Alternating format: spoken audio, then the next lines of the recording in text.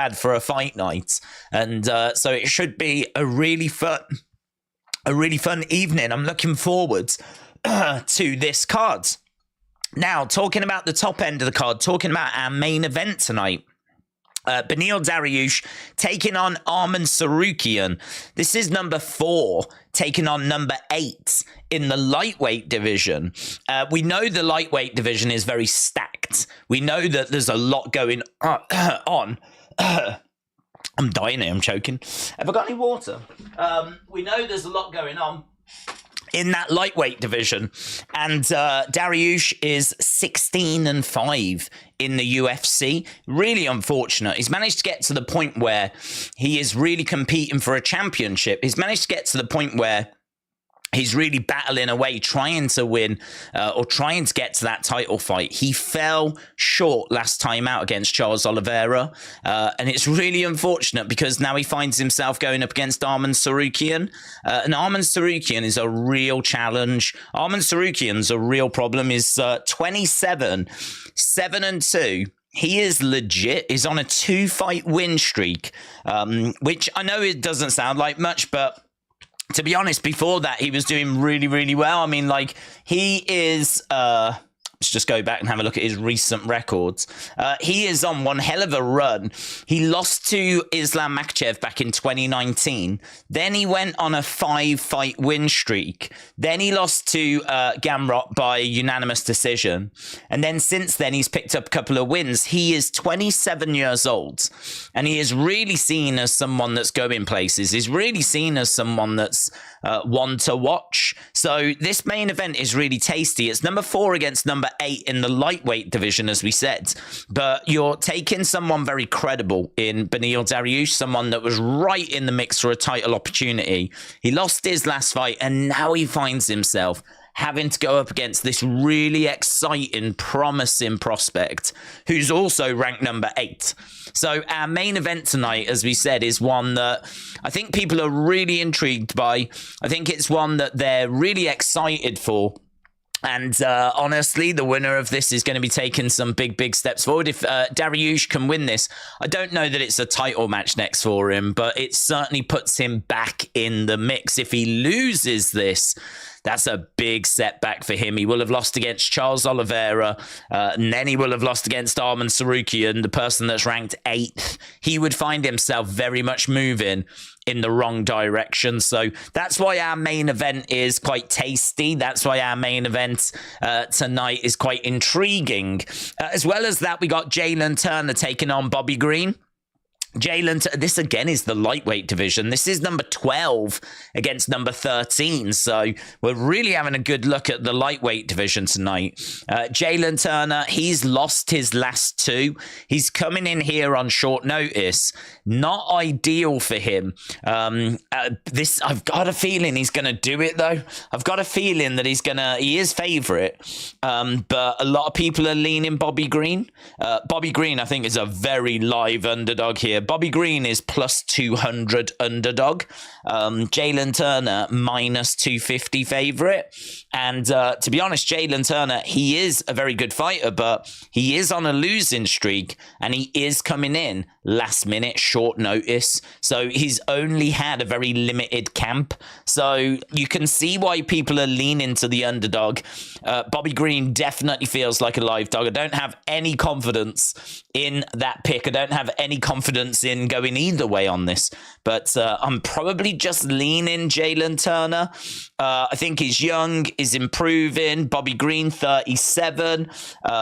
He is got 2 wins and a draw in 2023, though, so he's certainly not showing any signs of a decline. But Jalen Turner is a tough ask. It's someone that's ranked higher and someone that is 9 years younger. But you have to take into account the fact he's on a bit of a losing skid, and you have to take into account he's a short notice replacement. So there's a lot that you've got to kind of weigh up with that co-main event, and it's also in the lightweight division, and it's going to make for a very interesting top end of the cards. And then I can't even believe this fight is as low as what it is. This could have been the main event tonight. Rob Font taking on Davison Figueiredo, former champion in the flyweight division. Davison Figueiredo, he's in action. those wars between Brandon Moreno and Davison Figueiredo, like, we've been watching that play out for the past few years. Well, now Davison Figueiredo is moving up to bantamweight. He's going to be taking on Rob Font. And this is a good move for Davison Figueiredo. He's a big fighter. So him moving up in weight is good. I think this makes sense. It's probably a bit late, but, you know, he's 35. He's currently ranked second in the flyweight division. He's taken on number 8, Rob Font, in the bantamweight division. Rob Font's 1 win, 1 loss in 2023. And I think it's a good fight, man. This could have main evented tonight. This could have main evented. I also think Jalen Turner, Bobby Green wouldn't be a bad main event. And then, of course, we got, obviously, Dariush against Tsarukyan's a fantastic main event. So this is what we're saying about tonight's card being stacked. There's a lot going on. There's a lot going on at the top end of this card. Will, shout out to you. Steven said, I can't wait for UFC tonight. Damien said, what's your prediction for Turner against Green? Yeah, we were just talking about that fight. I'm leaning Turner because I always, when it's such a wide age gap, you know, we know the stat is something like 65% the younger fighter normally wins. So I know that age is obviously a big factor. This is a 9-year age gap. It's someone that's 28 taking on someone that's 37. So definitely that makes me look in Jalen Turner's direction. And we're not talking about a bad fighter. We're talking about someone that's ranked 12th in the lightweight division, taking on Bobby Green, who's ranked 13th. The only thing I would say is that as much as I give him props for that, you then have to look at the fact he's lost his last 2, and you also have to look at the fact that he's a short notice replacement, and all of a sudden it starts to get quite messy, and all of a sudden it starts to get a bit muddy. You know, Jalen Turner is someone that I think has got a good skill set. I mean, he lost both of his losses. It's worth noting, by split decision. So he lost to Gamrot and he lost to Dan Hooker. And both of those losses are close. And they're by split decision. And on another day, he might have got given the nod. But you can't escape the fact that he is not having a good 2023. He is really not having a good 2023, Jalen Turner. And now he's got to take this fight on short notice. But I don't know, sometimes that can work in your favor. Short notice means that you're not going to have had like the full training camp. But sometimes you can be a bit guilty of overthinking. And if it's a short notice thing, you clearly can't do that. You haven't got the time to do that. So I normally would lean Jalen Turner. I think I'm still going to go that way.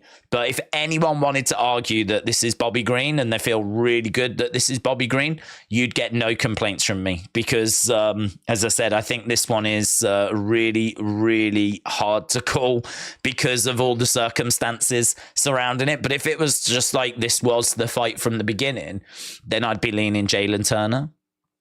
Bitblob, shout out to you, bud. I hope you are well. Shout out to you, my friends. Hayden, hello. Hope you're doing good. Jobson, hello. People piling in as we are about 6 minutes away. We've started just a few minutes early so that we can obviously just have a quick breakdown of the top end of the cards. We're going to be starting with Veronica Hardy as well. Veronica Hardy is going to be in action, which is quite exciting. I know many of you probably watch the Hardy breakdowns of the cards, so it's always exciting to see her in action. She was in action, I think it was earlier this year, and she got a good win. She went in as an underdog. She probably shouldn't have been as big of an underdog as what she was, but she went in as the underdog and managed to secure the victory. And I was really, really pleased for her. She's someone that's always struggled with injury. She's never really been able to fulfill her potential. But now she's been away. I think she's allowed her body to heal. She's come back. She got that good win earlier this year. And now she's got a fight coming up against Horth, Jamie Lynn Horth, who we've seen once before. She got a victory in her debut in April. She's a former LFA UK champion. She won her debut as a short notice replacement as well. So my belief is that she has had a full camp for this one this time around. It means it's hard to predict. It's a tricky one, this one. I'm leaning to Veronica Hardy, and but part of that might be just because I really want her to win. I really like her as a person. But Jamie Lynn Horth, I think, is going to be very tricky. She's 6-0, undefeated, 1-0 in the UFC, won her debut on short notice. Like, this is hard to overcome. So, yeah, I am still going to lean Veronica Hardy. But again, if someone wanted to really argue that Jamie Lynn is going to be taking this one, then, you know, I would definitely listen. You wouldn't get many complaints out of me. Alexis said, I've just got my pizza. I've got my drink. My pants are off. Let's go. Let's go. Same here. It's time for Bloods with Days and Company. It's going to be a good show tonight. Normally, we're inside the Apex. We've been in the Apex loads over the past few years, and that's where we tend to spend the majority of our UFC Saturdays. But thankfully, we're in Austin, and so we should have a crowd. It should be quite boisterous as well. As we said, this is a good-looking card tonight, so... yeah, everything's good, man. I'm really excited to be back doing UFC. We've had a few weeks where we've been doing a bit of pro wrestling, a bit of boxing, a few other bits and bobs. And so it's nice to be back. And obviously we're working towards, I think, is it UFC 296 that's on the horizon, which is not that far away, the 17th. So we're looking a few weeks' time. That's going to be Leon Edwards taking on Colby Covington, which is not a bad fight to end the year with. Pantoja is going to be defending his flyweight championship against Brandon Royval as well. We're also going to see Ratmanov, who's going to be back taking on Wonderboy. Tony Ferguson against Paddy Pimblett. That one's definitely going to grab people's attention. And Ian Gary, who's been looking very impressive. He is going to be taking on Luque, which is going to be a hell of a fight. So, again, that main card in a few weeks' time looking really, really good. We got Josh Emmett against Giga Chikadze. We've got Aldana against Rosa. Cody Garbrandt against Brian Kelleher. Casey O'Neill against Lipsky. Randy Brown against Salikov. It's a good-looking card, actually. It's a good-looking card. So, as we said, next week it is Song Yadong. Yadong is in action next week. So, Yadong is in action. And then week after that, UFC 296. So, yeah, there's some really good stuff going on with UFC at the moment. As soon as we get past UFC 296, I believe that's it for the year. Obviously, the week after that would be Christmas. Would it be Christmas Eve, or would it be... I think it'd be Christmas Eve. It'd be the 23rd. So there's no show on for that. They tend to have a bit of a break at that point. So no show on the 23rd, no show on the 30th. We come back in January. It's normally around mid-January. So it does kind of get shut down over the winter months. So a few more shows left of the year. And the cards are looking, as we said, pretty good. Right, it's about time for us to be going over to these early prelims. As we said, first fight coming up tonight is going to be Veronica Hardy. She is going to be in action taking on Jamie Lynn Horth. After that, we got Wellington Turman taking on Jared Gooden. And as I said, the card is looking pretty strong all the way throughout. Guida, I love him so much, said Pilar Mabray. Carpenter Guida, he's going to be on the cards. We have got Guida in action. He's taking on Silva. That's in the lightweight division. Tricky little fight that, tricky little fight for him. 41 years old, Clay Guida. He's all about that experience at this point. 38 wins and 20 losses. 38 wins, 20 losses. He's 18 and 17. 18-17 in the UFC. It's absolutely amazing, his record. He's going up against Silva, who's only 5-4 in the UFC. But, obviously everyone's waiting for that decline. He doesn't look the same fighter that he used to, but you still can't say that he's, bad. Or there's some kind of big decline there. But yeah, I'm very much keeping an eye on that, and I do worry that we might start seeing it. He's 1-2 in his last 3, Clay Guida. He has lost a couple, but it still doesn't feel like we've seen a decline there. And there's a lot of love, a lot of respect towards him as well. People really do have a soft spot for Clay Guida, and as we said, he is on this card. Right, we have got the prelims starting. We're going over. We've got Daniel Cormier. We got Michael Bisping. We got Brandon Fitzgerald. That's our commentary team for the evening. No John Anik. And we are inside the arena. I don't know what the arena's called. We're in Austin, Texas. I love you, Dong, said Steven. Steven, shout out to you. Biplob said, I don't hate the Apex that much. I love the sound of the strikes. It's fun to hear different sounds. It's easy to judge the intensity. UFC 296 press conference is going to be awesome, said Biplob. Colby against Gary should happen with that whole WAG thing. Alexis said, is there a Raw on Christmas, or do they get a day off? They'll have a day off. They won't obviously wrestle on that day, so it'll be either recorded. I don't know if they've announced it yet. My chances are it'll be recorded, and then we just get the recorded episodes. It'll either be recorded or they'll go. They have done it before where they do a best of, and they actually show pay-per-view matches on that show. So they'll give you Rome and Cody from WrestleMania on that episode. So I don't know which one they're going to do, but almost certainly it will not be a live, proper, real show on Christmas Day. It's either going to be pre-recorded or it'll be a best of. But it is on Christmas Day. Christmas falls on a Monday this week.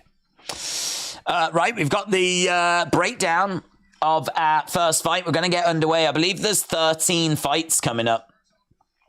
So here we go. Veronica Hardy taking on Jamie Lynn Horth. Veronica, originally from Venezuela, but fights out of the UK. And as I said, I really do like her. She won her last fight earlier this year. She's got a Brazilian Jiu-Jitsu black belt. She's got decent scrambles, good double leg takedowns.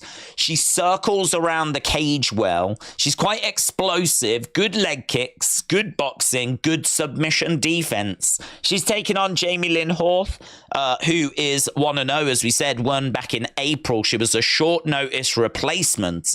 Former LFA champion, good ground and pound, little bit slow when she starts, but she's also quite strong in the clinch. She's going to be a real problem. This is going to be a real problem that Veronica's going to have to try and overcome. Of course, she's going to have Dan Hardy in a corner as well. And we've seen some real improvements from Veronica Hardy. And I think we'll continue to see that improvement as well. So Jamie Lynn Horth fighting out of Squamish, Canada, one of 3 active Canadian female UFC fighters.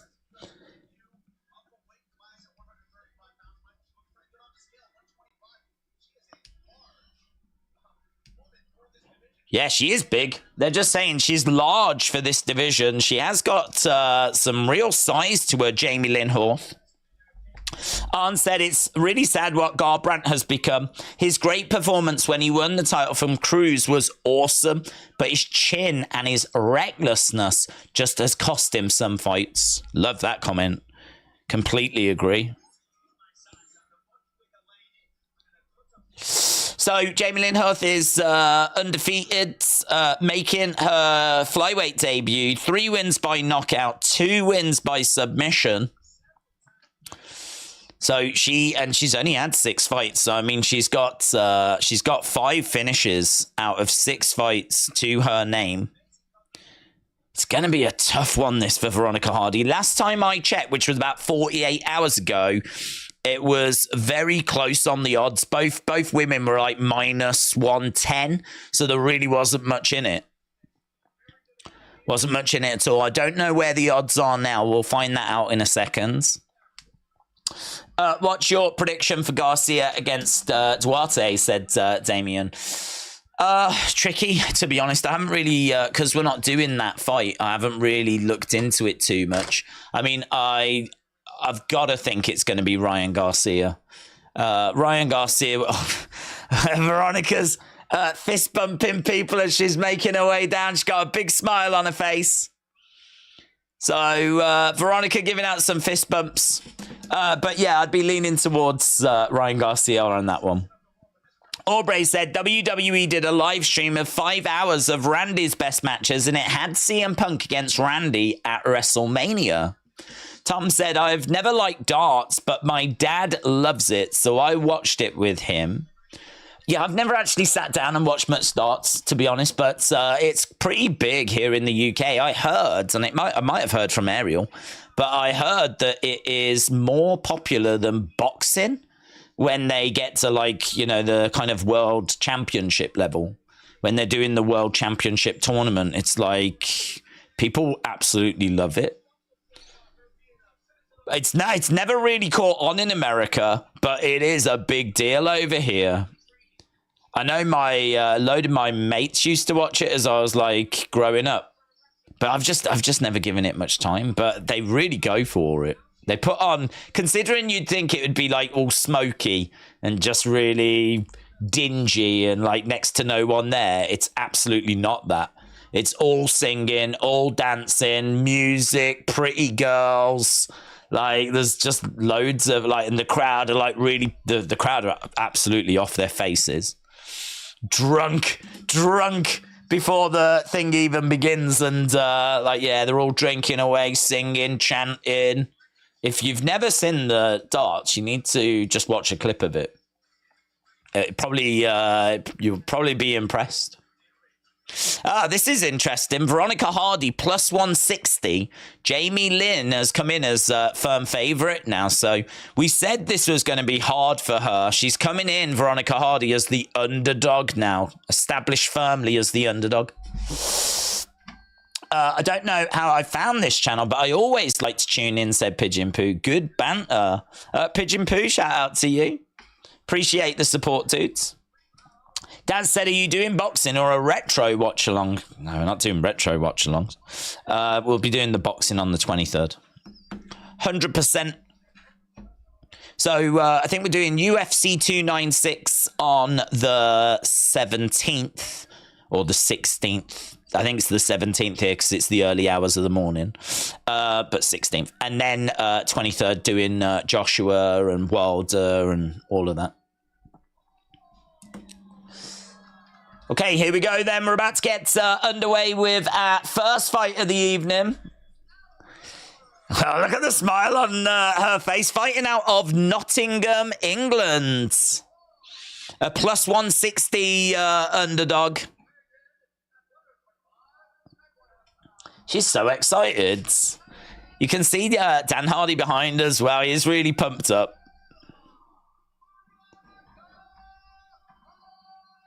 Let's go. I'm excited for this.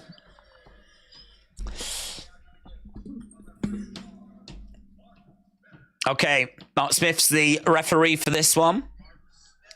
Oh, hello. Ringer with a cowboy hat on. Have they all got... Oh, they have. They've all gone full-on cowgirls. And they got cowgirl boots as well. That's nice. It's nice to see the ring girls making an effort. Cowboy hats. Cowboy boots. Let's go. Even Bisping's like, you gotta love a cowboy hat. Okay, right, so we've got Veronica Hardy in yellow. We've got Jamie Lynn Horth in red. And you can see the size difference between these two. It's quite significant. Veronica Hardy again, just bouncing around, edging back a little bit as Jamie Lynn edges forwards. So Hardy's doing a decent job of just managing the distance right now as Jamie Lynn continues to edge forward, but Hardy explodes forward with a couple of right-hand jabs.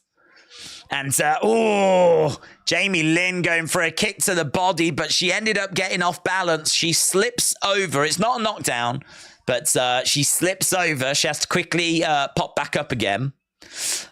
Veronica just looks very composed, to be honest. Veronica's the one that looks a little bit more in control. Jamie Lynn is the one that's kind of just standing her ground in the center. It's Veronica Hardy that's kind of doing a bit more work. On the outside, she's exploding in with a jab, trying to throw a left behind it as well. Coming in with the right-hand jab, throwing a left behind it. Kick coming in there by Horth.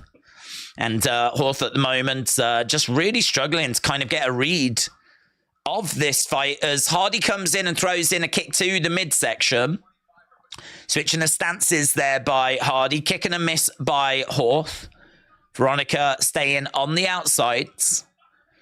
Bouncing around as she tries to take a step forward. Horth standing the ground in the middle. 1-2 straight down the middle there by Veronica. I think it's so interesting because obviously she's got Dan Hardy in a corner and you know that they're going to really break down her opponents. And she does last time as well and this fight, both of them. She seems really well prepared. She seems really comfortable. She comes across as really confident. I think she was a heavy underdog last time. And she's coming as an underdog this time as well. But so far, things looking good for her. I mean, looking at the numbers, it said it's 6-6, but the eye test, it looks a lot better for Veronica. She has thrown considerably more. She's thrown 25 compared to Jamie Lynn that's thrown 14. Oh, going upstairs there by Veronica. That was nice. I think she landed a nice shot there, but I think she also took a kick to the midsection. The one thing I would say is that she's looking better for me, but she is also having to work harder. Jamie Lynn's not having to do as much, and she's, right up against the cage. Veronica letting her hands go there. So she had Jamie Lynn up against the cage and 1-2 going upstairs. Wasn't able to capitalize any more than that, but I think there was a slight Hardy chant that just broke out there as we've got, down goes Jamie Lynn. That's great by Veronica. So she went upstairs. Jamie Lynn went down. Jamie Lynn right back up though. Kick coming into the body. She just looks so much more dynamic. And we have got a little gap that's opening now. Look, 15-9. And again, down goes Jamie Lynn again as Veronica comes in. Man, she's looking really good. She's looking really good. Kick coming in there by Jamie Lynn, though. Veronica needs to make sure she doesn't do anything stupid. Into a clinch. She's driving Jamie Lynn back against the side of the cage. And Veronica, I think, was there a clash of heads there or something? The referee was just asking, are you guys good? Some big, heavy shots being exchanged between these two. They break apart. They go right back to the center. Is it an eye poke, is it? I didn't know if it was a clash of heads or an eye poke. There's a timeout that's just been called. So, timeout. The referee was asking there, are you all right? Are you all right? Oh, it's an eye poke by Veronica. So the referee was going, are you all right? You're all right. I thought it was this bit when they came together that it was a clash of heads. Veronica was answering him. But there's actually an eye poke that's in there, so... I'm going to go for silver to win, says Andy. Jobson said, Hardy is the better striker. She's got good movement. Her cardio checks out, and her wrestling is definitely improved. One concern is that she's hittable, but tough because of the size. I'm taking Hardy on skills. Yeah, I honestly think this was a good little underdog pick if you did go for Veronica Hardy. I mean, I had Hardy when they were -110, -110. And then, as we said, right at the start of the fight, she's come in as an underdog. She's had a really good first round. She definitely takes this round. But obviously, we've still got a long way to go. It's all well and good having a good first round, but you're going to have to follow that up. But so far, so good for Veronica Hardy. Let's change this over to round number 2. Just want to see what they're saying to them in the corners. Need to put more pressure on her. That's what they're saying to Jamie Lynn. You need to put more pressure on her.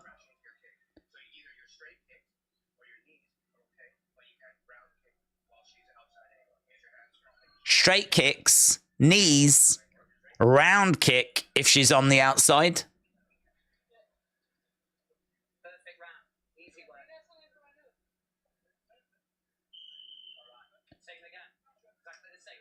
Same again, perfect round. They're not really saying much to Veronica Hardy. They're just saying perfect round, just do the same again. Okay, let's see what round number 2 has got for us. This is our first fight of the evening. We've got 13 fights tonight. Starting a bit earlier than usual as well. Normally we wouldn't start for a few hours, but we're in Austin. Okay, both women coming out into the center, touching gloves as Jamie Lynn edges forward. We've got Veronica Hardy on the outside. Couple of jabs coming in there by Veronica Hardy. Again, she continues to circle round. Jab coming in there by Jamie Lynn. Ryan Frederick gives it 10-9 Hardy.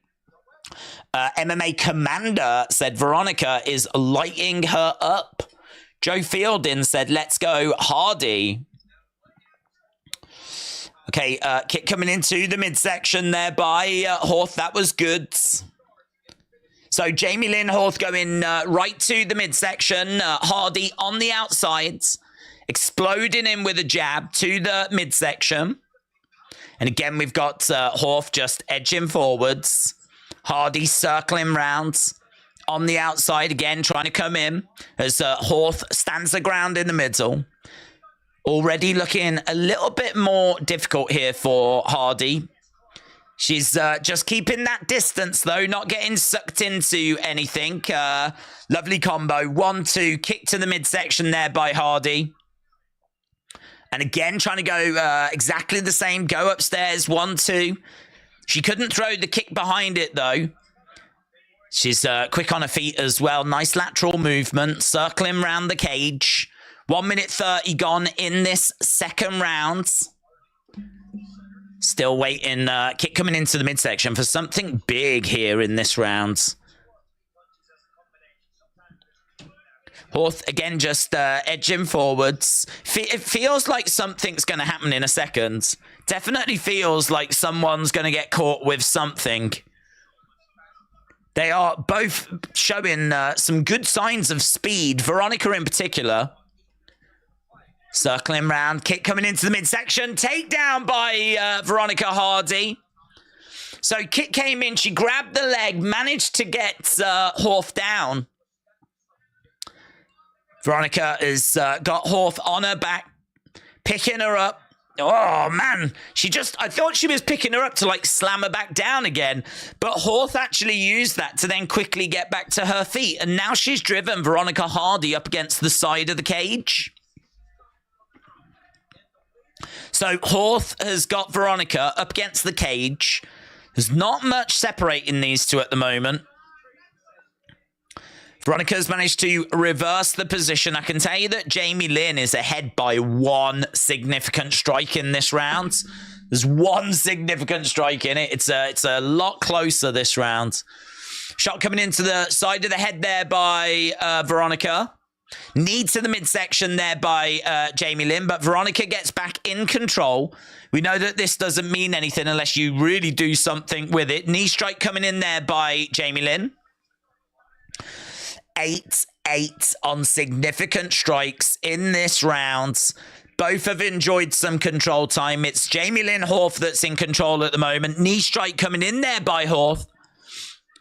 Hardy looking to try and take Horth over, but no joy. Again, switching this round. It's Veronica that breaks away, throws a couple of shots in. There's a bit of damage on the face of Jamie Lynn Horth as well. We know that damage counts. I didn't see that at the end of the first, so takedown attempt there by Jamie Lynn, but Veronica wraps her legs around Jamie Lynn, but unfortunately finds herself on her back. She gave it a good go there. She gave that a really good go, but still ended up getting dragged down to the ground. Wraps her legs around Jamie Lynn. Veronica on her back with Jamie Lynn on top. We've got about 40-odd seconds to go. This might just give Jamie Lynn this round. It's a really close round, though. There's really not much to separate them, but that takedown, they both managed to get a takedown. Jamie Lynn has landed 28 strikes in this round compared to 17 by Veronica. Shots coming into the side of the heads. Significant strikes showing on screen, still at 8-8. And we've got 19 seconds to go. Veronica kicking out, desperately trying to get back up to her feet. Kicks, oh, great shot there by Veronica. That landed on Jamie Lynn. That might just make it 9-8. That was a good kick that she just threw there. It seemed to rock Jamie Lynn. Oh, hard round to score. How are you seeing that? How are you seeing that round? Is it 1-1 or is it 2-0? That's a really close round. That's a really close round, that one. I don't think that Veronica can be confident that she got given that round. But then equally, neither can Jamie Lynn. So it's going to make this third round quite interesting. My favorite WWE Hall of Famer is Andre the Giant, says Andy. Pitcher Poo said there is a massive size discrepancy. She's doing great, though. Yadong against Gutierrez is next weekend, and so is NXT Deadline, said Bonkers. Rusty said, how is round 2? Round 2 was close. Rusty says 1-1, do you think? Biplob's got it 2-0. I think it'd be wise to look at it as 1-1 if you're either fighter. So as a viewer, I think it's probably wise to think of it along those lines. I think it was so close. It's really hard to say. I mean, some judges have probably... Well, I wouldn't be surprised if some judges went one way and some judges went the other. So if I'm Veronica Hardy or if I'm Jamie Lynn Horth, I'm thinking this is 1-1. Right now, though, the live odds have got Hardy at -270. They've got Horth at +200. That makes sense because it's either 1-1 or it's 2-0 Hardy. I don't think it's Jamie Lynn that's 2-0 here, so... Let's see what round 3 can bring. This feels like a big round, this one, for both of these women. Quite scrappy as Horth puts the pressure on Hardy. Hardy circling round on the outsides as Horth continues to move forwards. Hardy again bouncing around, good lateral movement, exploding forwards. Again, edging back as Horth edges forwards. Hardy, again, lateral movement on the outside. Horth putting that pressure on. Hardy circling round again. We're not seeing much engagement here. Kick coming into the midsection by Veronica Hardy. Horth caught the leg. Tried to counter with a couple of hook shots, but... big shot coming in there by Horth. Veronica grabs Horth and drives her up against the side of the cage. This is tricky, man. This is tricky. I would say that Horth is looking just a little better in this round at the moment. Just a little better. But there really is not much in it. The numbers at the moment have got it 8-6 for Hardy in this round. So the numbers have actually just, well, 8-7 now. But we're seeing a lot of pressure being applied here by Jamie Lynn. She's getting a lot of control time. She's now gone ahead 9-8. Knee to the midsection there by Horth. Horth edging forward. Veronica Hardy coming in. We got 2 minutes 40 odd on the clock. Hardy needs to have some moments in this round. 10-9 according to the numbers on significant strikes. Jamie Lynn putting the pressure on Hardy. Hardy backing up against the cage. Elbows, shots coming into the side of the head here by Jamie Lynn. Knee to the midsection. And again. It's a close little fight, this one. There's really not much in it. 13-9 for Jamie Lynn, though. She keeps throwing in these knee strikes in this clinch. And Veronica trying to break away here. Knee strike coming in there by Jamie Lynn Horth. And again, another big knee coming in. Hardy, again, trying to find a way away from the edge of the cage. 17-13. This is not going Veronica's way at the moment. And she's being controlled up against the side of the cage. Again, she's trying to find a way of breaking apart. Lovely little hook shots there. But again, she gets driven back against the fence. 1 minute 25 on the clock. Knee strike coming in there by Jamie Lynn. Veronica does break away. She needs a good minute here. She's down by 4 significant strikes, according to the unofficial numbers. Oh, throws in a kick. Ends up losing her footing. Veronica Hardy goes down. Kicks coming in there by Horth. Back up on the feet. Circling round. Veronica Hardy backing up. Jamie Lynn putting that pressure on. Veronica trying to throw in some shots, but Jamie Lynn just grabs her and drives her back against the cage. We've got about 40-odd seconds left to go here. Oh, takedown attempt there by Jamie Lynn. Knee to the midsection. She is making her work so hard in this round, but Veronica's managed to get Jamie Lynn up against the side of the cage. Jamie Lynn, though, reverses the position. We're into the final 30 seconds. There's not loads between them in this round, but it definitely feels like a Jamie Lynn round to me. And I feel like the first round is Veronica. The third round is Jamie Lynn. The middle round is really close. Now we're seeing Veronica throwing in some shots, though. She's really battling. She's really working. She's really fighting. We got 5 seconds left to go. It's been a tough day at the office, man. It's been a tough day at the office. And there we go. The 2 women walk away. I think that's a Jamie Lynn round 3. But who takes round 2? I think it's Veronica round 1, Jamie Lynn round 3. Who takes round 2? I feel like they might just give it Jamie Lynn. They might just give it Jamie Lynn. What do you think, though? Rusty thinks 2-1 to Horth. Jobson said Hardy's the better striker. She's got good movement and the cardio checks out. Yudong will always be the main course, said Alexis. Horth winning this round so far. Yeah, she did good in that round, Jamie Lynn. That third round was the best round that she looked. It's the best that she looked. So Jamie is waiting. We're waiting as well. That's the first round, first fight done. Coming up next, what's our next fight? I think it's Wellington Turman, isn't it? Wellington Turman against Jared Gooden.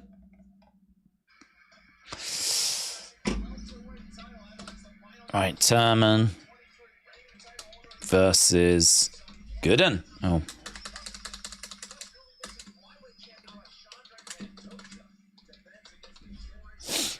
There we go. 29-28 Hardy. Could go either way. Horth definitely finished the better, says Pigeon Poo. Right, here we go. I agree. Could go either way, this one. Very close middle round.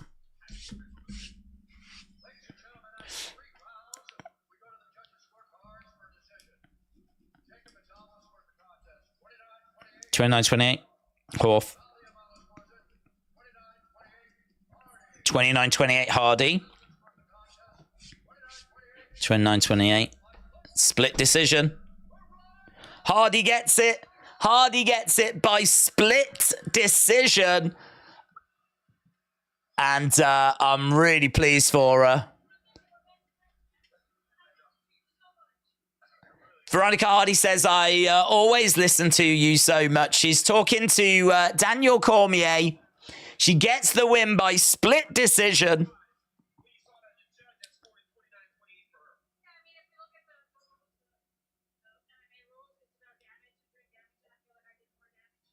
If you look at the rules, it's about damage, and I feel like I did more damage.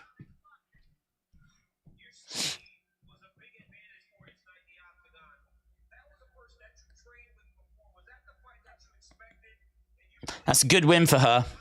It's a good win. She came in, and as we said, that was going to be a tough fight. Jamie Lynn was the favorite. She was undefeated, 6-0, 1-0 in the UFC. Sean said that was an impressive performance.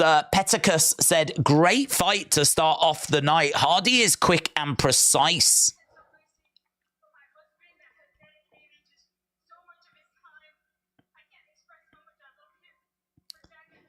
Veronica said she can't express how much she loves her husband and the amount of time that he spent with her.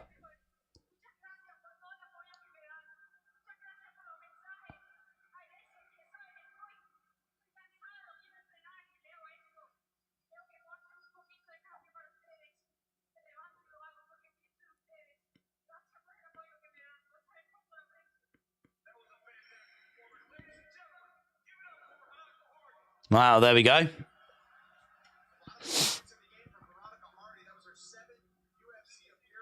Seventh UFC appearance, and she picks up the victory. Her record now is 3-4 in the UFC, so she's still lost more than she's won, but 2 straight wins. She's moving in the right direction. Split decision. Tough call, said Alexis. I'm looking at damage, and both seemingly can keep going, says William. Right, next fight coming up then is going to be Wellington Turman. That one going the distance, so I don't think there's going to be long to wait for this next one. Wellington Turman coming up next then. He's taking on Jared Gooden. This is in the welterweight division, of course. Turman is 3-5 in the UFC, has lost his last 2 fights. Grappler, heavy hands, improving boxing. He can take shots. He's got good range control, and a win by submission is possible, but this one feels like it's likely going to go the distance as well. He's taking on Jared Gooden, who's 1-4 in the UFC, lost his last fight. Good power, very explosive, was cut in 2021. Not really outstanding in any one area in particular. Always in quite close and competitive fights. So even though he might not be amazing, like might not be one of the best fighters we've ever seen, he always tends to give a decent showing of himself and always tends to be in pretty close, pretty competitive fights. So, yeah, definitely leaning towards Turman on this one. But it's going to be a tricky day at the office.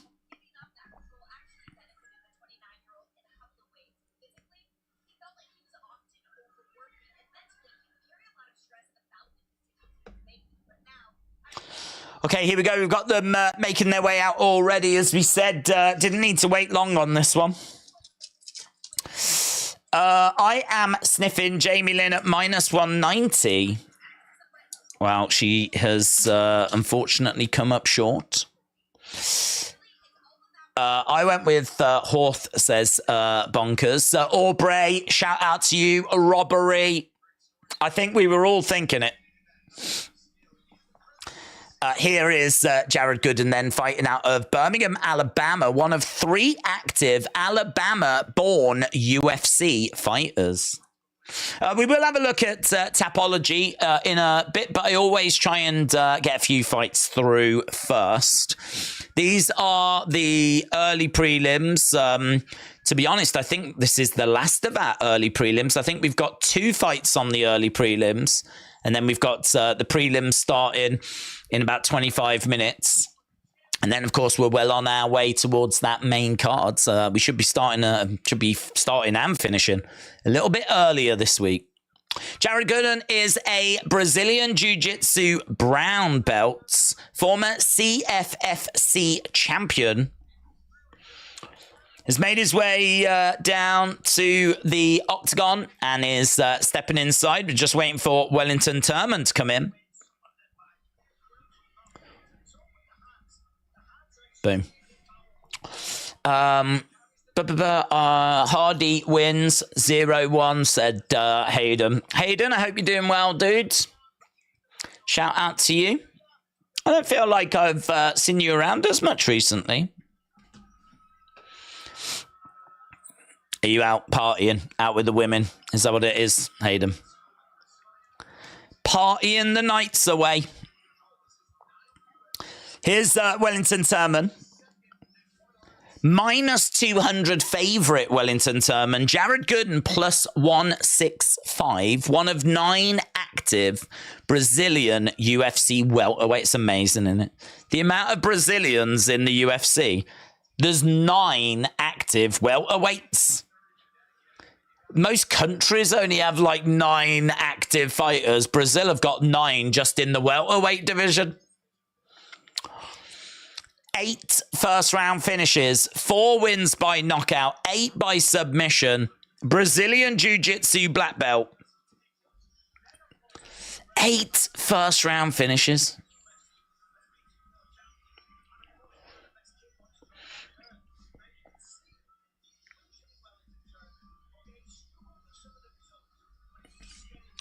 Can he find his 9th in this one? I'm not sure he will. If he does, it'll be very impressive. Jared Gooden is not a bad fighter at all. AJG, shout out to you. Yeah, put in the chat, which way do you think this is going to go? Are you leaning Wellington Turman or are you leaning Jared Gooden? Which way are you leaning? Jared Gooden with a 5-inch reach advantage. 5-inch reach advantage for Jared Gooden. Bruce Buffer is doing the honors as well. There might not be a John Anik, but there is a Bruce Buffer. Megan O'Leary's there as well. Okay. Closed as a dog in all 6 of his UFC fights. So Jared Gooden has yet to experience what it's like to be a favorite. And in all fairness, he's only won 1 UFC fight as well. Crowd are all right. Starting to pile in. Pigeon Poo, shout out to you, dudes. Tom said, I've got Turman by decision. Yeah, it's time, to be honest, Pigeon Poo. It's just time. If we had the time to do that, I think we could do something, you know, predictions and breakdowns and fighter kind of stuff. But it's just trying to find the time is so difficult. But I'm just grateful that people come along and find the streams informative and useful. And we've got a nice little community. And as we said, we will have a look at the Tapology results as and when we can get to them. But we are underway with this. It is Turman against Gooden. As we said, Turman's got 8 first-round finishes. 8 first-round finishes.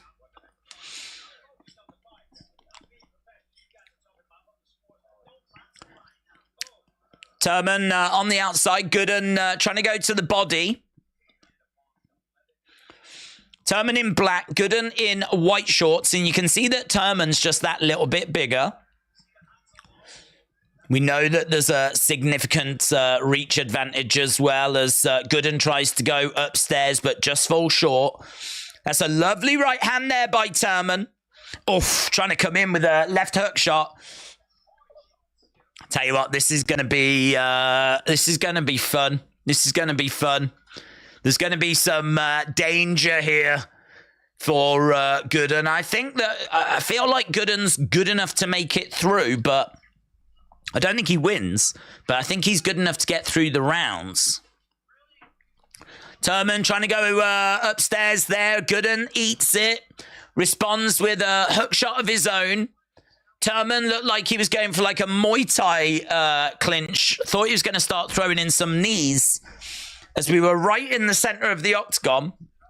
We've had a minute and 40, and some of these shots have been quite hard.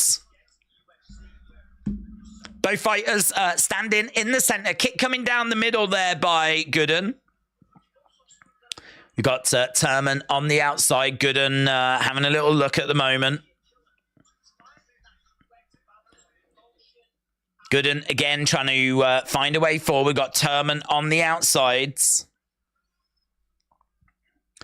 Oh, that's a lovely left hand. He just comes in, just this little, like, uppercut. That was lovely, that was. Such an unorthodox angle as well. It wasn't straight up the middle. It wasn't a hook shot. It was at that kind of 45-degree angle. So throwing in this beautiful shot, and it seemed to have a real thud behind it as well. You can just tell that these shots have got some serious power behind them. And Jared Gooden's doing a great job of just eating these. We know that Turman's got some heavy hands. If he's going to keep getting hit clean like this, he is going to struggle. But he's done really well to kind of eat the shots that have been coming in. Backing up a little bit as Turman continues to put that pressure on.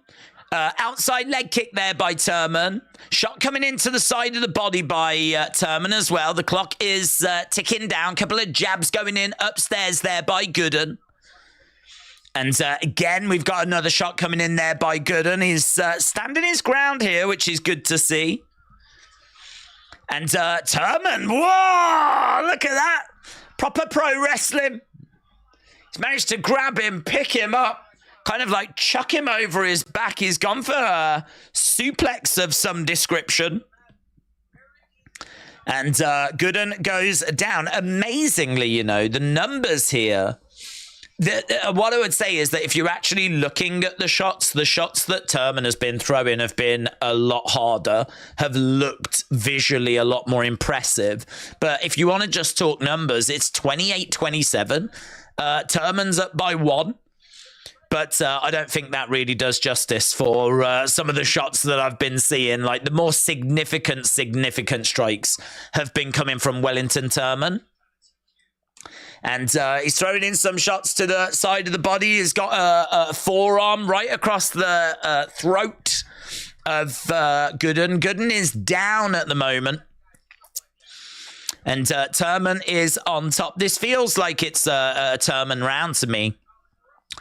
But again, we just had a little glimpse of, you know, the fact that Gooden is going to prove to be tricky to put away. Turman looking for a guillotine there, and he wasn't able to get it. Turman going for that guillotine. Gooden pops his head out. He's down and he's over by the side of the cage. And right now we've got Turman just really putting his forearm. I love it when they do that. I love it when they're just like really grinding their forearms into the faces of their opponents, just trying to make it as uncomfortable as possible. But Turman ends on top of Gooden, throwing in some ground and pound. That is a Wellington Turman round.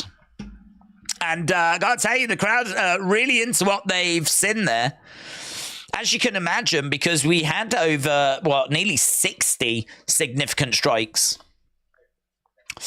Are you going to keep an eye on Ryan Garcia? I'm not, unfortunately. I am fully focused on UFC. Sadly, when we do these kinds of streams, if there's lots of other things going on, it's just really difficult to kind of keep an eye on everything. And certainly when you're trying to watch UFC, because with UFC, things can just happen in an instant. If you're not really giving it your full attention, you can easily miss so many things. So sadly not. It's one of those where we just had to make a decision, and a decision was made. Right, round number 2 is coming up, and it's going to be probably more of the same, I would imagine, from Wellington Turman. Dana White's 12 days of giveaways is back and bigger than ever. Right, jab to the midsection there by Jared Gooden. We got Wellington Turman on the outside, circling rounds. Coming, oh, that's a lovely shot. That is a beautiful right hand. That really stunned Gooden. And you've got to give him credit for taking these shots, man. You've got to give him credit if he's going to... Oh, and he's giving some back as well. Oh, my God. Look at this by Gooden. He's smashed... Oh, Turman's in trouble, you know. Oh, my God. Turman grabbing a hold of Jared Gooden, and Gooden manages to get Turman down. He's on top of him, fully mounted. He's going for ground and pounds. Big elbows raining down. Look at this, smashing into the side of the head of Turman. He's busted him open. Referee is having a good look at the moment. And now we've got a rear naked. This is going to be a big problem. Oh, it's in, it's on. Turman's done, man. He's done. He's done, and he taps. Wow. Wow. Wow. Wow. Wow. Jared Gooden had to eat some massive shots. Some huge shots. He was getting clipped all throughout that first round. He even ate a big shot at the start of the second, and then he was like, F you, and gave some back, and all of a sudden, Turman got rocked. There's this big hook shot that comes in. They're just showing a replay of it. So I think this is just moments after Gooden had just eaten some shots. And there's this hook shot that comes back, this counter shot that comes back. It rocks Turman. His legs are like jelly. And he is all over the place. He never quite recovers. And Jared Gooden is able to just capitalize. Manages to get him down. Manages to get on top. Throws down some ground and pound. Those elbows. Boom. Boom. Absolutely raining down these beautiful shots. Decided I'm not going to finish him that way. So instead went for a rear naked choke. The thing is, he had it round and it was on. He just hadn't quite got the squeeze applied. And as soon as that was in, tappity tap, tap, tap. That is a shock. That is an upset. That is very impressive from Jared Gooden. Not a massive upset. I mean, Turman, I think, was about minus 200s. Jared Gooden about plus 160, plus 180, that kind of ballpark. So, I mean, it's not like, you know, it's not massive upset-wise, but considering the punishment that he'd took in round 1, the fact that he was lucky to sort of keep going, and honestly, it just felt like this was one-way traffic and he was going to get absolutely battered and put away. He's done so well. That was a really fun little scrap, that was. That was a good little fight. Jobson said, I crave Turman at minus 200. It's not gone that way, but it's not gone that way. It's a win for Jared Gooden. So we are going back for the official decision, and then, of course, we'll hear word from Jared Gooden. I think that was it for our early prelims. As we said, I think we moved to the prelims now. Bellato. Yeah, Cormier's in there. I just wanted to hear what he was going to say. Oh, you can see there's a cut above his eye. I think his eye is swelling shut, you know, Gooden. Winner by submission. 1 minute 11, round 2. It was a really good fight.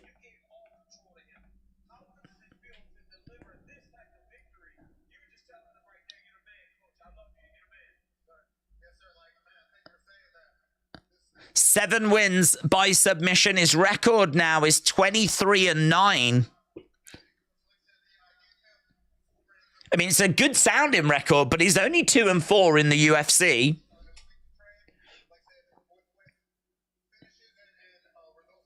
So he's just praising his coaching staff.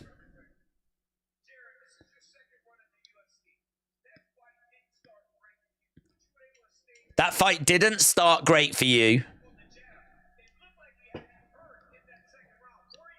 Was you hurt at all?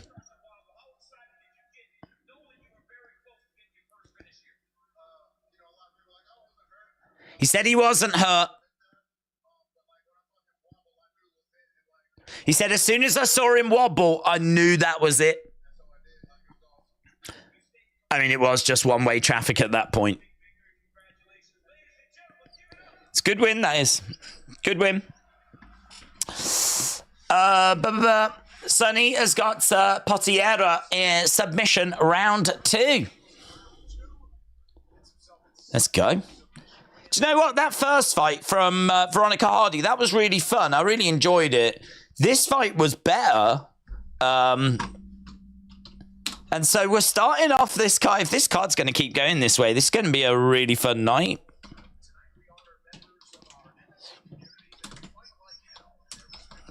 Potiera.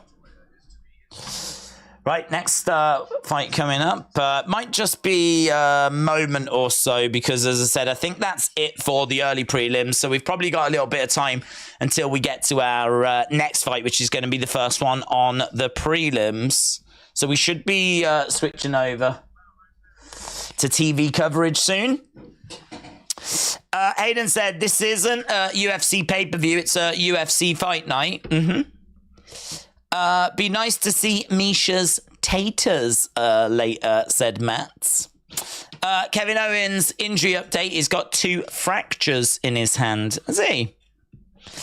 But if Sonny finishes 2-11, then we'll finish 11-2.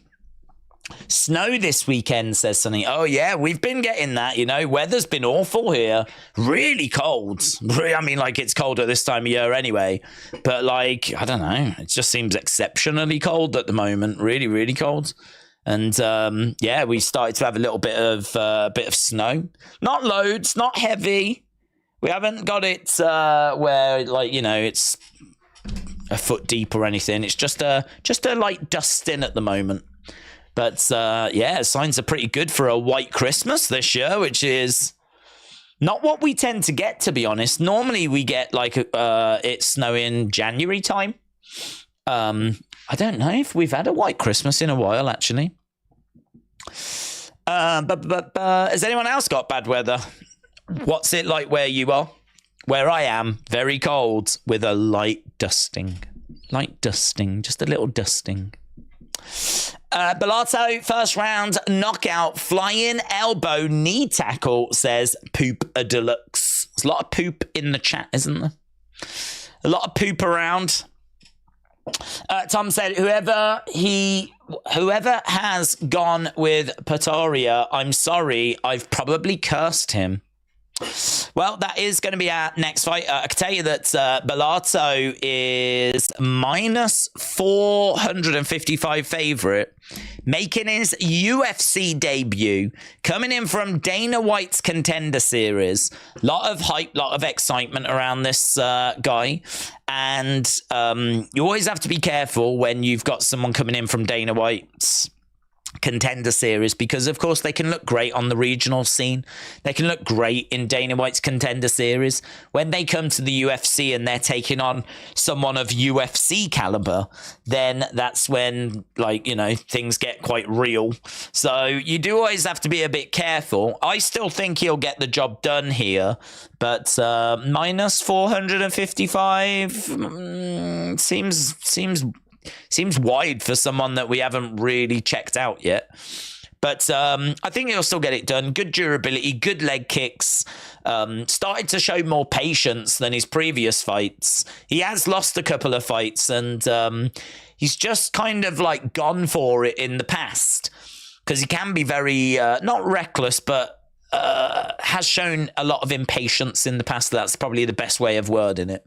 And starting to see probably a better fight IQ now. And so I'm really enjoying the kind of more strategic side to his game. He is also quite hittable, though. You do have to take that into account. And Pereira is 1-2 in the UFC, 1-1 in 2023. Lost his last fight. Still quite young, same age actually as Bellato. Strong, got good speeds, good footwork, decent kicks. Brings an early storm, and there absolutely could be an early finish here.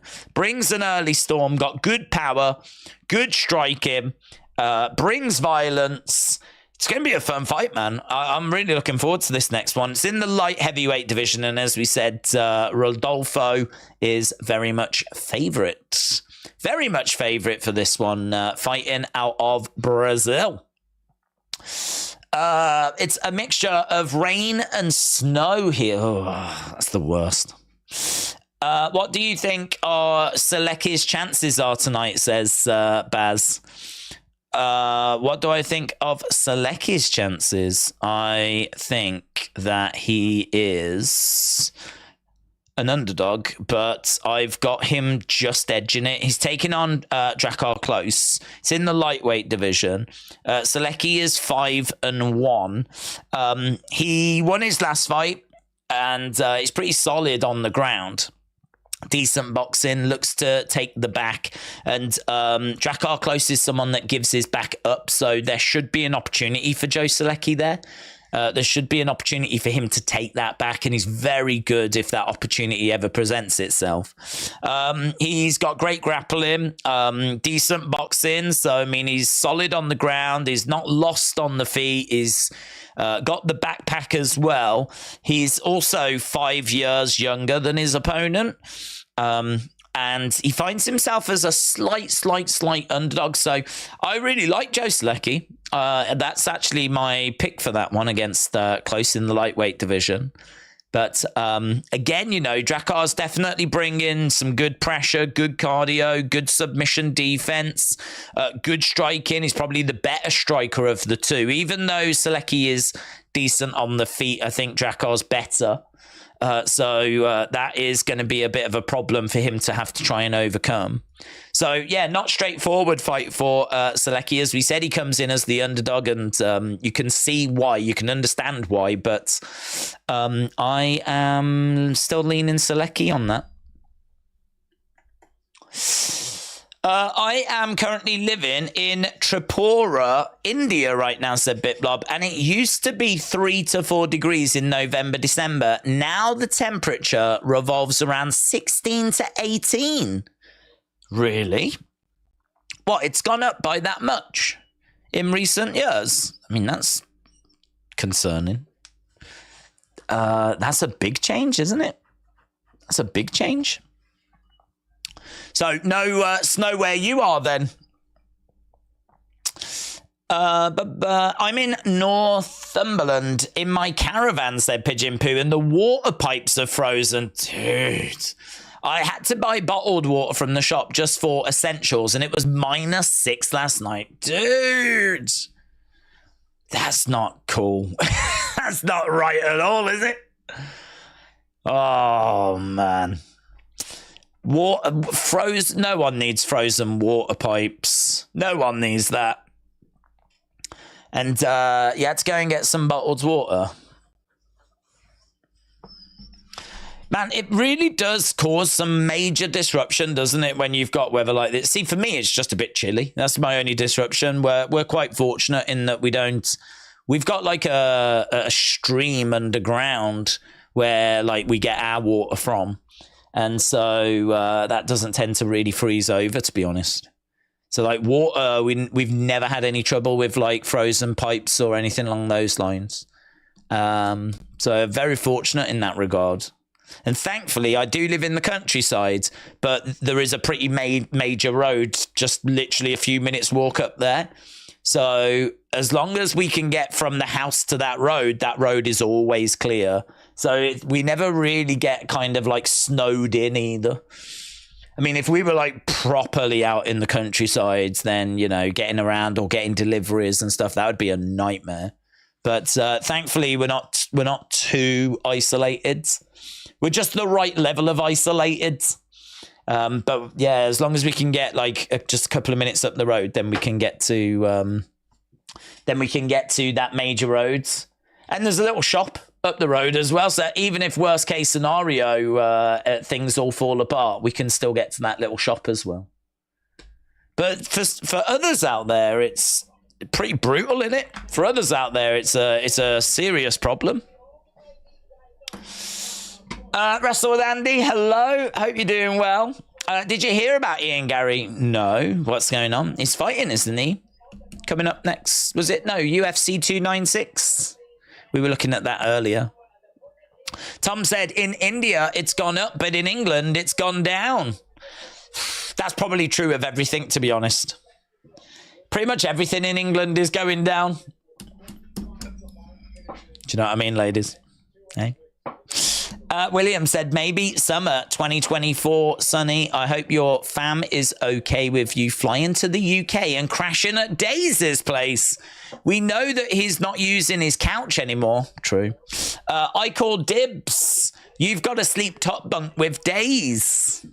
I always wanted a bunk. Well, I sort of did have a bunk bed when I was young. But me and my brother had to share a room. And we had these beds that were like top bunk, but the bottom bunk wasn't a bed, it was a desk. So you had to climb a ladder to get to beds, but underneath there was a desk. It was really cool, actually. It was quite good. It's quite good. And my favourite thing about it was if you climbed under the desk, there was a wardrobe. If you got round the back of the wardrobe, there was like this little hidden space. So I could keep all my secrets there. It was the best. It's the best. But to be honest, I didn't have any secrets, so I didn't really keep much there. Right, here we go. We are going over to our next fight then. Newcastle won 1-0, said Bonkers. Bonkers, thank you. James said we lost again. Wah, wah, wah. Well, it was going to be a tricky little game, wasn't it? It was going to be tricky. This is rubbish walkout music. I don't even know who this is, but it's I've heard this song before, and it's really slow. This is rubbish. Who chose this?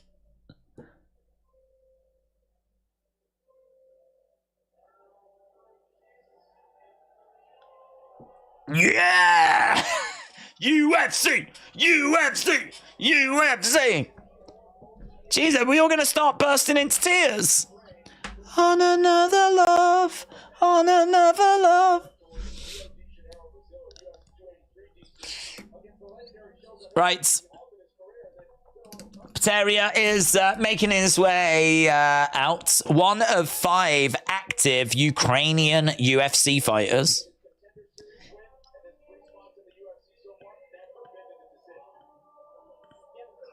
This is the worst walkout music I've ever heard. I don't think anyone really knows how to react.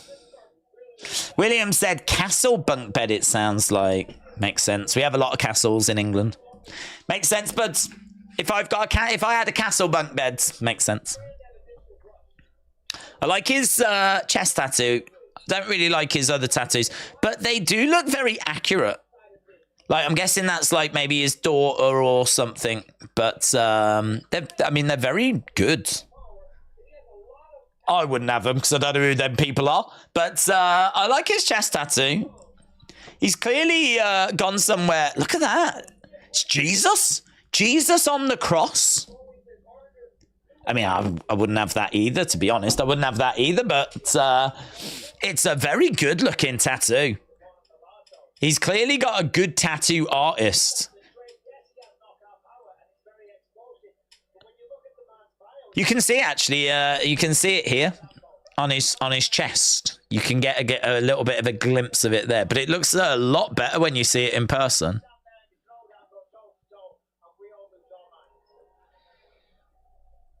I think I would like the image of a man being tortured on my chest as well.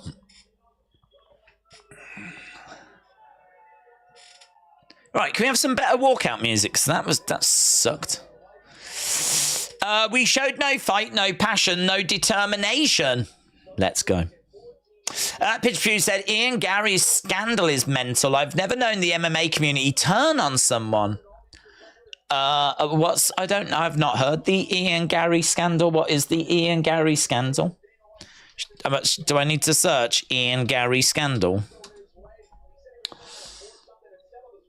Ian Gary scandal.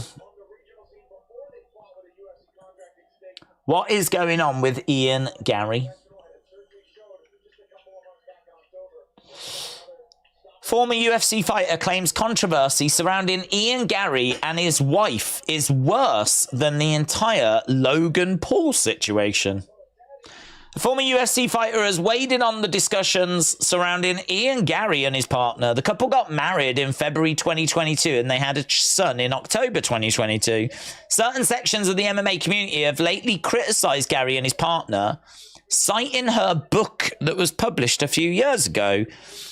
Layla, who is a reputable British sports presenter, had a book called How to Be a Wag. The book reportedly teaches females how to secure a relationship with professional athletes and conduct themselves as a wag. The couple's detractors argue that Layla's book teaches females to entrap rich athletes through nefarious means for monetary gain. Some have highlighted the rumors that Anna Lee's ex-husband believes to be an interest. Is this the scandal, really? Earlier this year, Paul was BJJ. Blah, blah, blah, blah. Is that what it is? That's ridiculous. I mean, I'm guessing the book was written as like a joke. How to be a wag. That would be my guess.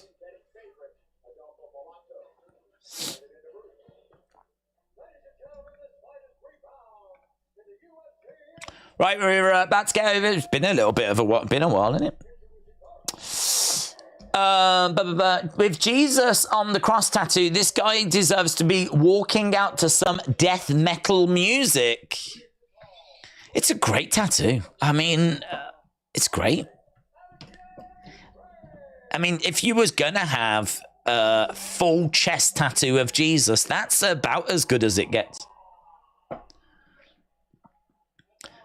So I've got to give him props for that.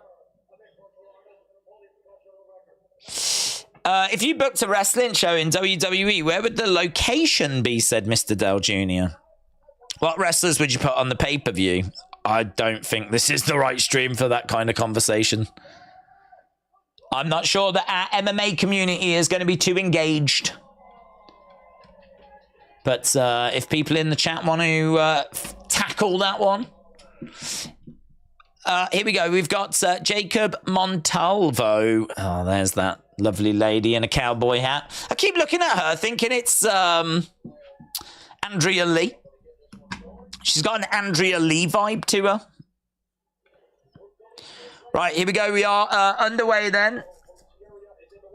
Bellato against Poteria. Bellato is in yellow. Poteria is in white. Kick coming in there by Poteria. We got Bellato putting the pressure on at the moment, just edging forwards. Poteria on the outsides. Bellato edging forward again, having a little look. Kick to the midsection. Couple of hook shots coming in there by Bellato. Poteria, low kick, inside leg kick as Bellato continues to edge forward. Jab coming in there by Poteria. And kick coming into the midsection by Poteria as Bellato explodes forwards. Drives Poteria up against the side of the cage. Looking for a trip. Hook shot coming in. Oh, lovely shot straight down the middle there by Poteria. Kick coming into the midsection by Poteria. Bellato again edging forwards. Poteria on the outside as Bellato throws in a jab. Oh, lovely shot coming back there by Poteria. Kick coming in by Bellato. So this one getting off to quite a fun start. These two engaging, not really spending too long kind of feeling each other out. We are up and running straight away. So Bellato is putting the pressure on Peteria. Oof, couple of shots coming in there by Peteria. Jab coming in by Peteria as he continues to circle around. Big hook shot coming back there by Bellato. I think he's got a bit of blood coming down his nose. And again, he's edging forward at the moment. We've got Peteria on the outside. Inside leg kick coming in there by Peteria. Bellato is, big hook shot. Driving Peteria back against the cage. Bellato is looking decent here at the moment. What he's throwing is really throwing with bad intention. He's down on volume, but the power is significant.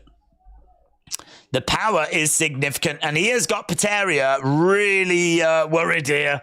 You can see that he's just trying to throw, really to keep Bellato back, but he is connecting with more. It is 16-9. It's not the widest of gaps.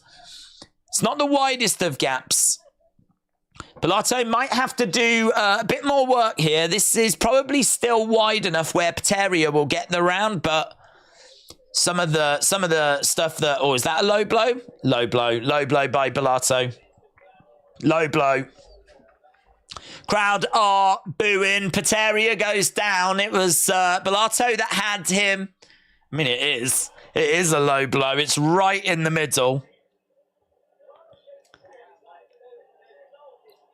That's as much a low blow as you could ever see. I love how Bellato absolutely cracks him in the midsection, cracks him in the crown jewels, and then looks at the referee and goes, no, what are you on about? Low blow? No. I mean, it was... That's as much a low blow as you'll ever see. Peteria definitely feeling the effects of that one. Pacing around. We are into the prelims, by the way. We got 1 hour, 40 odd minutes to go till we get to the main show. Actually, Bellato is putting his hands up there saying, yeah, I boobed. My bad. Referee coming over, just having a word there with Bellato. So Bellato coming back into the center. These two touching gloves. And Bellato is edging forwards. We got Peteria on the outside, so we are back underway. This is fight number 3 tonight. Knee strike coming in there. Hook shot coming in by Peteria. And again, Peteria just flicking out a jab. We got Bellato backing up a little bit as Peteria letting his hands go. Kick coming in there by Bellato. Kick coming back there by Peteria. Peteria is ahead 25-11 on significant strikes. And again, he's trying to swing away. Bellato grabs him, drives him back against the fence. Beneil Dariush against Tsarukyan at main event coming up much later. We've got a good few hours to go until we get to that, but we are underway with this one. Fight number 3, Bellato has got Peteria, driven him back against the cage. It's 27-13. It's quite a... Oh, big knee coming in there by Bellato. That was a lovely knee. He's got Peteria back against the side of the cage. He swings and he misses. Peteria with some knee strikes, and that looked like a vicious forearm strike. Peteria unloading here. That's great by him, and an uppercut. Bellato sort of leaned forward there. I don't know if he got caught. Some heavy shots, though. I mean, he has thrown some really heavy strikes to Peteria. Some damage on the face of Bellato. Bellato's like this big, strong guy who is a nightmare to fight against, but Peteria's given a good account of himself there. 39-21. I think there's got to be a Pateri around. I mean, just the damage that he's caused, the amount of strikes as well. But I don't feel like the numbers quite tell the full story there. Belato's shots at times look devastating, look really good. So I don't know that it tells the full story, but yeah, good little scrap this. Good little fight. James said he kicked him so hard in the balls, he's got another set of tonsils. Nice. Bellato is done, said TYP Sin Jack. Pigeon Poo said, what a fight this is. Right, we're about to get underway. It's a good little scrap. We had a good little scrap in our last one. This is a good little fight as well here. So we're working our way through the prelims, and it's good, man. Here we go. Round number 2, fight number 3. And we are back underway. So Pateria is just got decent volume to him. But as we said, Bellato is the one that's probably carrying more of a threat. Although saying that, there was a little sequence in that first round where Pateria really connected with a number of strikes and seemed to rock Bellato. Shot coming in there by Bellato. He's got Pateria back against the cage. Oh, lovely little hook shot, and Bellato. Oh, he's in trouble. Bellato goes down. Big strikes coming in. This is so interesting. Bellato, as we said, minus 450 favorite. Coming through Dana White's Contender Series. Looks so good. Right now he's on his back. Pateria hammer fisting, raining these shots down. He's being fueled by the power of Jesus, and he's raining these strikes down. Big hammer fists. Big blows, but he can't put the big man away. Bellato hanging on, holding on, but there's blood all over his face. Pateria on top, forearm strike. Man, trying to put Bellato away, I'd imagine, is a flipping nightmare. He's just a big lump of a guy. And Pateria is throwing everything he can behind these strikes. He's managed to get Bellato down. Right now, again, these numbers, 67-30. He's got to be careful because Bellato's still in this. Bellato is not going away. And he's got to be careful because I just get the feeling that Bellato is just going to take a moment and then he'll recover. So right now, Bellato on his back is taking some breaths. He's looking over. Shots coming into the side of the body. We've got loads of time left in this round. And Bellato trying to move and trying to avoid these shots that are raining down. Pateria has got to find something else. He's looking for a guillotine, and they get back to the feet. They get back up to the... That's got to be so disheartening if you're Pateria. If you're Pateria, you have got to be just absolutely devastated. How did you not finish this guy? And you're probably knackered. You've been like raining down these big blows. Look at Bellato. I said you could tell that he was going to have those powers of recovery. You could just tell. You could just see that he was coming back. And now he's right back up. He's driven Pateria back against the side of the cage. If you're Pateria, you are just desperately trying to get out of this round now. Desperately trying to get out of this round. I think you've knackered yourself out. And right now, Bellato's managed to get Paterio down. Paterio is on his back. Bellato's on top. Oh, God. This isn't where he wants to be at all. Bellato is a big boy. If he starts raining down some ground and pounds, Pateria's going to be in trouble. We've got some elbows coming into the legs. He's going to have to try and survive here for like a minute and 20 odd. This is a bad situation for Pateria. Oh, this is one of them where he's like, how did I end up in this situation? I was absolutely smashing Bellato. I was smashing him. Oh, now he's fully mounted him. Bellato has fully mounted Pateria. I think the size difference is too much, you know. I think it's too much. Shots are raining down by Bellato. Absolutely raining down. Peteria has turned over. Bellato is smashing him. The referee's having a look. The referee's going to stop this soon. Bellato is absolutely unloading. Peteria is just eating these shots, and the referee has called it. Bellato wins. Wow. What a round that was. We went back and forth. But the size difference has played a massive part there. Bellato ate the shots by the smaller guy. The smaller guy just could not put this guy away. He couldn't put him away. And then his powers of recovery were so impressive. I mean, look, there's going to be a lot of people in the light heavyweight division that are going to look at Bellato and they're going to fancy their chances. But equally, you've got to give him credit for like his durability and his chin. On the feet, though, he got absolutely outgunned. Peteria was the better striker. And he was catching. He had the volume advantage. And he was unloading on Bellato, but just not strong enough to put him away. Couldn't find the kill shot. And to be honest, he knackered himself out. When he was on the feet and he was unloading, he was looking really good. As soon as Bellato went down and he started doing the ground and pound, I think he put so much into that.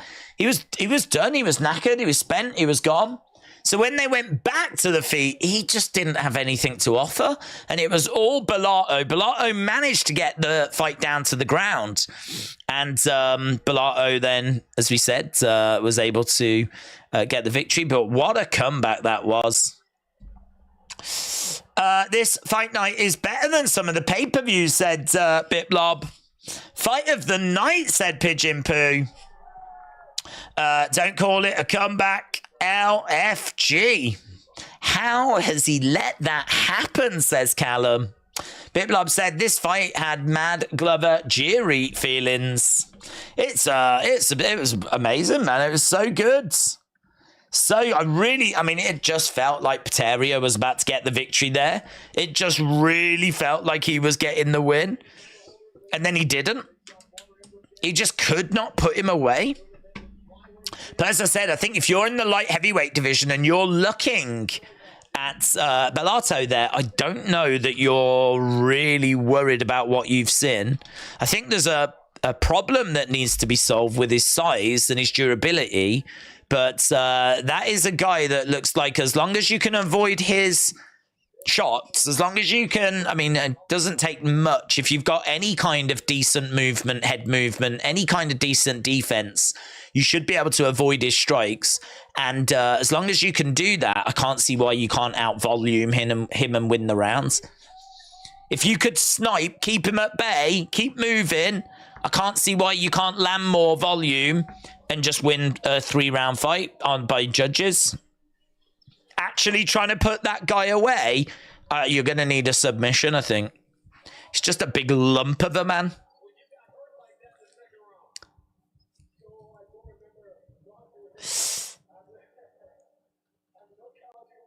He said he can't quite remember. He's on a 4-fight win streak now. Wow, amazing. Amazing. Someone's got to be last on Tapology, and that is me, said Tom.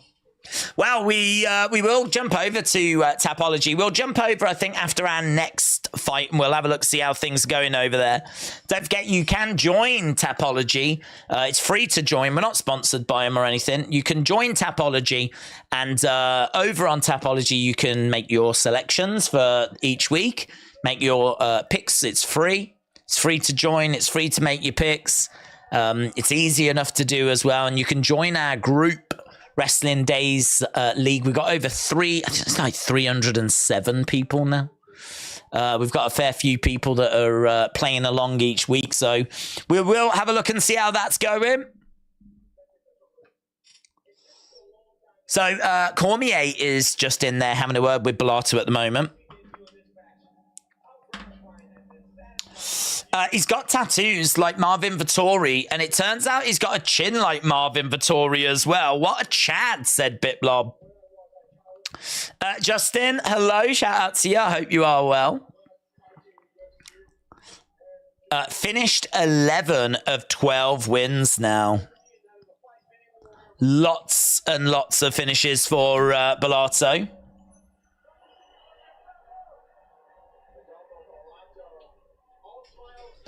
All smiles for Bellato. It's a really good showing. Maybe not overall, but certainly from a durability point of view, from a heart point of view. Right, next fight coming up is going to be Garcia against Costa. Garcia is 3-2 in the UFC and he's won his last 2 fights. Nasty elbows, very scrappy, does get clipped a lot, very resilient. He's got good top position. He can be wobbled, but he does really well if he gets taken down to work his way back to his feet. He's taking on Costa, who is 1-1 in the UFC. Won his last fight back in July. He's a southpaw. He's a shooter box fighter. He's got good body kicks. Violent, aggressive, might lack that killer instinct at times, but works the angles well, and he's a quick starter as well. He's not going to get caught early. Tricky little fight this, but it should be full of violence. This should be a fun fight. Tricky fight. I'm leaning Costa. He is the favorite. He's coming in as a -230 favorite, and Garcia is +190. Costa, 20 wins, 6 losses. Garcia, 14 wins, 5 losses. Neither have got loads of UFC experience. Costa's 1-1, as we said. Garcia is 3-2. There's 4 years difference with Costa being the younger fighter at 27. So yeah, I'm going to think both have got past to victory, but more importantly, should be a fun little fight. Should be a decent little fight as we are starting to get towards that second hour of the prelims. So got about 33 minutes to go, and then we'll be into that second hour. So we got this next fight coming up. And then, as we said, we'll have a look and see where we are with Tapology. I knew those wines were too wide to justify betting. Lines were too wide to justify betting Bellato. Hopefully they give Pateria another shot, because he did come so close to a finish. Looks like he's got an old school lighter clipper burned on his face, says Pigeon Poo. We're just having a look at the card that's coming up. Is that the main card? Is it a 6-fight main card tonight? Is it a 6-fight main card? I always like 6-fight main cards, because the thing is, if it's a 6-fight main card, that's because they know it's going to bang. They know that this is going to be a lot of fun. They know that this is a card that's got potential for at least 1 or 2 of the fights ending early. So when you've got a 6-fight main card, it's a good indicator. So very much looking forward to that. So yeah, it should be a good main card. I think there'll be a lot of excitement and a fair few people that join us for it. There's Joe Selecki just backstage. My friend, welcome. Let's close this off. Lovely. Do you know the biggest game of all time, GTA 6, is gonna get a trailer on December 5th. I know you're not a gamer, but you have to play GTA 6 when it comes out, said Mr. Meme. Well, I won't be playing GTA 6, unfortunately, just like I didn't play GTA 5 or GTA 4. Or GTA 3 for that matter. I mean, I have dabbled, of course, in the GTA world. I've played a little bit of Vice City and I've played a bit of San Andreas. I would like to finish a GTA. If I was going to finish one, it would probably be like a Vice City. That's probably the one that I tend to gravitate towards more. I just like that era. It's cool vibes, cool music. It's good. But I've never, I mean, I've played a GTA. I don't know what it is about them. I've just never found myself like desperate to finish them. I've never found myself so hooked that I can't walk away after like a couple of hours. I play them, I load them up, I play them, I go driving around, listen to the radio, steal a few cars. That's always fun. Steal a few cars, do a few missions, and then I just sort of go, yeah, okay, got it. And that's me done. I'm sure if the more you play, the more you do, the better the game gets. But I don't know, it's never really, I don't know. It's never really massively grabbed me. I much prefer Borderlands. I love Borderlands. Borderlands is so good. It's not really the same thing, but I love how you can keep leveling up. I don't know if you can level up in GTA. I need a game where you can level up. And like the more you level up, the more like you find guns. Sometimes you might find guns in Borderlands, but you're not the right level to use them. So you have to level up and then like you can start using the better guns. But of course, the problem is you start to face better enemies as well. So the whole game is like leveling up and you like as you get towards the finish. But it's good. I really, and things that used to be a problem are obviously not a problem when you've got better weaponry. So things you were really struggling with, you don't struggle with anymore. You've got new things to struggle with. But I sort of like that progression. I sort of like that mechanic. I don't know if there's any other games like that where you level up and you keep improving and get better weapons and everything. But Borderlands is very much that way. I feel like something like maybe Diablo, I've heard is similar, but very different, very different. But that's also like, that's more magic and mythical. But that's also like leveling up. I think I'd be into that. So yeah, the honest truth is I don't get time for any games. So I won't get a chance to play anything. I've still got Watch Dogs, which I've not even got out of its packaging. I've had that about 2 years.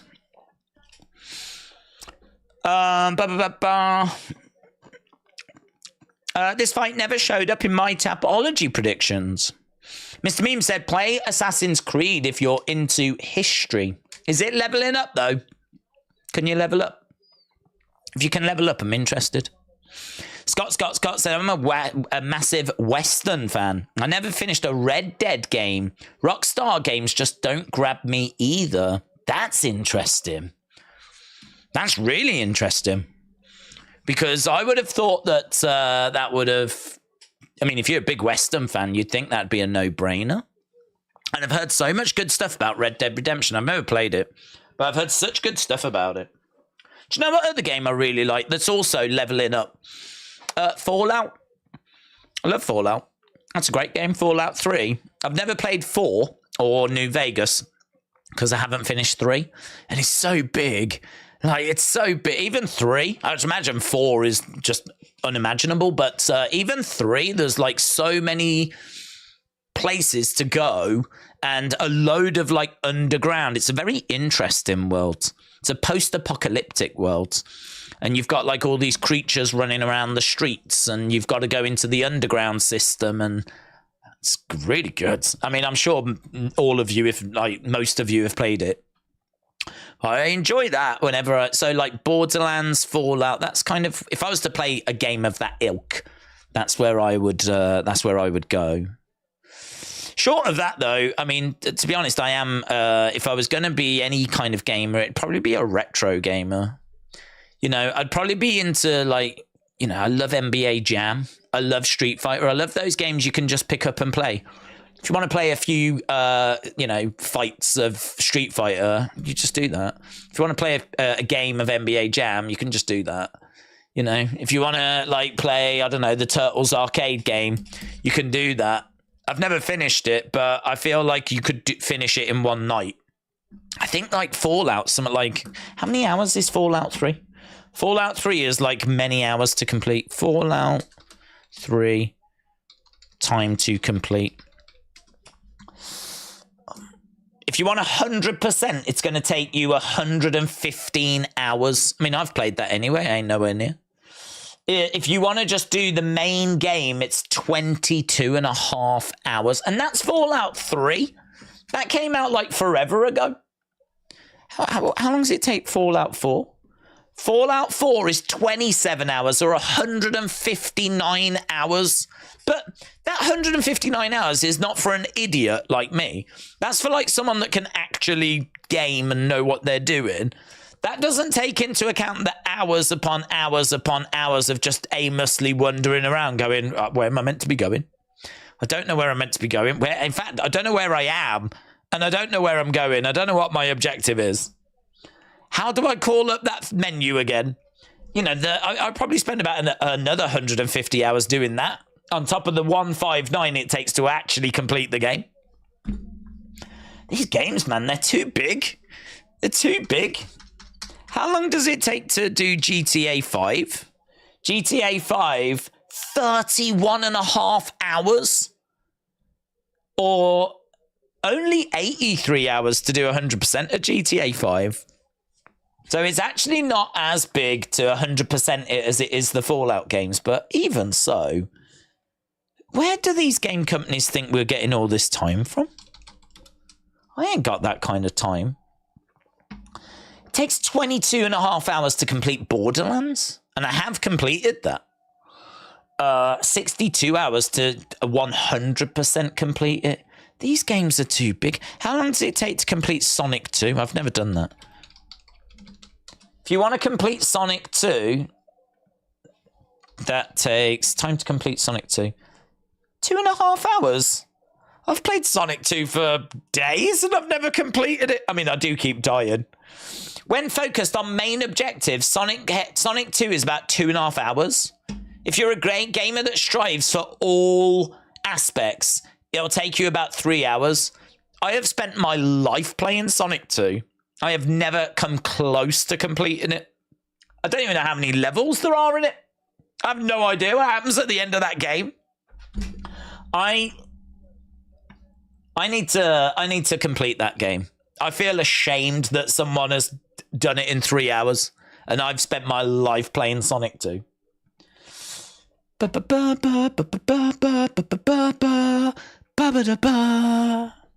Ching. Right, we are underway. This is going to be violence, man. This is going to be fun.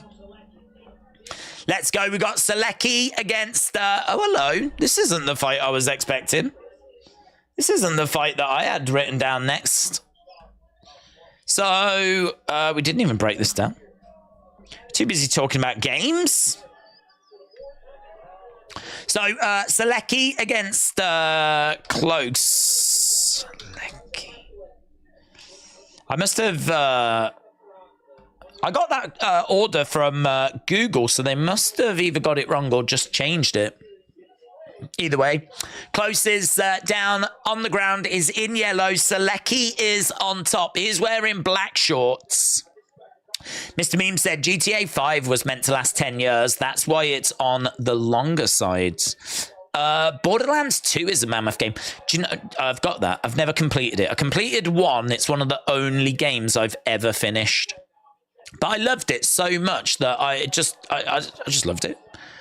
I just kept going. Do you know, on Steam for Black Friday, and I do regret not getting it, you could get Borderlands 1, Borderlands 2, Borderlands 3, the pre-sequel, which is another game, and all the DLC. So it was everything. I think it's called like the Borderlands treasure chest or something.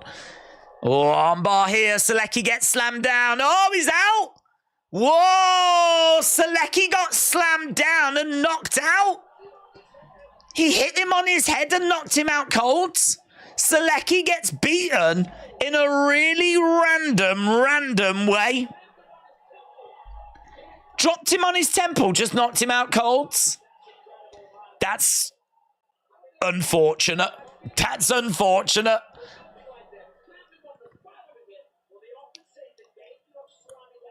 Damn, so he was just knocked out cold, man. So Drakkar Close picks up the victory. Need to have a look at this finish again because Selecki looked like he was... The armbar was... Yeah, he had an armbar that was in. So the armbar was on. Selecki had an armbar on Close. Drakkar picks him up and slams him down, and they just showed a replay. Selecki, the side of Selecki's head, boom, bounces. Oh, look at that, and he is out. Bounces off the octagon. Oh, I mean, that is a serious collision, in it.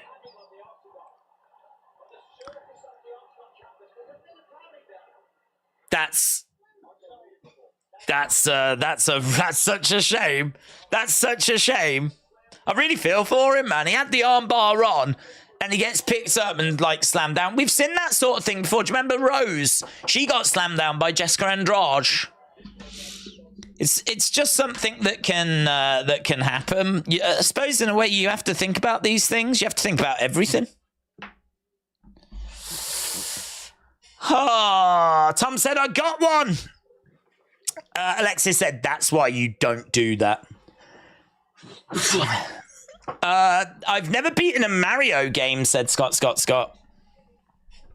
Honestly, short of Borderlands, I've never beaten any game. I remember playing Fallout 3 years and years ago, and I legitimately got lost. I mean, to be honest, I never quite understood the menu side of it. I knew like where I was walking to, I knew where my home was, and I kept getting given missions, but I didn't quite understand like the menus and how to find my objectives and all of that. And I've kind of got that this time around, so I've got further this time around, which is good news. But I've still got to a point where I'm like, I'm not too sure where I'm meant to be going. You know, in these kind of sandbox games, you can legitimately just get lost. Which is kind of cool in a way that you've got that amount of freedom. But I don't know, man. I do also at times miss the kind of 2D platform side scrolling where it's just keep moving to the right, you know? In this, I'm like, do you know what? I'm pretty much lost in life anyway. I don't need to be lost in a game as well. So a win for Drakkar Klose, who manages to pick up and slam Selecki down on the side of his head. Jesus is coming soon. That's what that dude's got a shirt that says Jesus is coming soon. That's breaking news. Breaking news coming out of UFC Austin. Jesus is coming back soon.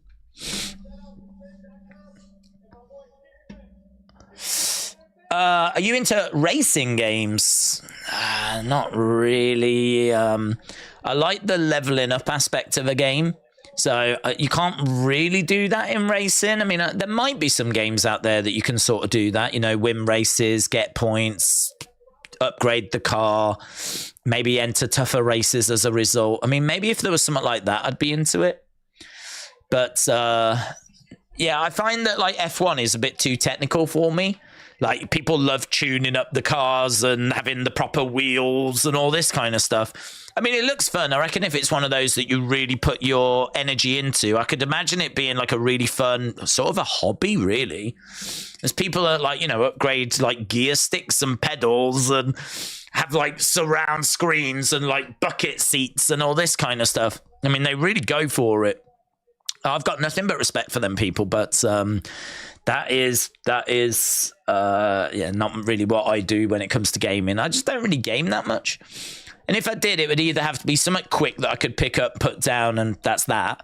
Or if I had a bit of time, say it's like, I don't know, Christmas Day or whatever, and I'm not streaming, then, you know, I might treat myself to a film and I might treat myself to a few hours of playing a game.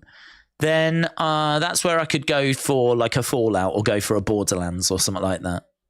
But I tell you what I used to play on my lunch break at work, and that was like a rally game, like a World Rally Championship. Because what's brilliant about those, and they're brilliant for work if you work in retail or something and you're on a lunch break. The great thing is you're not actually racing against anyone. You've just got to get around the track as quick as you can. So you can get around the track And then on the board, we used to write our times. So there'd always be someone there to verify the time, right? I mean, obviously, if you just did it and there was no one there, you'd need to just get someone and just show them the time, right? So that someone could verify it. But yeah, we used to do that. So on our lunch breaks, we'd like go around the same track, same car, same settings, and we'd try and get around this track. And we'd just change the track each week. And everyone would have a go. And, you know, if you was rubbish, it doesn't matter. But the great thing is, if you was rubbish on Monday, you probably would have improved by the time you get to Friday. Maybe not to the point where you're, you know, the record holder or whatever. But the record would change hands throughout the week and everything. And so racing-wise, rally games are brilliant at work. Brilliant because everyone can play them. You haven't all got to be at, like, in the room at the same time to go around the same track and try and set the fastest time. So yeah, I enjoyed those, but I can't say that I would sit down and play like Gran Turismo or anything along those lines. Maka said, I personally think you shouldn't be allowed to slam someone on the ground head first. It could cause brain damage. What about you, says Maka Rice. I think it's difficult, to be honest. I think it's difficult because, I mean, I think with UFC, you do have to have rules. You do have to protect the fighters, but I don't know where you draw that line because, you know, getting hit in the head can result in brain damage. You know, I mean, this is a risky sport. This is when you sign up for this, there is a degree of risk that you are accepting. I do agree that the sport has to make sure that we're not taking unnecessary risks. So I think it's a grey area. I think it's a tricky one, like being slammed down on your heads. You know, I think I'd like to see some sort of report done. You know, being slammed down like that, like how much force and what kind of impact is that compared to being punched in the head? If it's comparable, then I would say that I don't have a problem with it. But if the numbers turn out that that impact is considerably more severe than being punched in the head, and, you know, is something that's going to result in long-term, you know, issues, then of course you would ban it. So I don't know that it's an easy one to go, yeah, I'd ban it or whatever. I think this is where I'd want to see some sort of research being done into it.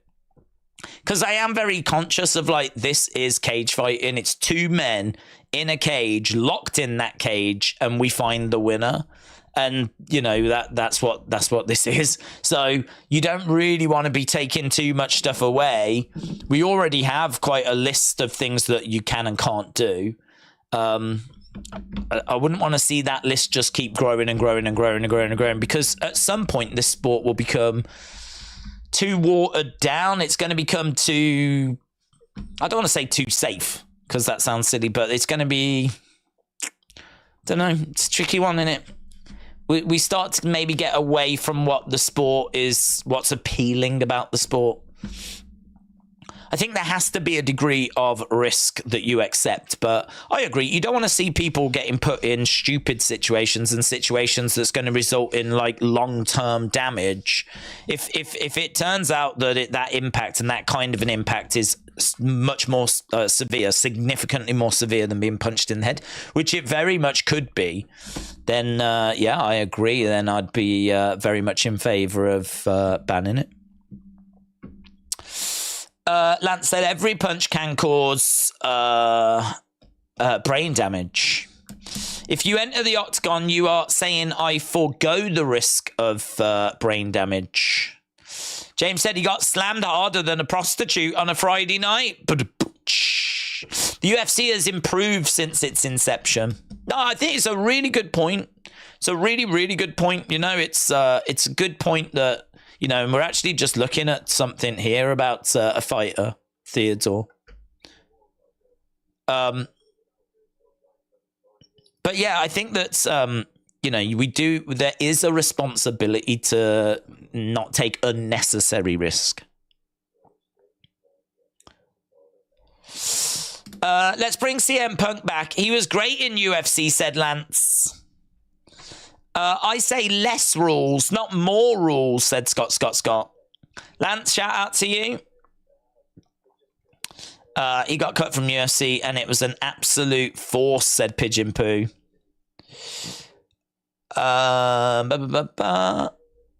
Movie games are the best, like Hellblade and God of War, said Scott. Tom said, I've played everyone F1 games since 2010, but I'm still terrible at them. I personally think you shouldn't be... Oh, we read that one. I play Star Citizen, and I can't wait for the single-player Squadron 42. I don't know what that is. I don't know what Star Citizen is. I don't know what Squadron 42 is. I am a little bit of a dweeb, and I do enjoy Star Trek, right? I'm not a Trekkie. I don't go to conventions. If you do, it's fine, right? No, I'm not judging. I just enjoy really Next Generation. When I was a kid, we didn't have like Sky One, and we didn't have the Sky channels. We just had normal British TV and a few extra channels.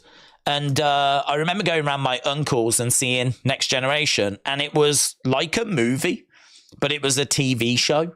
And I had never seen anything that looked that good on TV that wasn't a movie. I mean, it was just amazing. And I always remember going like, oh, I so want to watch that. I so want to watch that show. And of course, over the years, you catch episodes that are shown on TV and all this. And it was good. I like it. I like Next Generation. I haven't dabbled much in like Voyager and Deep Space Nine and stuff like that, but like Discovery looks good. Star Trek Discovery, that looks good. And Picard and things. So I could definitely get into watching all those. But the reason I say that is because Star Trek have just come out with a new game that I think is based on Next Generation, where you go like flying around, and I think you have to complete missions and you have to like engage in like battles in the sky and all this kind of stuff. I can't remember what the game's called, but it has only recently just come out and it was on Steam. And that is one that could tempt me. So talking about things being tied into movies or tied into TV, that's something that could tempt me. I do not have the costume. Legitimately, I cannot speak Klingon, right? I'm none of those things. I don't have like any of the badges or anything. I don't run around with a phaser, right? I know these are very fun visuals. I don't have any of these things. I do have the box set for Next Generation, and I still have to watch it. I've got to like season 4, season 5. I think it's good, man. I really like it. I know it's got a reputation, but I don't give a flip. I like it. So I would definitely give that game a go. And the other game as well is Street Fighter 6, because they've got a new mode where you can apparently run around a city and you can do these side missions, which just sounds awesome. So you have to like do these missions. I think it's called like World Tour or something. But you are literally like GTA mode, running around doing missions. And of course you get into street fights, which is what Street Fighter surely is all about.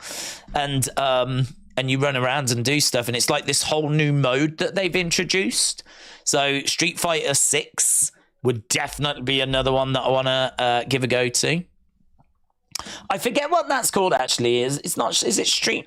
It is Street Fighter 6, but I can't remember what that new mode is called. We are just with some pundits at the moment. Do you know you can get PlayStation 5 Street Fighter 6 25 quid right now? 25 quid. You could also get the special edition for 190, but I don't know what's in that. I don't know what's in the what's in the special edition? Mad Gear box. Pop-up parade figures, 2 figures, sticker set, art book, figure diorama boards, the game and digital content. I ain't paying that. I'll pay the 25.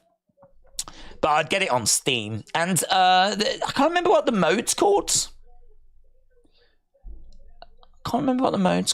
It's a new mode which I'm looking for. Street Fighter 6 on Steam. Worldwide, powered by World Tour. It is called World Tour. So 3 game modes: Battle Hub, it's probably some online, Fighting Grounds, and World Tour.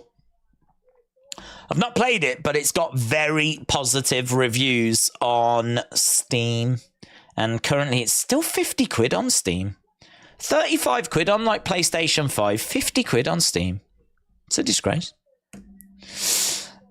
Squadron 42 is a new game from the person that made Wing Commander, said Scott. Lance said Borderlands is also my favourite, one of my favourite games of all time. Q the Light Knight said T2KF10 was good on PC.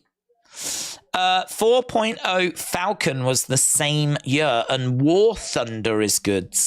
These all sound like I've never heard of them. War Thunder. What the hell's that? War Thunder game. It is like it sounds. Warplanes and tanks. It's a combat MMO. So, yeah, I mean, look, there's a lot out there. I mean, you can get pretty much games of anything out there, but there's some really, really good, intriguing stuff at the moment. I still have not really got, I mean, I've had a few games, but I've not really got my teeth into a UFC game. You know, I've still not really gone into that world. The new game came out, and it didn't get great reviews, UFC 5.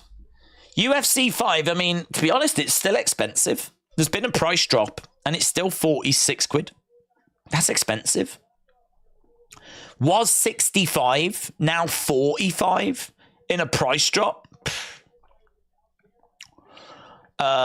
Reception. Generally positive reviews. UFC 5 review. Let's have a look, see what the numbers are. Oof. Oof. Look at this. Flipping look at this. Look at that. 1.4. 3 years to make a new game, and they literally made everything worse. Look how many 1-star reviews there are here. It speaks for itself. Here's a list of problems from UFC 4 that EA could have solved in UFC 5, but chose not to. Well, do you know what? Say that, though. IGN gave it a 9. I don't think I saw that review. They gave it a 9, did they?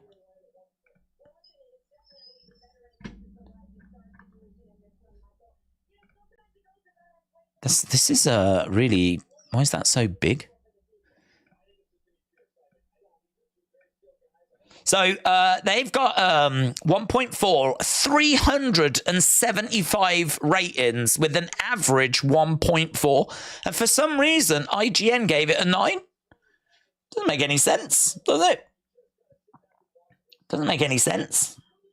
I heard that it had got bad reviews. I didn't realise that it was 1.4 out of 375 rating. This game was out into... Hang on. This game was out into a file copied, pasted tweet. It had some better qualities, ignoring the comparison to the... boring. EA is at it again. They change a near-flawless striking layout to something that's dumb, clunky, and more difficult.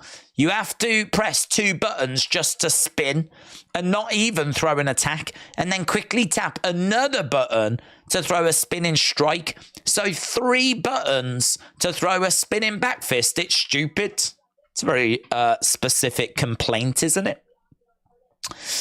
This person doesn't mind it. After a few hours of playing, there are pros and cons. So they gave it a 3. They gave it a 2. They gave it a 1. Terrible.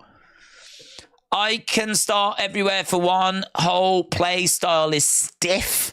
Everybody just about swings slow, and all the animations are delayed. Oof. EA using their same shady tactics of pretending something is new.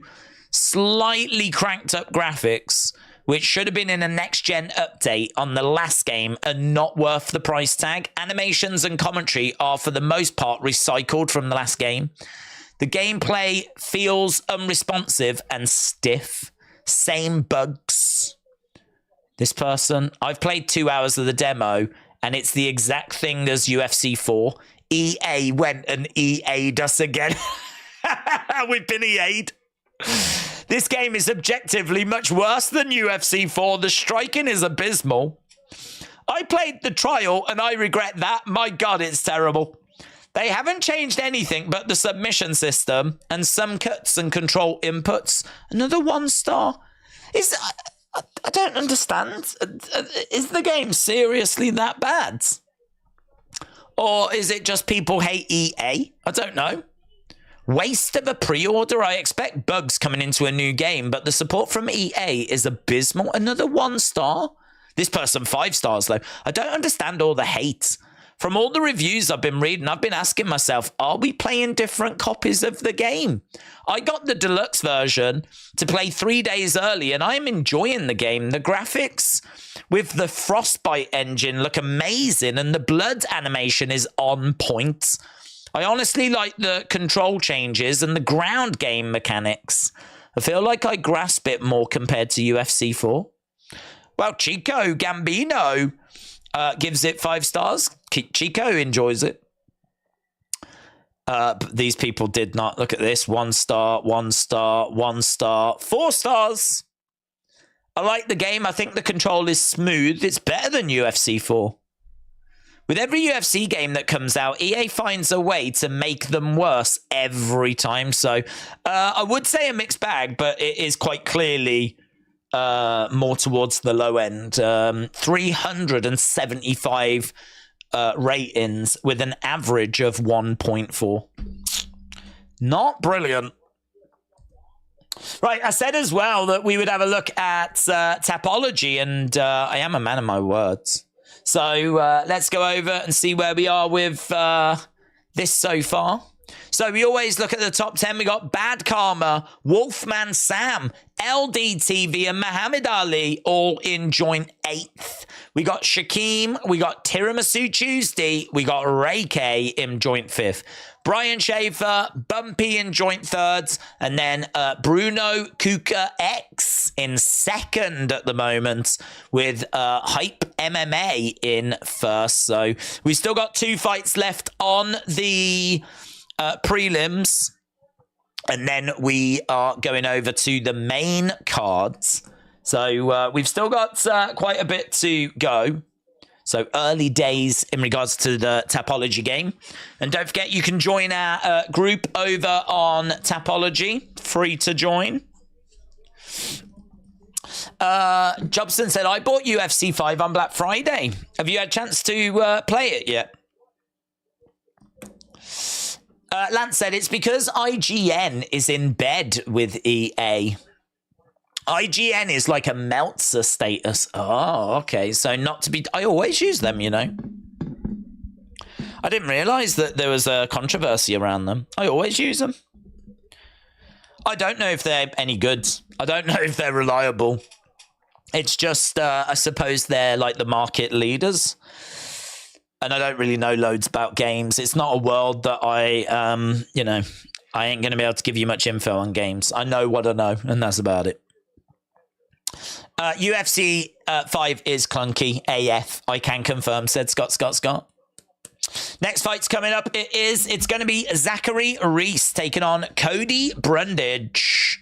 So next fight coming up. If you are watching and you've not left a like, leave a like. It is greatly appreciated. Obviously, we're not really looking for anything tonight. Normally, we have a look, see if we can get to like 1,000 likes for like the big streams. This ain't that. This ain't that. But, you know, they're still welcome.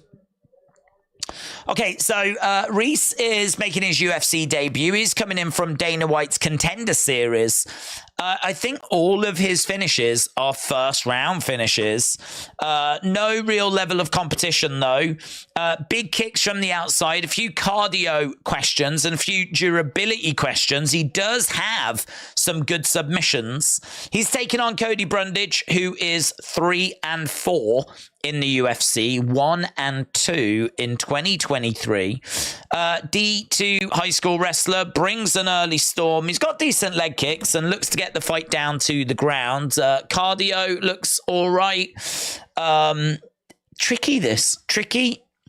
I feel like Cody Brundage, 29, should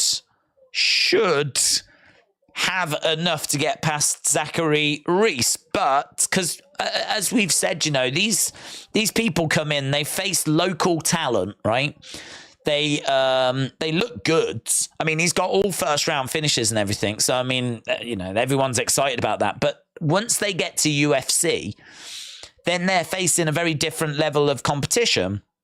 Look what we just saw from Bellato. You know, he came in as a -450 favorite. If Pateria was able to actually finish, then Bellato would have been put away and he would have lost. He should not have won that fight. He snatched victory out of the jaws of defeat, and that was someone that was a -450 favorite. So here's Zachary Reese, who's a -260 favorite. Is not as big a favorite as Bellato was. Taking on Cody Brundage, who has had 7 UFC fights and won 3 of them. You know, this is someone that has shown that he can hang at UFC level. So look, Zachary, I think, is going to be the pick for a lot of people here.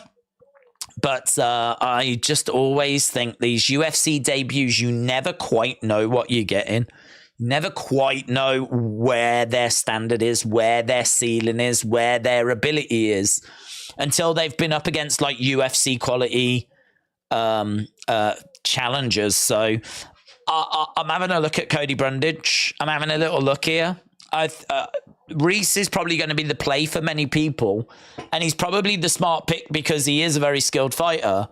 But until I know what he's actually bringing, until I've actually seen him in there with someone of UFC caliber, it's very hard to know what level is that. It's very hard to gauge that.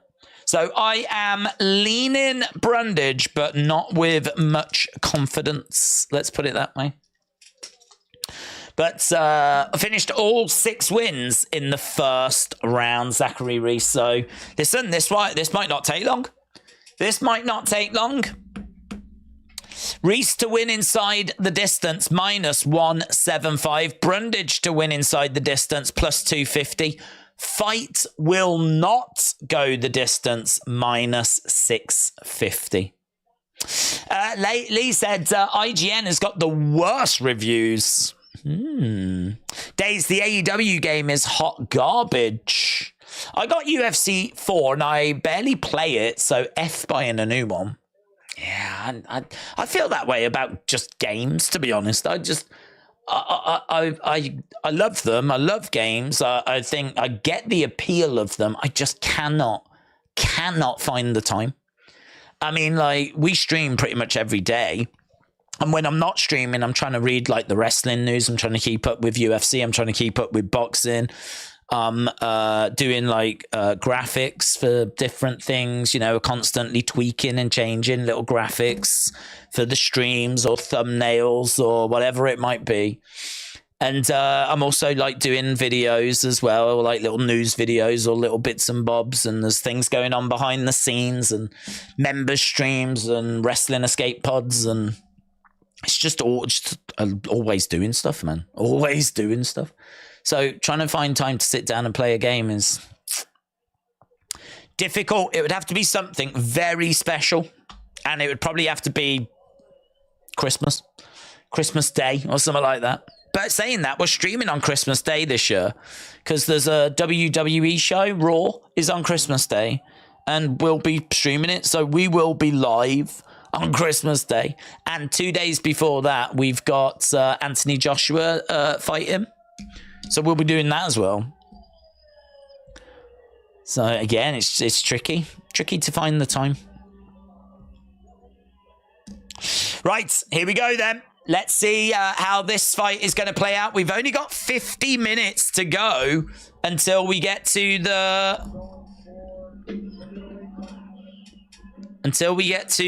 main cards.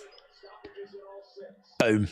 Right, first round finishes for Zachary Reese. Is he the real deal? Brundage. Oh, Brundage tagging Reese there. Reese throwing a big shot, and Brundage was able to get out the way. Kick coming in. Brundage goes down. Some hammer fists there by Reese. Brundage grabbing a hold of the leg. Driving Reese. This is going to be a challenge for Brundage. Reese has got a good size to him. And right now, Reese is over. He's down on the ground. He's over against the side of the cage. Brundage is all over him, throwing in some shots to the side of the heads. And at the moment, Reese has grabbed a hold of his arm. Brundage is trying to get his arm free at the moment. It's not an arm bar or anything. It's... yeah, he's managed to get it out. Has he got it out? Yeah, he's got it out. Looked like he'd got it out, but I think he's giving it away again. Oh, there we go. Big shot raining down. He's kind of... It was an interesting position, that, because he was pulling on the arm. So Reese was on his back. He had his legs. He was pushing Brundage's body away, but then he had the arm trapped, so he was really putting a lot of strain on the shoulder and on the elbow joint. But Brundage in control, throwing in some shots to the side of the head. Oh, might have given up an arm bar. Brundage picks him up, slams him down. Big shots rain down, and Brundage wins. Was it another knockout by slam? So he got him in the armbar. He picks him up, slams him down. Reese gets knocked out, but I don't know if it was the slam that knocked him out or if it was the shot that followed up after. It's a first round finish, but it's a first round finish for Cody Brundage.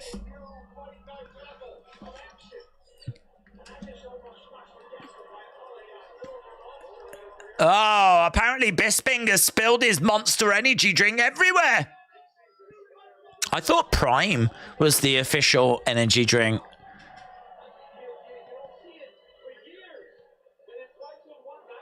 I think so.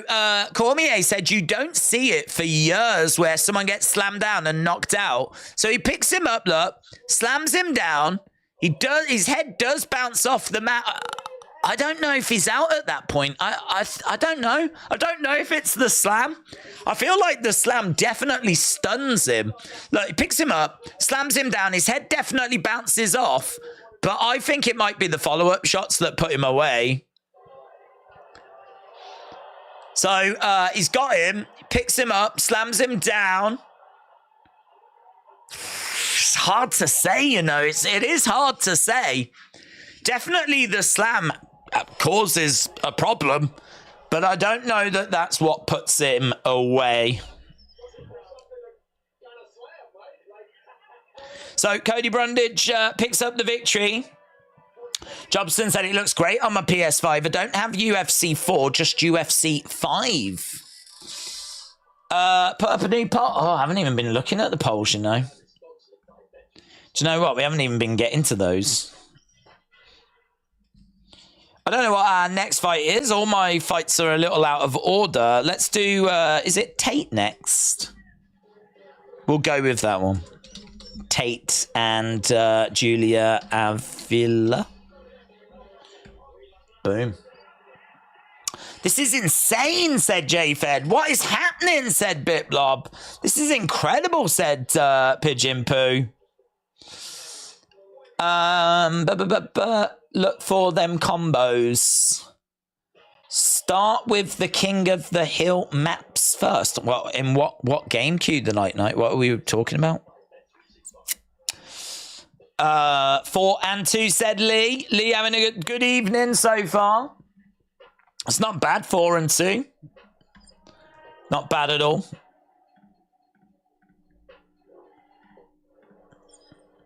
So So, yeah, we have got 46 minutes, and have we just got the one fight left to go?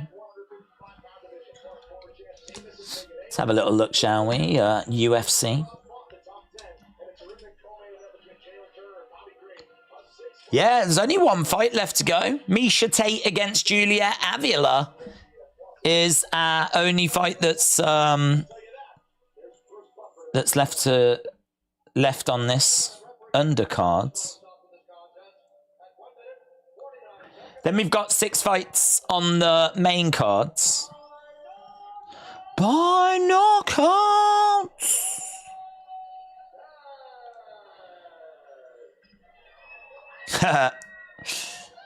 UFC canvas is 2-0 tonight, says Georgie. The UFC canvas is winning the night so far. Feels great. I keep falling short, say Cody Brundage. 14th knockout in UFC history by slam.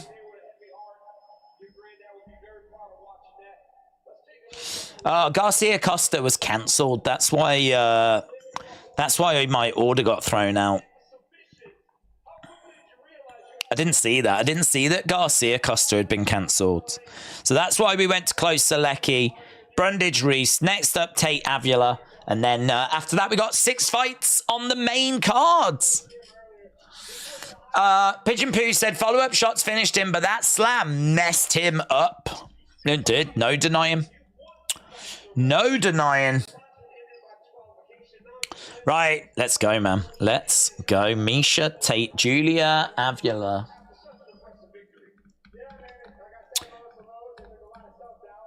This is a big one, this, for Miesha Tate. She really needs to pick up the victory here.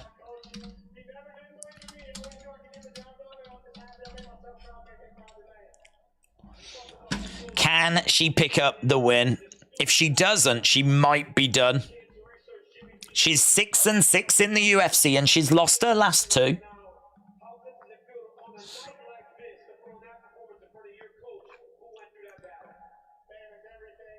So they're just interviewing Cody Brundage at the moment. I picked up a big dub tonight, said Brundage. It's true. I mean, he did come in as the underdog. Plus 210.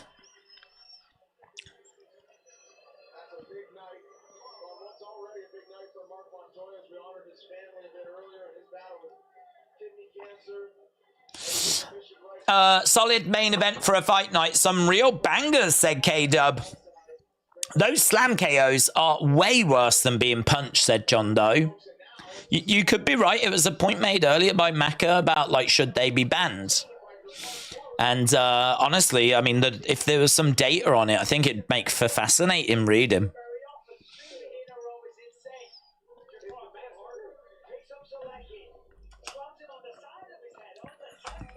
So they're just showing the slams. I mean, it's been so effective that you can see that it potentially being something that people are going to be very wary of. You know, if you've got the armbar applied and then you find yourself getting picked up, like, I don't know, what do you do at that point? Do you let the armbar go? There must be a way of avoiding being slammed down onto your head.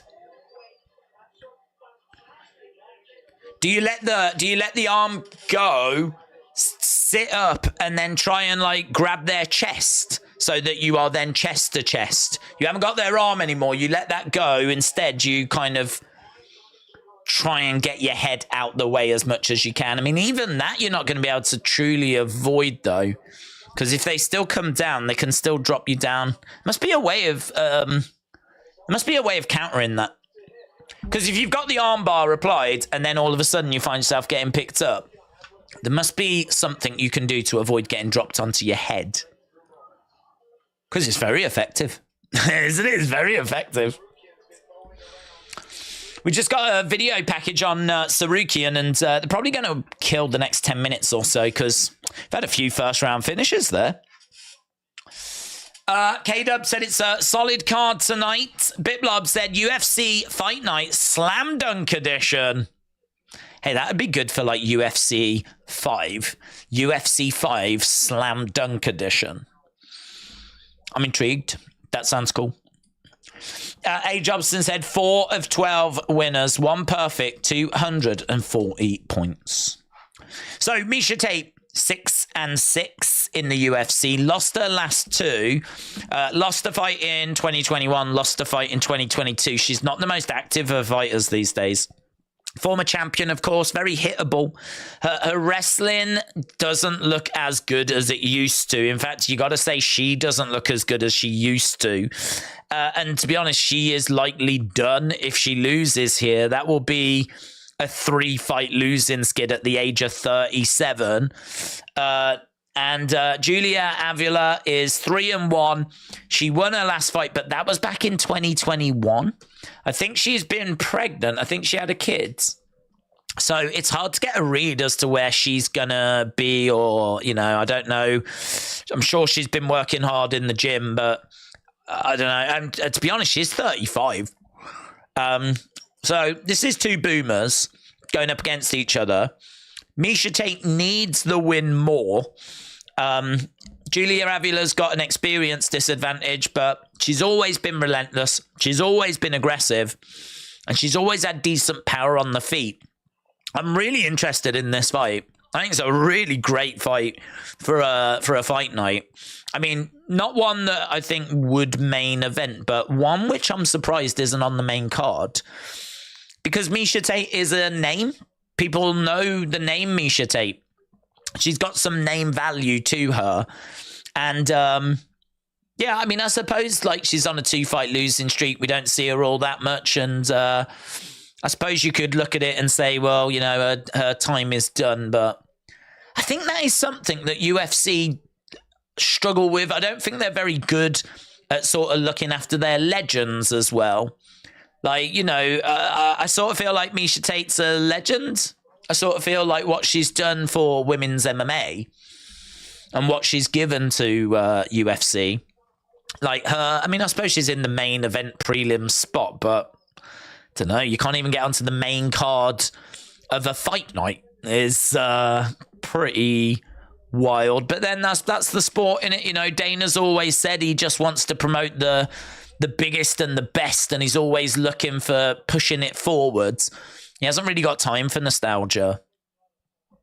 But I think it's just a shame. That's one area I'd like to see UFC. You know, they don't really do much with, like, retirement fights. They don't really do much with that. We see plenty of legends retire when they lose, or sometimes even when they win, and we didn't know they were going to retire. They kind of keep it to themselves. If I was UFC, I'd really want to know that information. I'd want to bill it as their final fight, your last chance. I mean, like, that's just good marketing.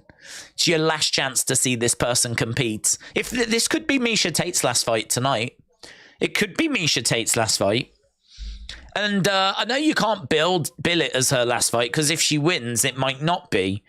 But if Miesha Tate was to come out and say, the next fight I lose will be my last, that would then allow you to maybe promote that a bit. And, you know, there'd be these kind of stories. It's very pro wrestling, but I think this is something that people really enjoy.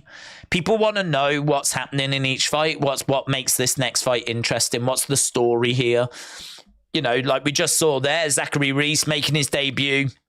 You know, he was undefeated. He'd won all in the first round. He was taking on Cody Brundage, someone that's a so-so fighter. He's UFC quality, but really struggling with momentum. You know, he was 1-2 in 2023. After that win, he's now 2-2 in 2023. And, like, he's just managed to get a big first-round win there, Cody Brundage. I don't feel like UFC are very good at kind of getting those stories across sometimes. I like their video packages before. I think they do a good job. But, yeah, I don't think they do a brilliant job of looking after their legends and, like, really, like, hyping up what they've achieved and everything. But either way, Miesha Tate coming up next. Main event of the prelims. And chances are she loses this. I've got to lose in this one. But her name value might be enough to sway people, and it does seem like it's doing that. We've had 40 odd votes so far. Who wins this? 74% have gone with Miesha Tate. 26% have gone with Julia Avila. So it looks like Miesha Tate is certainly in the lead when it comes to our community.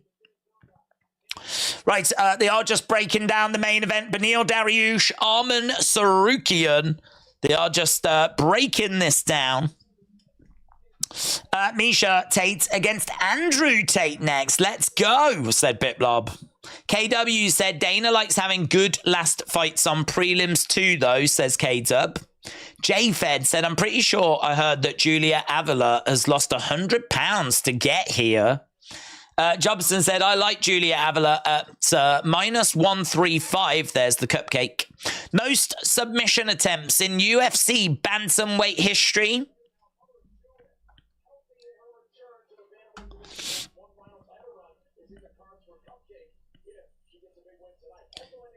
Can she get a big win tonight? And there's her opponent, Julia Avila. 4 wins by knockout, 2 by submission, 9-2 is her record.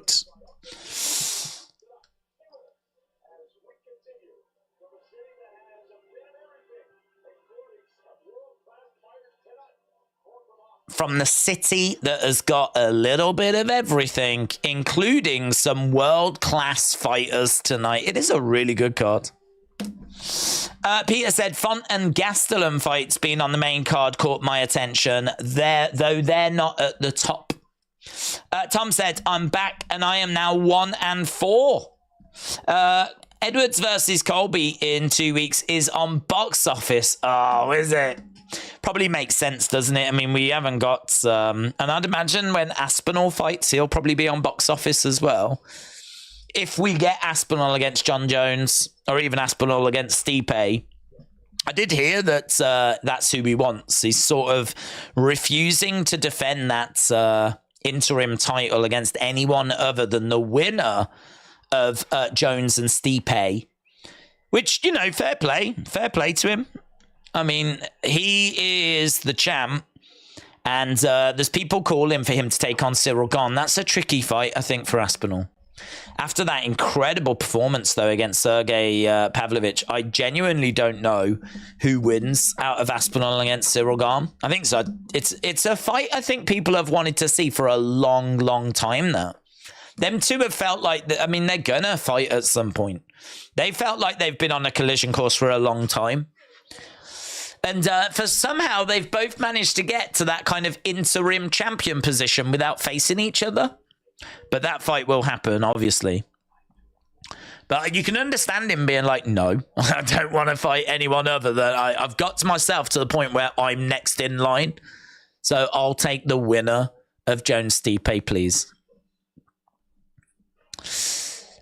Aubrey, it's not all bad. I am making 4 pounds of buffalo wings tomorrow. Let's go. Bitblob said, why am I getting a feeling that this main card isn't going to deliver like the prelims? Prelims have just been really good. I think it's going to be hard for the main card to really follow what we've seen. It's been a really good undercard tonight. So, yeah, it's a high bar that's been set.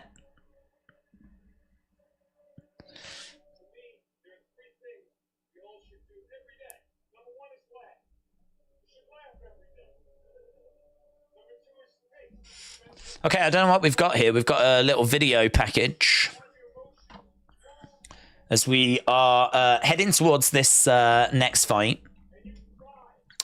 I've got Julia Avila by decision, said Aubrey. Tom said, I've got Tate decision, so one of us will be ahead. Q the Night Knight said, Tate is better level on the list than most.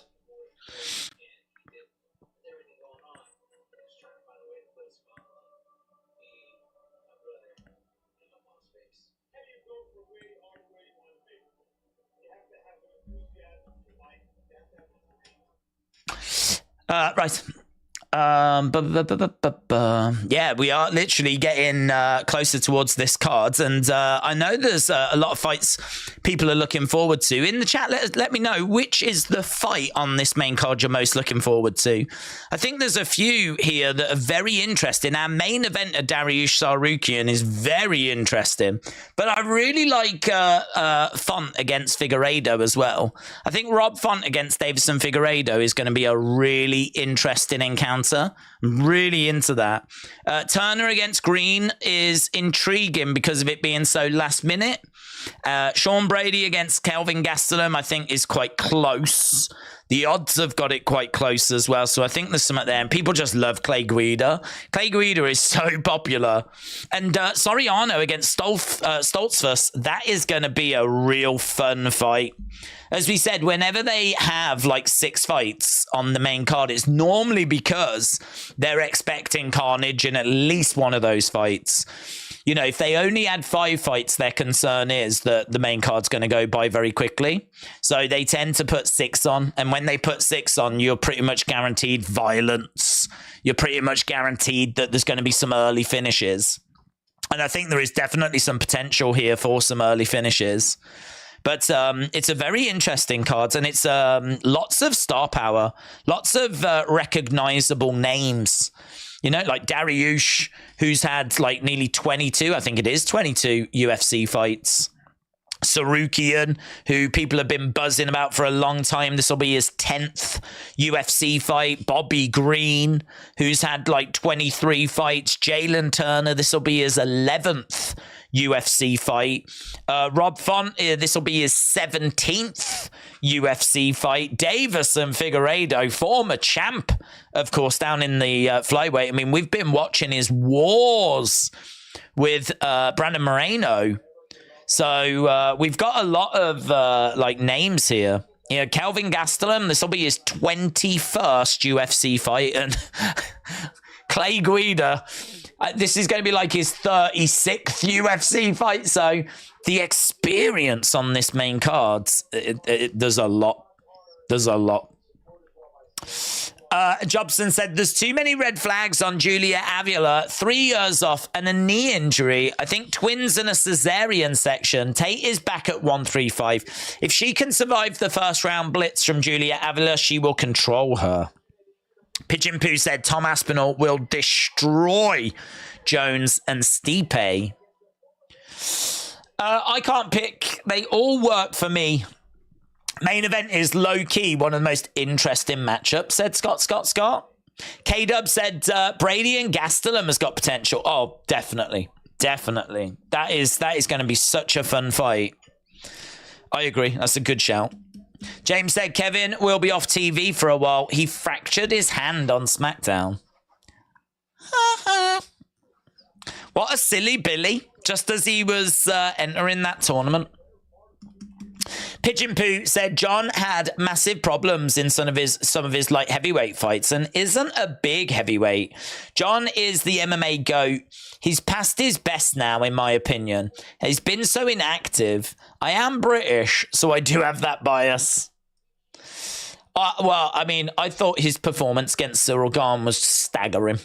For him to have not been seen for so long and step in there with Cyril Gane, someone who had fallen short against Ngannou, but was there or thereabouts, you know. And he just got sat down, and that was it. I mean, just round one, so quickly dealt with, got out of there. I mean, had the fight gone longer, who knows? Maybe Jones would have got dragged into a bit of a war and might have struggled a bit more. But I mean, he didn't. He put him away really quick, and I don't know, man. I don't know. I mean, we just haven't seen. It's so hard to judge Jones at heavyweight. We've got all of a minute, if that, of action to go off. So I mean, there's every chance he just caught him, and not lucky, but I don't know. We haven't seen him in any kind of heavyweight wars. We haven't seen him go in. We haven't even seen him go to a second round. I don't even think we saw him go to a second minute. So it's so hard to know where he is. I'm so intrigued. I mean, Jones against Stipe is one of the most exciting fights. I'm so intrigued by it. Because like Stipe feels like he's on a decline, but then Jones could be on a decline, and we just don't know. I mean, he wasn't put to the sword. He wasn't tested enough. And I don't know what Stipe really could have learned other than Jones is dangerous at heavyweight. So, yeah, it makes for a very intriguing match. It's very hard to know which way to go on that. Really hard to know which way to go. I feel like because of Jones's performance last time out, he'll be favourite. He's John Jones. But, I don't know, man. Stipe could definitely win that fight. We just haven't got a good enough look of at Jones. And as you say, you know, you put Aspinall in the mix. I mean, his performance against Pavlovich was mind-blowing. I said my heart in that was, I think, the last UFC event we did. I said my heart wanted Aspinall, but my head said Pavlovich. I just thought if Pavlovich connects with Aspinall, I could see it happening. I thought Aspinall would be rocked, and I thought Pavlovich would capitalize. And he did rock him. He did catch him. He did rock him. But for some reason, he could not capitalize. He couldn't put him away. Aspinall recovered, came back, and then he was the one that started pouring it onto Pavlovich, and Pavlovich didn't have an answer. So, yeah, I mean, it was an amazing result. What happens when we get Aspinall and Jones? I genuinely don't know, but I'd be fascinated to see it. Equally, I'd be fascinated to see him going up against Stipe. Here's Miesha Tate then. Miesha Tate, as we said, on a 2-fight losing streak and 37 years old.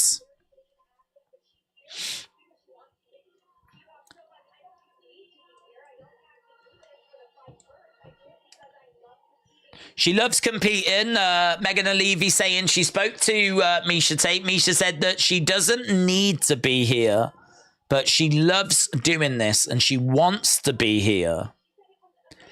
Maybe with that being said, if she loses, perhaps she won't retire, but I don't know. Maybe they'll make that decision for her. Normally, if you go on like a 3-fight losing streak, then you are done.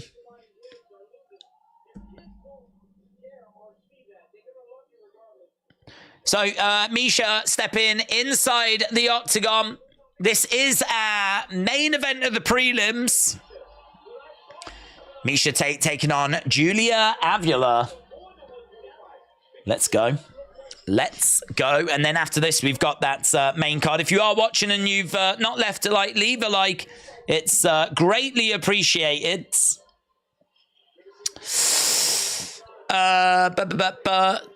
Stop slating Daddy Dana. He's looking after her. She's on the cards. Bet her pays better than opponent, says Michael. Let's bring the hotness, says Biplob.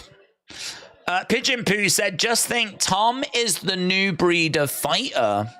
Matt said, Miesha Matatas. Tom said John Jones would still beat Aspinall. Dominic, shout out to you. Pigeon Poo said Gon was out-wrestled by Francis, so John is obviously going to out-wrestle. I honestly can't see John or Stipe stepping up to fight Tom. George said, I have long hair, so I'd wear a suit. I have my hair in a ponytail in my promo segments. George, shout out to you. I think I would be a great heel, said Tom. I can run my mouth for hours. Okay, there's Miesha. She's a plus 115 underdog.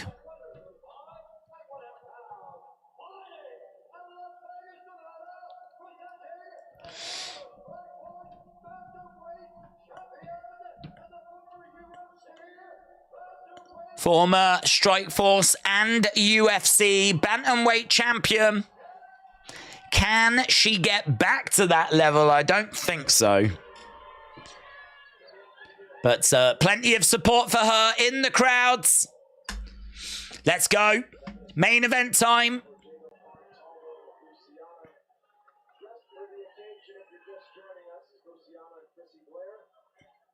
Why do they are dressed for the occasion, the ring girls. They've got cowboy hats on and cowboy boots. They don't do that when they come to the UK. Don't see them dressed up like the flipping queen. They should definitely make that effort next time. Right, we've got Avila driven back against the cage. Miesha Tate came exploding out. So Miesha driving Avila up against the side of the cage. Trip there, and Avila goes down. Miesha is in control.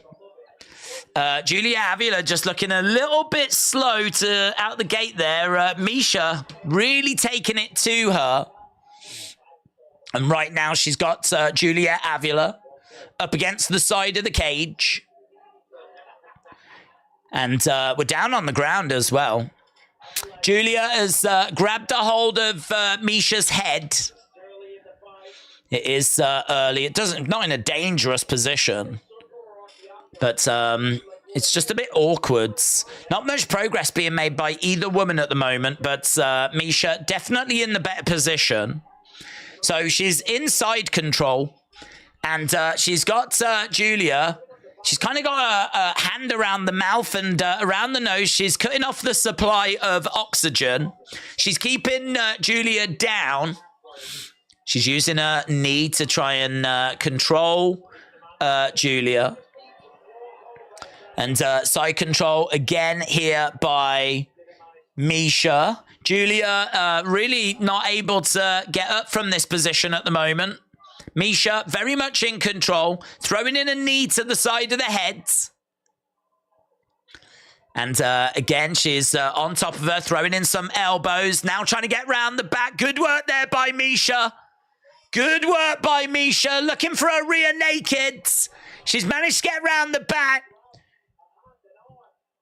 And that arm coming across she's turning her head to the side. I mean, Julia's doing a good job of defending this position. Miesha trying to make this as uncomfortable as possible. Shot coming into the side of the head. And again, some shots coming in. Miesha all over Julia Avila at the moment. And she's sort of like driving her down into the mat as well. She's we've come away from the side of the cage. She's fully mounted her. And she's got the hooks in. It's good, really good work this by Miesha. Really good work. Hammer fist coming in there by Miesha. She's doing a really good job of fully mounting Julia Avila. She managed to get that rear naked on, not fully applied. She's looking for another.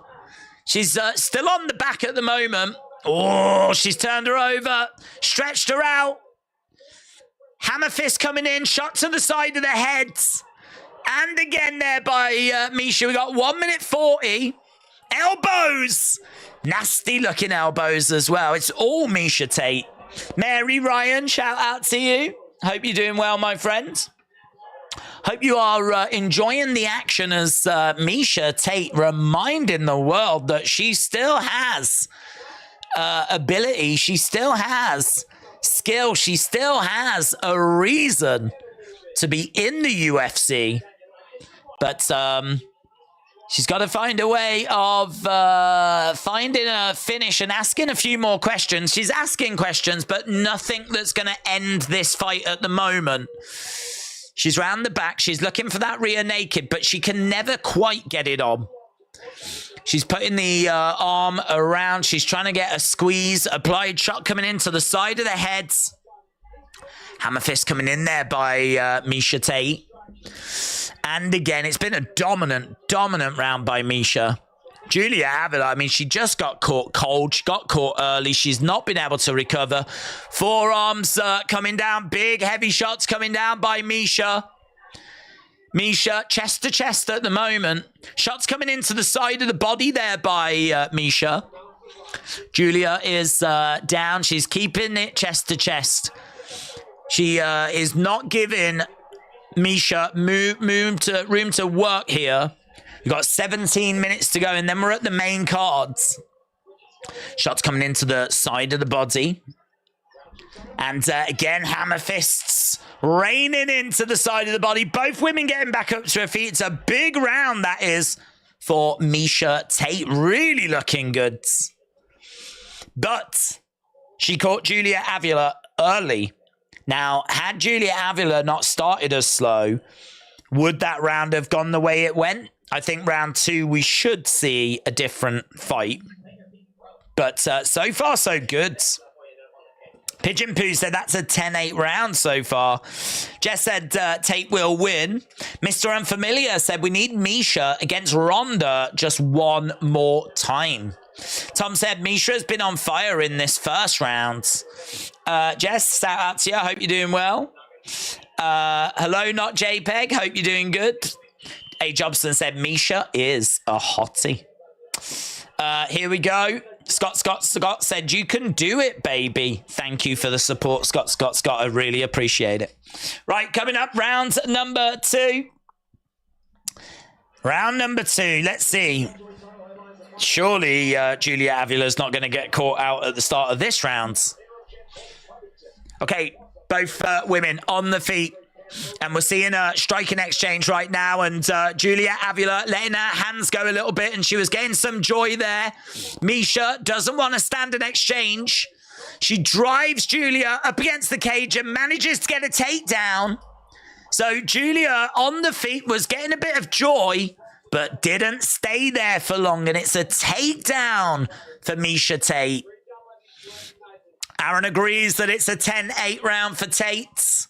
Misha looking supremely dominant so far, said Alan Juban. Dominant from Tate, said Spencer Kite.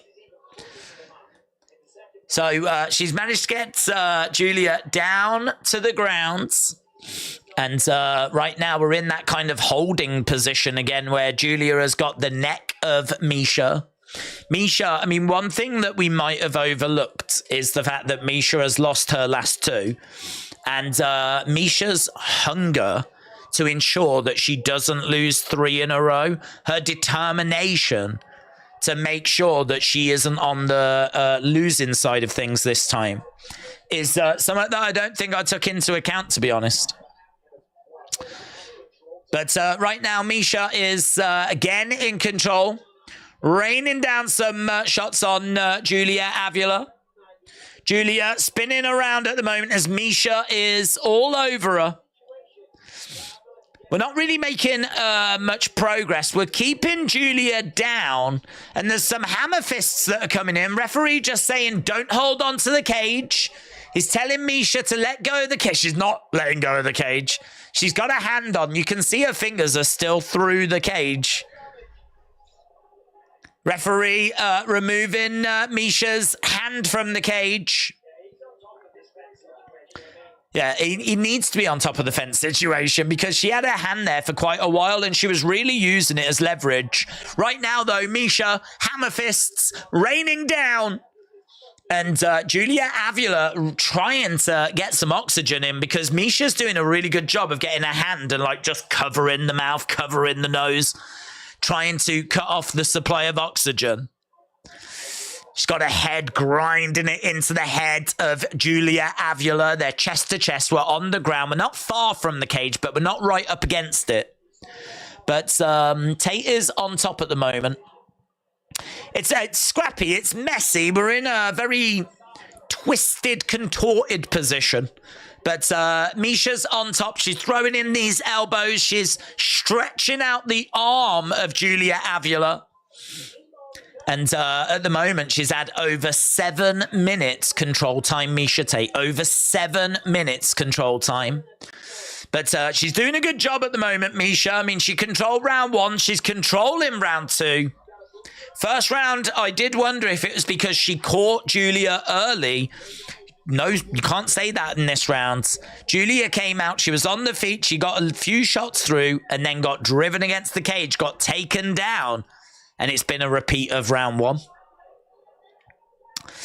So maybe the fact she had those kids has just really been a problem, has really caught up with Julia Avila. She's been out for a few years. Her last fight was a win back in 2021. So we got just over a minute and 10 seconds to go. Right now, she's inside control. Misha Tate, hammer fists coming in. Julia Avila trying to get Misha off of her. Hammer fist coming into the side of the heads. And again, Misha in control. She's doing a really good job, man. She's doing a really good job. But she's fully mounted at the moment. There's shots that are raining down. Forearms that are raining down. Big blows that are raining down. She's absolutely smashing away at the moment. Shots coming into the side of the heads. Hammer fists coming into the side of the heads. And she's round the back at the moment, Misha. She's doing a really good job. And again, she's got the mouth kind of covering over. Julia's just trying to get through the rounds. She's just trying to get through the round, trying to get out the rounds. And 12 seconds, 10 seconds left to go. Not JPEG said 230 watching, 157 likes. Let's get these likes up. I appreciate it, dude. Yeah, if you are watching and you've not left a like, leave a like because we are done. Done with the second round, and it's 2 rounds to Misha Tate. Julia Avila is looking at needing a finish in this third and final round, as we are just 10 minutes away from a very stacked, very exciting main card. 6 fights on that main card. That main card coming up, as we said, in 10 minutes time. James said, England's tour of the West Indies start tomorrow with the first one-day international. If I get a chance to watch it, I might try and watch it, but I actually don't know what time it starts. It's in the West Indies, so it's probably going to be on at a crazy time, isn't it? Wow, look at her eye. We're just seeing Julia Avila. She's took a lot of damage. She's got a black eye. Her nose is red. She is going to need to find a finish here.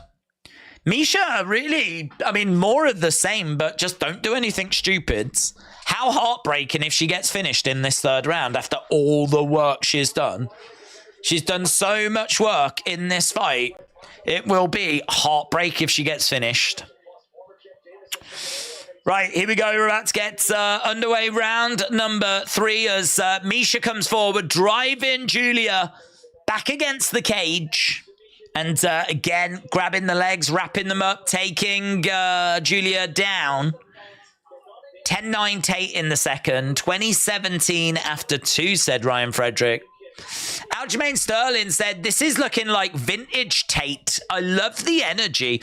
That is something that's grabbed me as well, actually. She has got great energy. Very explosive. Shots coming into the side of the body. Misha is fully mounted. Julia, well, half guard, actually. She hasn't quite got her leg. Oh, no, fully mounted. I thought she had a leg in between, but she's managed to fully mount, and she is almost taking the back as Julia Avila is turning round. Julia Avila's kind of put herself in a bad situation there. She's kind of turned around and given up her back, which I don't understand, because Misha's now looking for a rear naked, and now that rear naked, it's not quite on. Oh, but she's tapped. It's done. I don't get that. I don't get it. I don't get what Julia Avila did.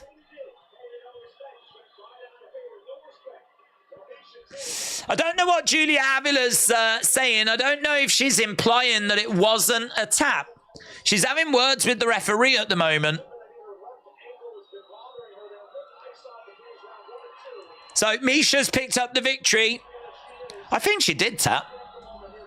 Perhaps she was just saying something else to the ref, but there was some talk afterwards, and she was gesturing whatever.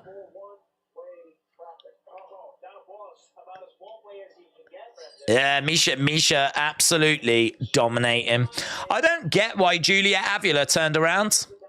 We were down on the ground, and I don't get... She was the one that seemingly turned herself around. Put herself in a really stupid position. Just having a look at the finish as she gets that rear naked on. Oh, so it's like a neck crank, man. It's moody. Yeah, I mean, she taps. Don't know. Perhaps that conversation after was just something else. I don't know. It's definitely a tap. It's definitely a big win for Misha Tate. Tom said, no, I wanted a decision.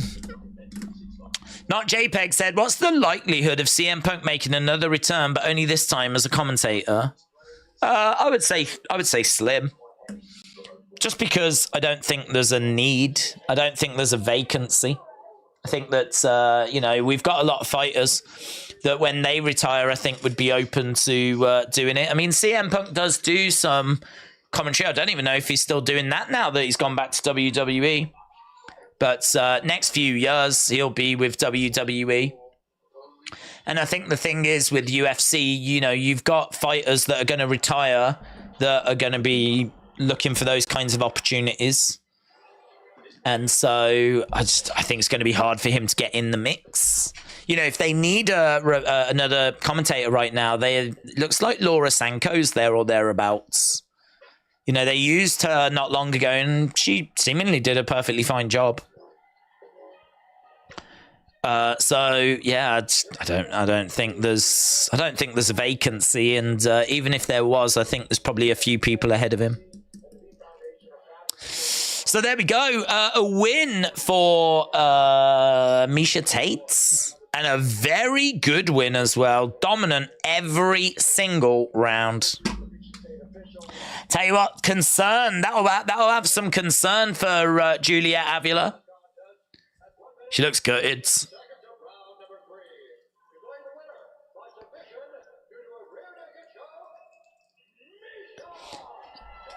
Miesha Tate picks up a win in the UFC in 2023.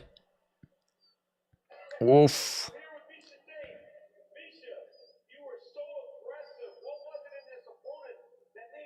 What made you so aggressive?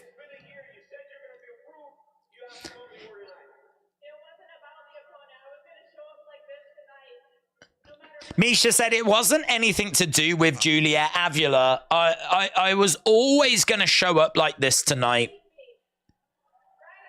You know what? She seemed hungry. I've been doing this for 18 years. Most wins in UFC bantamweight history. Amanda Nunes with 13, Raquel Pennington with 11, Ketlin Vieira with 8, Miesha Tate on 7, alongside Holly Holm, Juliana Pena, Alexis Davis, Sarah McMahon. If she wins one more fight, then she really gets into quite rarefied air. There's only 3 people ahead of her.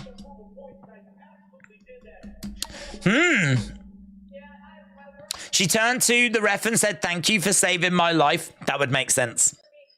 That adds up. He's been commentating for CFFC lately, but I don't know about the future, says KW. I think he's also done Submission Underground. I think he's been doing stuff for them as well.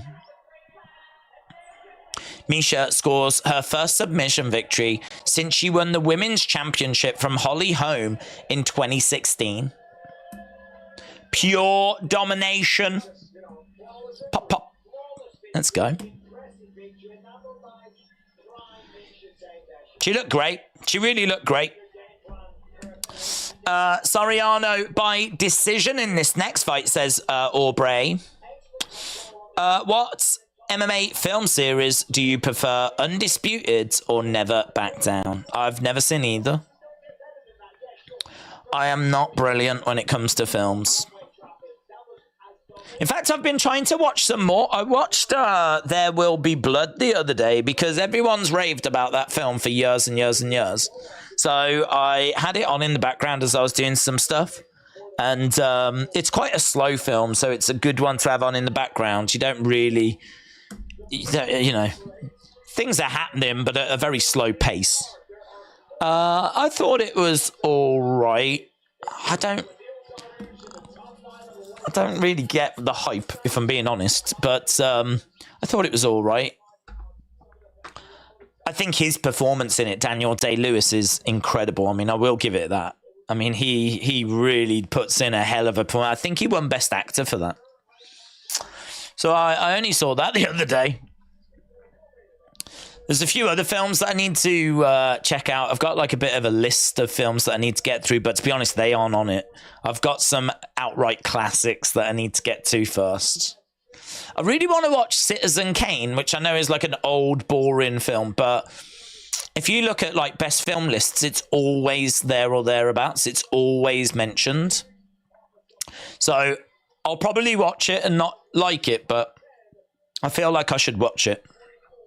At least I can make an educated opinion on it then.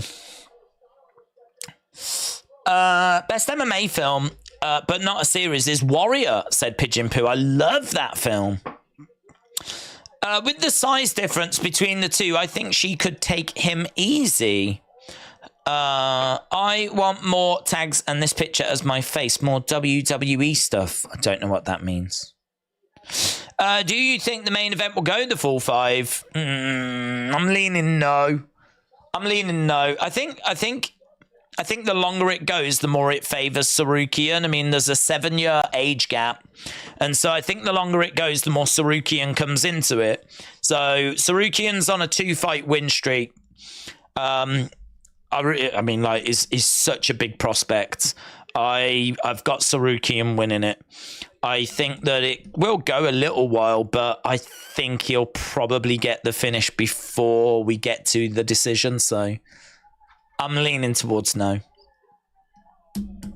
I drink your milkshake. I drink it up, said Scott. I mean, it wasn't bad. You know, it wasn't bad. I've seen lists where it is regarded as like one of the top 50 films of all time. I've seen lists where they're like, it's a modern classic. It's incredible. I suppose from his performance point of view, I can see it. But the story was not a story that blew my mind. The story was not a story that I was like, wow, this is just incredible. I think the story is fine. It's all right. It's okay. It's fine. But like, I don't know, man. I just saw so much hype on it. It's a weird one. I can't say I was like disappointed or anything, but I suppose it didn't live up to, you know, this is going to be one of the best films ever. And I only watched Blade Runner the other day as well. Watched Blade Runner a couple of weeks ago. And I watched There Will Be Bloods. So I don't know what my next film is. I've never seen LA Confidential. I know that's on Amazon at the moment, Amazon Prime, so that might be my next one. So I'm currently working through like some big names, some big films. Put in the chat if there's any films that you are looking forward to watching. Are there any classics on your list? I really enjoy old school throwback classics like Bloodsport, Kickboxer, and the best of the best, said Not JPEG. James said Citizen Khan is better. Scott said that There Will Be Blood is a movie lover's movie. Citizen Kane is the same thing. I'm happy that Misha won. She deserves it, said Suzanne. Kid Glove said, I am the best fighter in this chat room. That's fact. Kid Gloves, I'm not even disputing it. There Will Be Blood was bonkers. What a crazy good movie, said Pigeon Poo. Dominic said There Will Be Blood is carried by Daniel Day-Lewis. Mr. Unfamiliar said, why were you trashing old sitcoms if you watch Citizen Kane? Aubrey said, I doubt it, Kid Gloves. You wouldn't make it past the prelims. Whoa! Shots fired. Shots fired. Although Kid Gloves said Point Break is the best movie ever made. It is super slow, but it's like nothing else, said Pigeon Poo.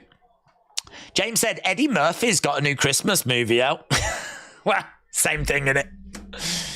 Same thing. That is just like There Will Be Blood. No, where's Eddie Murphy been? I haven't seen Eddie Murphy in like forever. So he's probably been doing some like awful, really low-key films that I've just never even knew existed. But it's good to see him getting like a big Christmas movie out. I've seen the banner of that. If ever you go onto Prime, it's right there. I might end up watching it.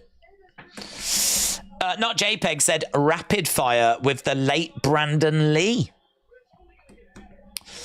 Okay, so we are working our way towards this first fight on the main card. It's going to be Soriano against Stoltzfus. Soriano has got power striking, is durable, is really good on the feet, keeps moving forward, keeps fighting, and honestly feel pretty good that he'll find the knockout. He's 3-3 in the UFC. He's taken on Dustin Stoltzfus, who's 1-4. 1-4. Lost his last fight in September. He's a decent striker. He's a Brazilian Jiu-Jitsu black belt. He's tough. He's a little bit slow. Not got great cardio. Likely gets a takedown. Not the most durable and a little hittable. I mean, for me, it's Soriano on this one. Very much lean into Soriano. Sorry, they're very similar in age as well. Soriano is 31, Stoltzfus 32. Soriano is a minus 260 favorite. Stoltzfus plus 210. Suzanne said, I recently saw Haunted Mansion on Disney Plus. It was pretty good, but I like to see Indiana Jones.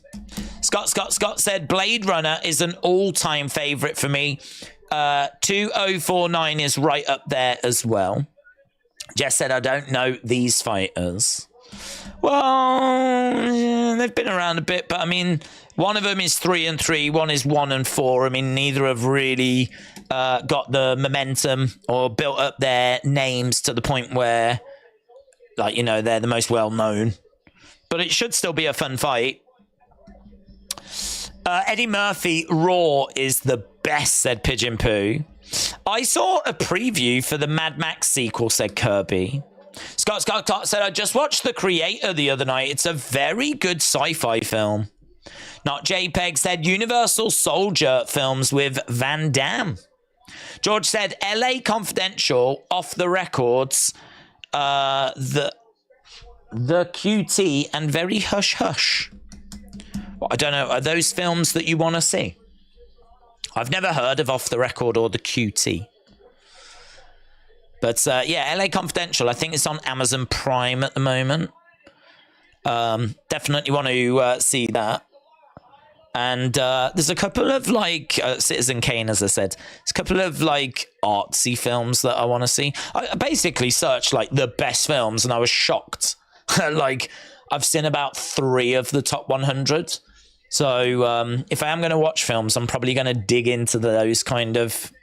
But they're all, like, you know, flipping old or foreign. And then, like, any that are American or, you know, big blockbusters, I tend to have seen. So I am going to have to go through a bit of an obscure phase now. Donnie Darko, 28 days later, said A. Jobson.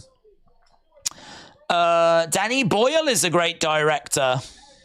I'm not a big movie guy. It takes a bit for me to enjoy a movie, said Tom. Yeah, I'm the same. I'm not a movie guy. That's why I want to just check out these films before I die, so that I know that I'm not a movie guy. I mean, I watched There Will Be Blood and I was like, it was all right. I didn't feel like I wasted my time, but, like, it didn't strike me as one of the best films I'd ever seen. And I watched Blade Runner and I gotta be honest, I felt the same. I mean, I think Blade Runner visually looks really good, but I think it probably was more amazing at its time, because I think there's a lot of films that have come out that have just stolen from it and copied it. So it probably doesn't carry the same impact if you watch it for the first time now. But it was good. It was good. But again, I'm watching films that I'm told are like all time, and they don't feel like they're all time.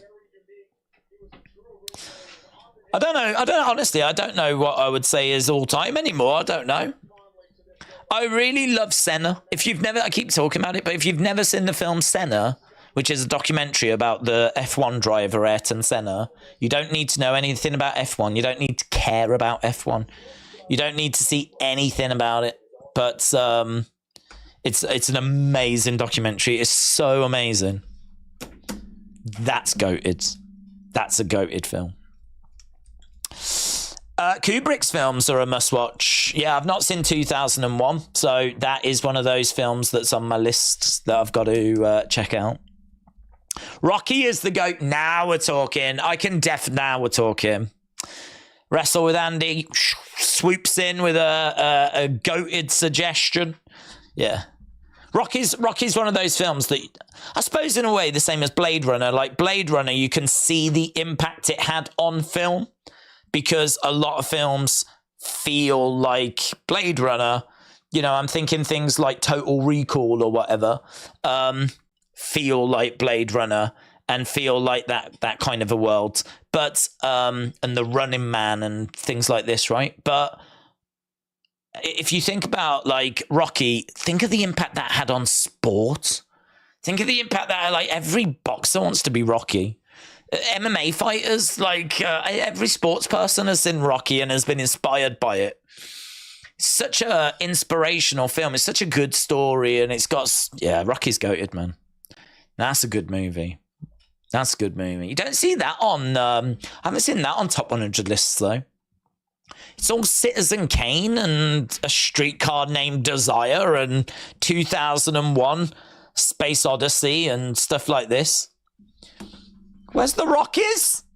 Where's the Rockies? I can agree with Godfather. I've seen Godfather. That's obviously a classic. Who doesn't love The Godfather? I'll tell you what film I watched years and years and years ago. We're about to get to the first fight, by the way. I watched Once Upon a Time in America. And I remember that film being so epic.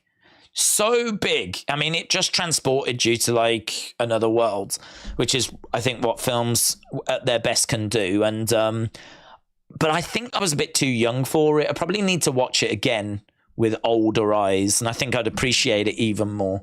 But that's a film that I remember taking a chance on, and just as not really a kid. I was more in my teens, but that was a film I was like, wow. I really feel like I've really watched something there. Once Upon a Time in America is amazing, but even that doesn't get that many mentions. And then Casino, Goodfellas. Now we're talking. Now we're talking. So there are some good films out there. I can confirm there are some good films. What's the best Rocky, said Aubrey? Well, I would probably go with the first. I feel like I enjoy them all, but I would struggle to make an argument to say like the second or the third or even the fourth. I don't think anyone's going for the fifth. I think the fifth's the worst out of them all. But you know, each one's got an interesting opponent. You know, be it Ivan Drago or be it Clubber Lang or whoever it might be. They've got interesting aspects to each film, but I think the first one, that's a tough one to beat, isn't it? We all know that your favorite film is Herbie Goes to Hollywood. Well, who didn't love Herbie when they were a kid, eh? Who didn't love Herbie? Let's go. The older I get, the more I love Revenge of the Sith, said Tom. The story behind the making of Rocky is inspiring. Respect to Stallone. Not JPEG said 1985's Commando is a cult classic. Bishop said, do you believe in UFOs? No. I believe there's aliens out there. I think the universe is too big. But I don't think any of them are visited. I think in regards to like aliens and all of that, like the universe is so unfathomably big. Like the aliens could be out there and people are like, well, if they're out there, why haven't they visited? And it's like stars are like thousands of light. You got to travel at the speed of light for thousands of years to like get to like the next huge like Earth-like planet. So if there's life there, it's going to need to be pretty advanced if it's going to have created something that can get to travel at light speeds, you know? And even if it does, it needs to set out for 1,000 years. So they might have only set out 500 years ago. They might be on the way. You know what I mean? They might be on the way. You're asking quite a bit, I think, for alien life form to have evolved and got to the point where it created a craft that could travel at light speeds, and then it set out 1,000 years ago. Like, you're asking a lot. That's a lot. So maybe they will visit at some point, but I don't think they've been yet. I don't think they've been yet. And normally when you see the people that have seen them, they're like, you know, the people that live in a shack in the middle of nowhere. And they're like, yeah, I saw a UFO. I saw a UFO. It was on the road and it had Greyhound written on it. It was a UFO, I tell you. No, that was a coach. That was a bus. So, yeah, I don't know that I can really believe some of the eyewitness accounts that are out there. Right, Soriano Stoltzfus coming out. Francisco said, I think they visited and the government is just doing a massive cover-up job. Do you know what, though? I find that quite funny that clearly governments are very incompetent, right? I mean, all the people do is complain about how incompetent the governments are. Like, you know, Donald Trump saying we need to drain the swamp and, like, governments are corrupt and all of this. I don't think they're capable of hiding such a thing. I don't think it's possible for these people in these positions of power to be able to hide this sort of stuff. I think they're just a load of idiots. I think when it comes to those kind of conspiracy theories, I think we give them way too much credit. I just don't think they're able to do it unless they're just not even a part of it. And there's, like, you know, the military, the high-end military, like, are hiding these things. It's a fun thing to think about, but I don't personally buy it. But if you do, no shade. Fair play. I don't know the truth.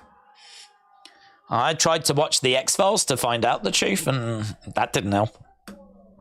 Good show, though. Aliens are just lucky that they've been recorded by crappy cameras, said Kid Gloves. MMA fights between aliens and humans, who would win? It's a great question. It is a great question. We need to see what the aliens look like first. They might arrive and they might be really small and we might just be able to bully them. Hope so. That'd be sick. Imagine that. We could get them to do all the washing up and everything. Right, here we go. About to get underway. First fight on the main card. Soriano against Stoltzfus. This should be fun. 6 fights on this main card. Okay, we've got Stoltzfus in red. We've got Soriano in black. Kick coming into the midsection there by Stoltzfus. So it's been a little wait. It's probably been about a good half an hour, you know, since we had that Misha Tate fight. We're already nearly 20 minutes into this main cards. As we have just been previewing some of the action as Soriano catches Stoltzfus. And body shots coming in. Knee strikes coming back there by Stoltzfus. Kick coming in. Soriano, very cool, calm, and collected. Another kick coming in there by Stoltzfus. Soriano throwing in a kick to the midsection. Stoltzfus coming forward. Knee strike. Oh, low knee strike there. And the referee was straight in. Soriano on the receiving end. On the receiving end, and just a timeout, momentary timeout at the moment. So, yeah, very uncomfortable. Okay, about to get back underway as shot coming in by Stoltzfus. Soriano edging forward. Stoltzfus on the outside, trying to come in with a right hand kick to the body. Lovely striking by Soriano. Yeah, really good. Going over the top. down the middle, and again, resets. We're in the center. Kick coming into the body. Soriano uses that as a cue to throw a counter. He's looking good at the moment. He's looking really good. He is just a little bit behind on significant strikes, but his shots are looking a lot more effective. Swing and a miss there by Soriano. Nice shot coming back there by Stoltzfus. That was a lovely left shot there by Soriano. Kick coming into the midsection by Stoltzfus. Soriano standing his ground in the middle, just putting out that right hand. Oh, Stoltzfus trying to throw a big right hand of his own, but no joy. Body shot coming in there by Soriano. Kick coming into the body. Soriano backing up a little bit. Stoltzfus with a kick to the body. We've got halfway through round one. Ooh. Whenever he gets in, Soriano, unless he's throwing some of real significance, he is getting clipped by Stoltzfus. Stoltzfus grabbing him, driving him up against the cage. Knee coming into the body there by Stoltzfus. And Stoltzfus is in control. Knee straight to the body. They break apart. Soriano back into the middle. Stoltzfus just edging forward. Kick coming into the body there by Soriano. Kick coming in by Stoltzfus. Soriano edging forward. Ducks underneath the shot. And again, moving forward. There's a lovely counter shot. And that rocks Stoltzfus. That was good. Lovely counter hook. And shot coming back. Stoltzfus, though, recovers. Stoltzfus in the middle. Soriano edging forward. Kick coming into the body. Soriano again coming in. Oh, really throws with bad intention, Soriano. If he can just put a string of them together, he would get somewhere. But the problem is, by the time he's landed one of those shots, he's at two. Even though they might not be that great, even though they might not look anywhere near as tasty, he's still at two. So at the moment, he is behind 36-21. Soriano again trying to find a way forward. Stoltzfus not looking as comfortable at the moment on the feet. Trying to grab a hold of Soriano, looking to try and pick him up. Dumps him down. That was good. That was really good. Picked him up, slammed him down. Soriano back up on his feet, over against the side of the cage. Knee strikes coming in. And Stoltzfus really trying to swing away there. Oh, fall short with the right hand, and a left comes back by Soriano. Inside leg kick there by Soriano. This is going to be a hard one to score, you know, because I don't feel like these numbers do this justice. I feel like Stoltzfus might get it. But honestly, the more significant shots are really with Soriano. But that gap might just be a bit too wide. I mean, it's 11. Oh, that's done it. Stoltzfus knocks Soriano down right with the last shot.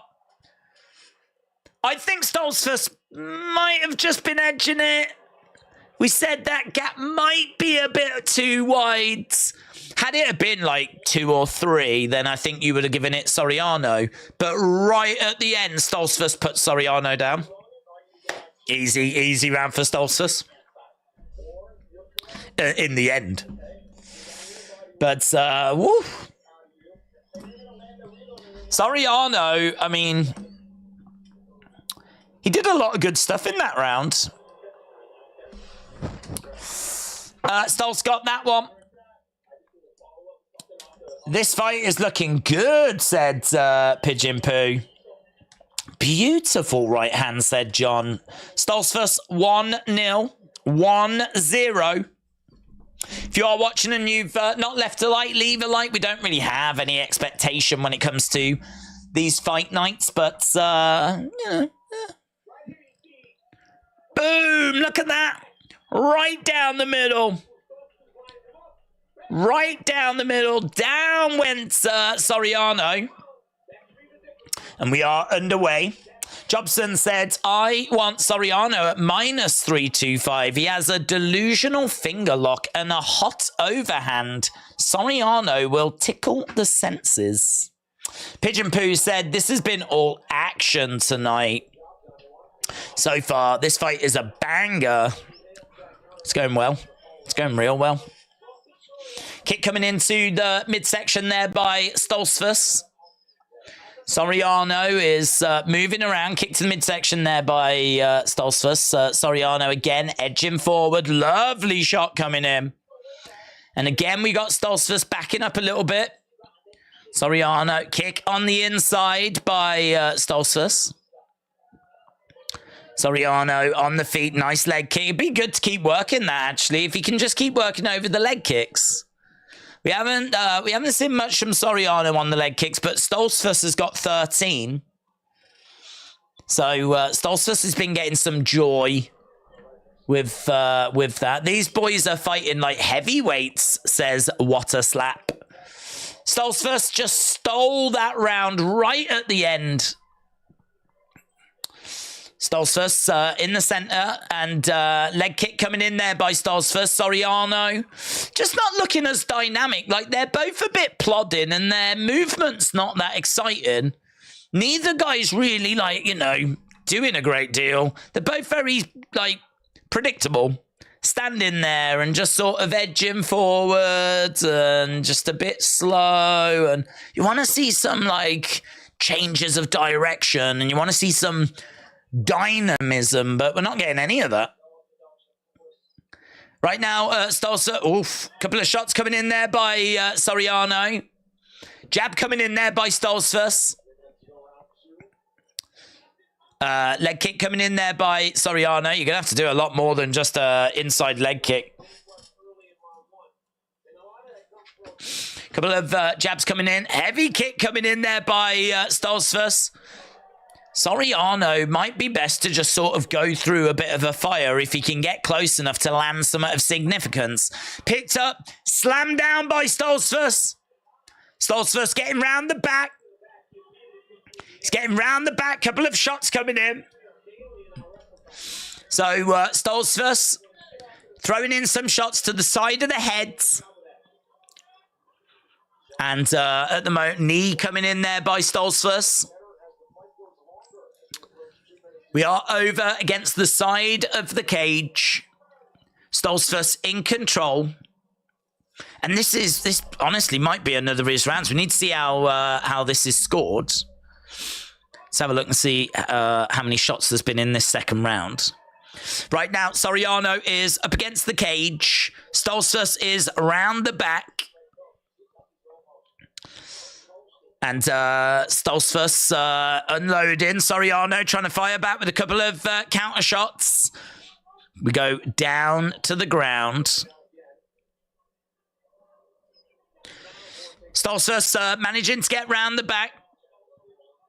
This is not good, man. Soriano really struggling here. And that's a rear naked, and it's looking not bad. Not bad at all. It's not under the chin, though. It's not... Oh, it's on the chin. It's not under the chin. I tell you what, though, it looks fairly tight. I mean, it looks like there's a nice squeeze there. Soriano is trying to get out of it. Oh, now it's under the chin. Now it's under the chin. He's grimacing and he taps. He taps. Stoltzfus picks up the victory. Whew. Big win for Stoltzfus. Big win for Stoltzfus. Rear naked choke. He was plus 210 underdog. I didn't fancy him. But he picks up the victory.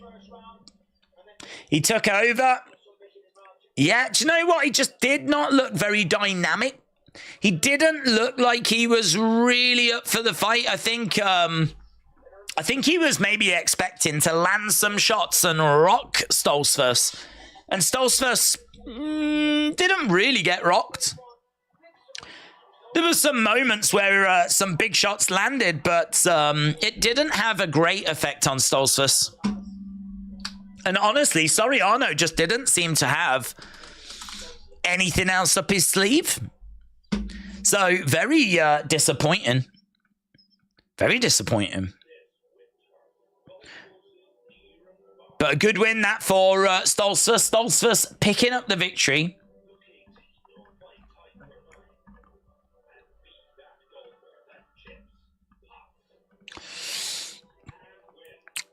Tank Abbott fights in Calusa, California. King of the Cage, said Tony. Are you doing NXT or UFC? Dude, I take it a week at a time. I take it a week at a time. I needed a Stoltzfus by knockout, said Tom. Pigeon Poo's mind has been blown. Blown by what they just witnessed. Well, 5 fights left to go. And fun. I mean, it's been a fun card. All the way throughout, it's been really enjoyable. Tom said 3-4. Let's go. The comeback is on. Not JPEG said the film Shoot Fighter 2 from 1996 stars Medusa. Oh, that's interesting. Have you heard anything about the next Crew launch? No. I don't even know what that is. That's a game, isn't it? The Crew.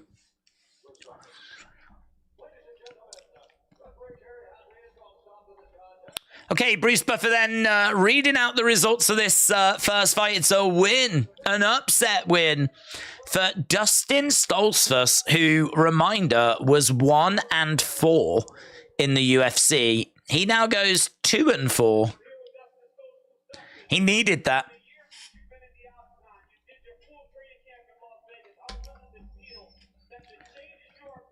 How good does it feel?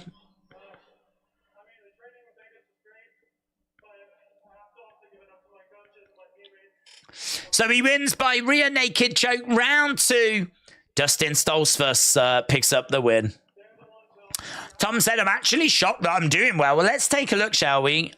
Quickly jump over to Tapology. I don't know if it will have updated yet, but this is Wrestling Days League. We've got 307 people playing. You can join as well. It's free. Just go to the Tapology website, create an account. It's free. And then it says join groups and on the side. And then you click on that and you find Wrestling Days League. As we said, we've got 307 members. 307 members. So at the moment, we have got Brian and Paulie in joint 9th. We've got LDTV and Muhammad Ali in joint 7th. We got Tiramisu Tuesday and Ray K in 5th. Bumpy in 4th. Sunny Wolf. Sunny Wolf is 3rd at the moment. I don't even know if she's around, is she? Sunny is 3rd. Then we've got Hype MMA in 2nd. And then we've got Bruno Kuka in 1st place at the moment. And not a bad little lead. So we've still got 5 fights to go. We'll see how that plays out. Henry Cejudo. Triple C is in the crowds. December 10th. Fight Pass Invitational. The Raid Redemption. Look into it, said Scott. Silver by decision for this next one, said Aubrey. So this next fight then, we've got, well, people love Clay Guida. Clay Guida, 41 years old, 18 wins, 17 losses. He's 1-2 in his last 3. He's got loads of experience. He's a wrestler. He's got good speed. He's got awkward movement. His cardio still seems to check out. He's got good heart. He's a bit flat-footed. Obviously questions of whether he's declining. He certainly doesn't feel like the same fighter he was like 8 years ago, 10 years ago. But he doesn't feel like a 41-year-old either. He is susceptible to submissions. Very good pressure wrestling. He is the underdog here at plus 260. He's taken on Silva, who's 5-4 in the UFC, 1-1 in his last 2, and he lost his last fight in June. Big shots, big counters, hits with power. He's quite hard to wrestle with. He's always getting back up to his feet. Silva is minus 340 favorite. I have got Silva here as well. But there's so much love for Clay Guida. So much love for Clay Guida. Is he going to be able to do it? Let's change over our poll. And who wins? Let's see what people think in regards to who's going to get the victory here. Is it going to be Clay Guida or is it going to be Silva? Okay, so we've got the poll up and running. People can vote on that. In my opinion, 1995's WMAC Masters was a good show, said Not JPEG.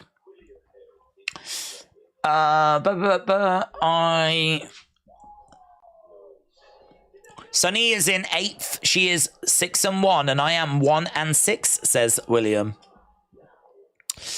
I played it safe tonight. I mostly went with the favorites, or so I thought. William said, check it out. I'm bottom of the 12 fight pickers. Good work, man. I believe you. I can believe that. So, great work, William.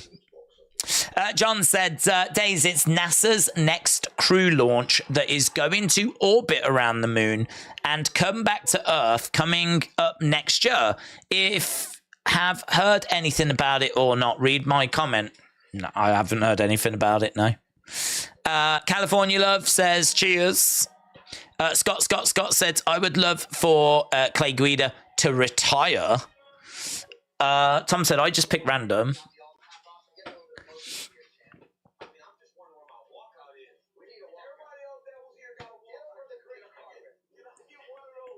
I don't know what we're looking at here.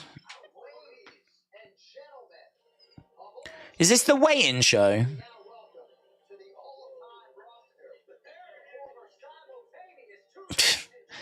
Cormier making his way to the table.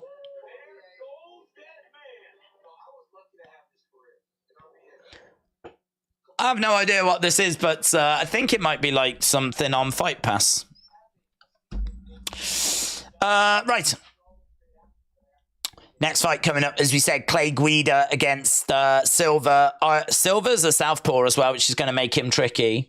It was something on Fight Pass. It was a little panel looking back at the 30 years, the Ultimate 30, the UFC Ultimate 30, the all-time roster. A show that's available on UFC Fight Pass. Oh, it's a series. All episodes are live on UFC Fight Pass right now. So there we go. It's a series.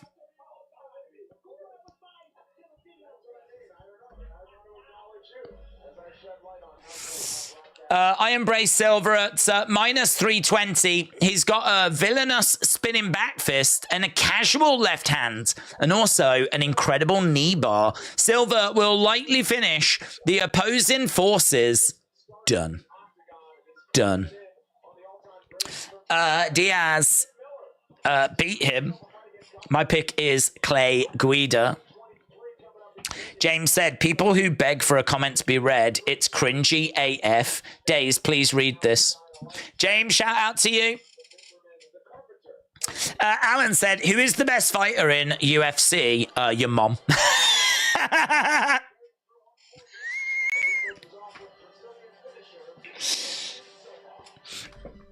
or John Jones, or maybe Islam Makhachev. I think they're the top two, aren't they, actually, in the pound for pound? I'm pretty sure it's Islam and then John, 1 and 2. Sadia said, what's your favourite UK slang?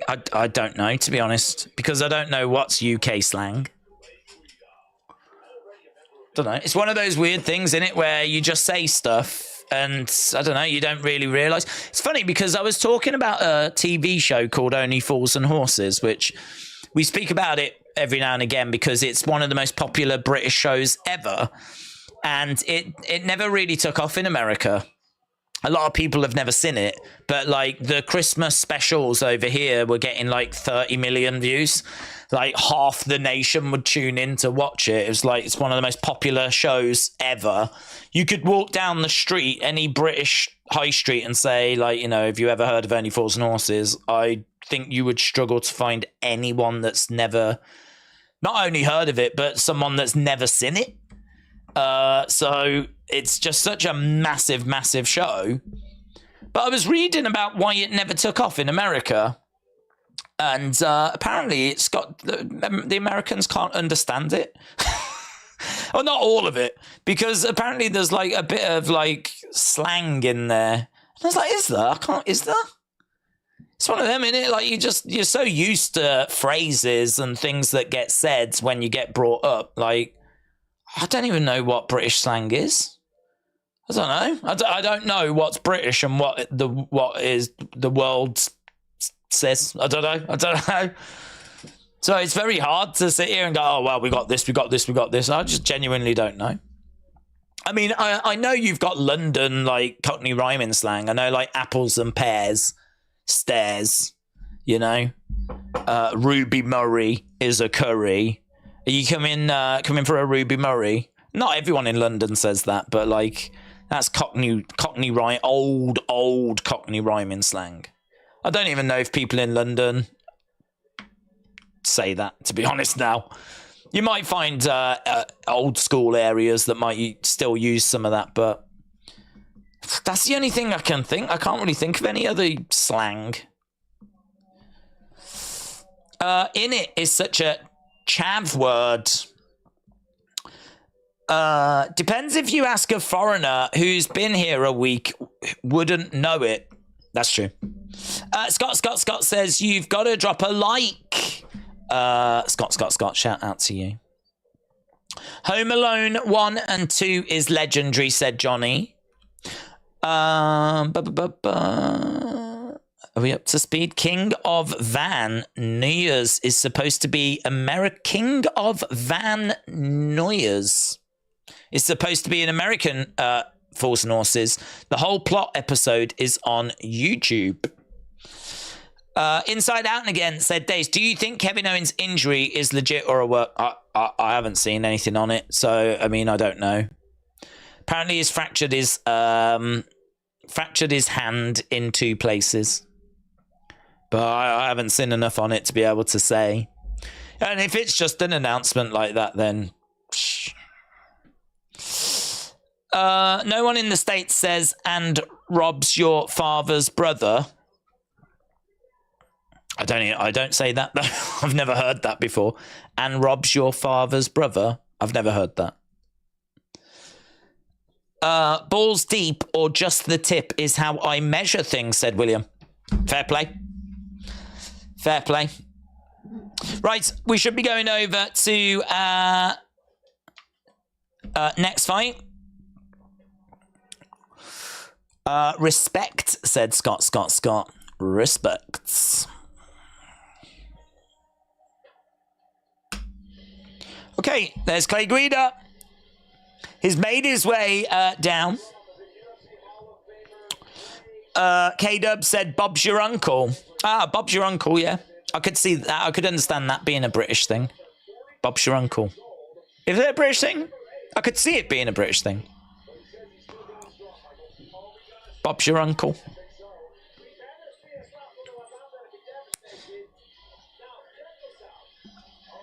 Okay, Clay Guida about to step inside. Fired up, man. Look at him. He's ready to go.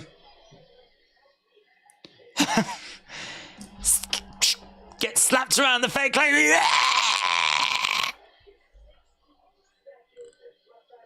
60-second fight. He's ready, man. 41.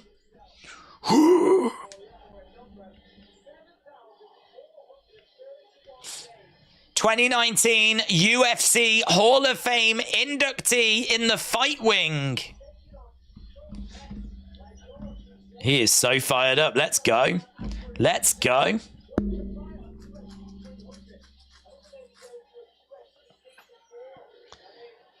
Clay Guida stepping inside.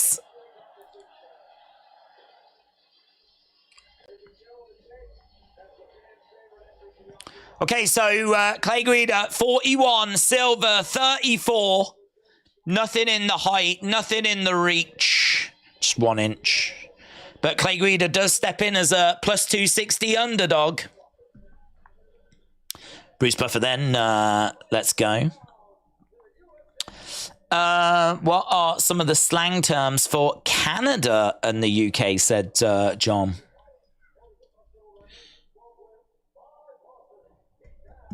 Silva. Getting some boos. Crowd know which side they are leaning with. What did you think about Ryan Garcia getting KO'd tonight? Dude, I've just been sat here. Don't know the result. So if he did get knocked out, I'm surprised. Guida is an MMA OG. Do they say Scooby-Doo if I know in the UK? Yeah, some people would say that. I mean, I don't think it's a term that everyone uses. Scooby if I know. I've heard people say that before, but it's one of them, isn't it? I mean, like, some of these terms aren't terms that everyone uses. But like, yeah, I've heard people say Scooby. I don't know, Scooby-Doo if I know. I think it's just shortened to Scooby if I know. I don't know if I've heard anyone say Scooby-Doo if I know. I don't know. It's not a term that gets used that often. But I have heard it. But to be honest, I might have heard it on some American show, you know? This is where it gets a bit messy.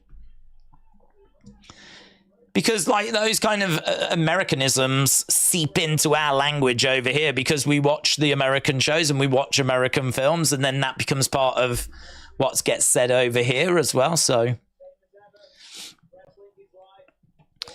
we've got Clay Guida in the middle of the octagon, then Silva standing his ground. A. Jobson said in Canada, everything is just wicked. Couple of jabs coming in there by Clay Guida, and just falling a little bit short. Again, stepping over to the side as Silva backs away a little bit. Big Guida chances. Guida continues to edge forward, swinging away, putting the pressure on. Again, trying to come forward as Silva is backing up. Silva is maintaining a little bit of distance at the moment. Inside leg kicks coming in there by Clay Guida. And Silva backing up against the cage. Singing away, and Clay Guida on the outside, edging forward. Silva backing up, jab coming in there by Guida. Jabs coming in there by Guida. Silva again continuing to move forward. Jab coming in there by Guida is swinging away. Silva putting that pressure on Guida on the outside. Jab coming in there by Guida. Kick coming in there by Silva. And Silva backs up a little bit. Again, takes a step back as Guida comes in, looking for a jab. Another jab coming in there. Guida circling round. Another couple of jabs coming in. Hook shot coming in there by Silva. Again, he tries to let his hand go, and he backs away a little bit. Guida, swing and a miss. Jab coming in. Again, he's letting his hands go there, Guida. Good movement by Clay Guida. Jab coming in. Hook shot coming in there by Guida. Silva backing up a little bit. We're seeing a lot of movement, but we're not seeing a great deal connected. I mean, Clay Guida's thrown 45, 50 shots, and he's landed 8. So accuracy is something we're definitely struggling with at the moment. Again, shot coming in there by Guida. Silva being very, very patient. It does feel like he's just going to throw like a counter, that's got some real significance behind him. And I would worry for Clay Guida at that point. Clay Guida is working away, and he's got a lead here. But I don't know that he's going to be able to do much more than what he's doing at the moment. Whereas Silva's just really not offering much up at all. Look, he's landed 2 of 8. 2 of 8. Guida, again, continuing to move forward. Bit of damage on the face of Clay Guida. We've got 1 minute 30 odds. Again, sitting down on his shots. Oh, he clips Silva. Silva just stumbles there. He's being way too hesitant here, Silva. He's really struggling at the moment with Clay Guida, who's just bringing the fight to him. If he's trying to find the perfect shot, he's not found it.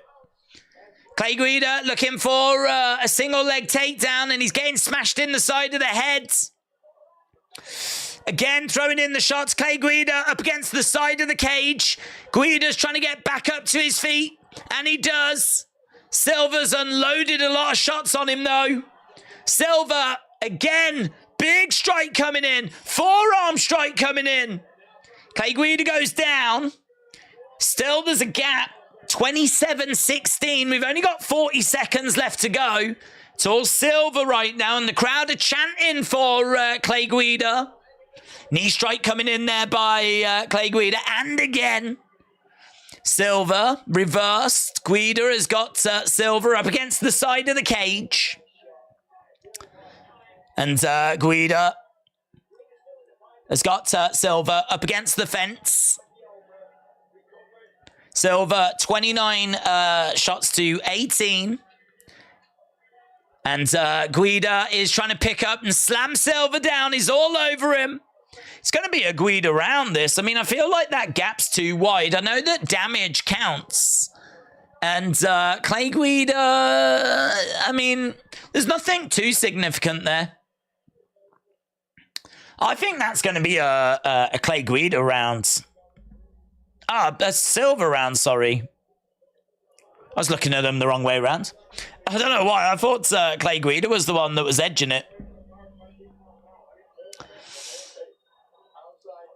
I think that's that moment is when he had him up against the cage and he was like smashing him into the side of the head. I don't know why. I thought that was just counting as total strikes, but it looks like it has gone on to significant as well. 27 headshots by Silva, 8 headshots by Clay Guida. Not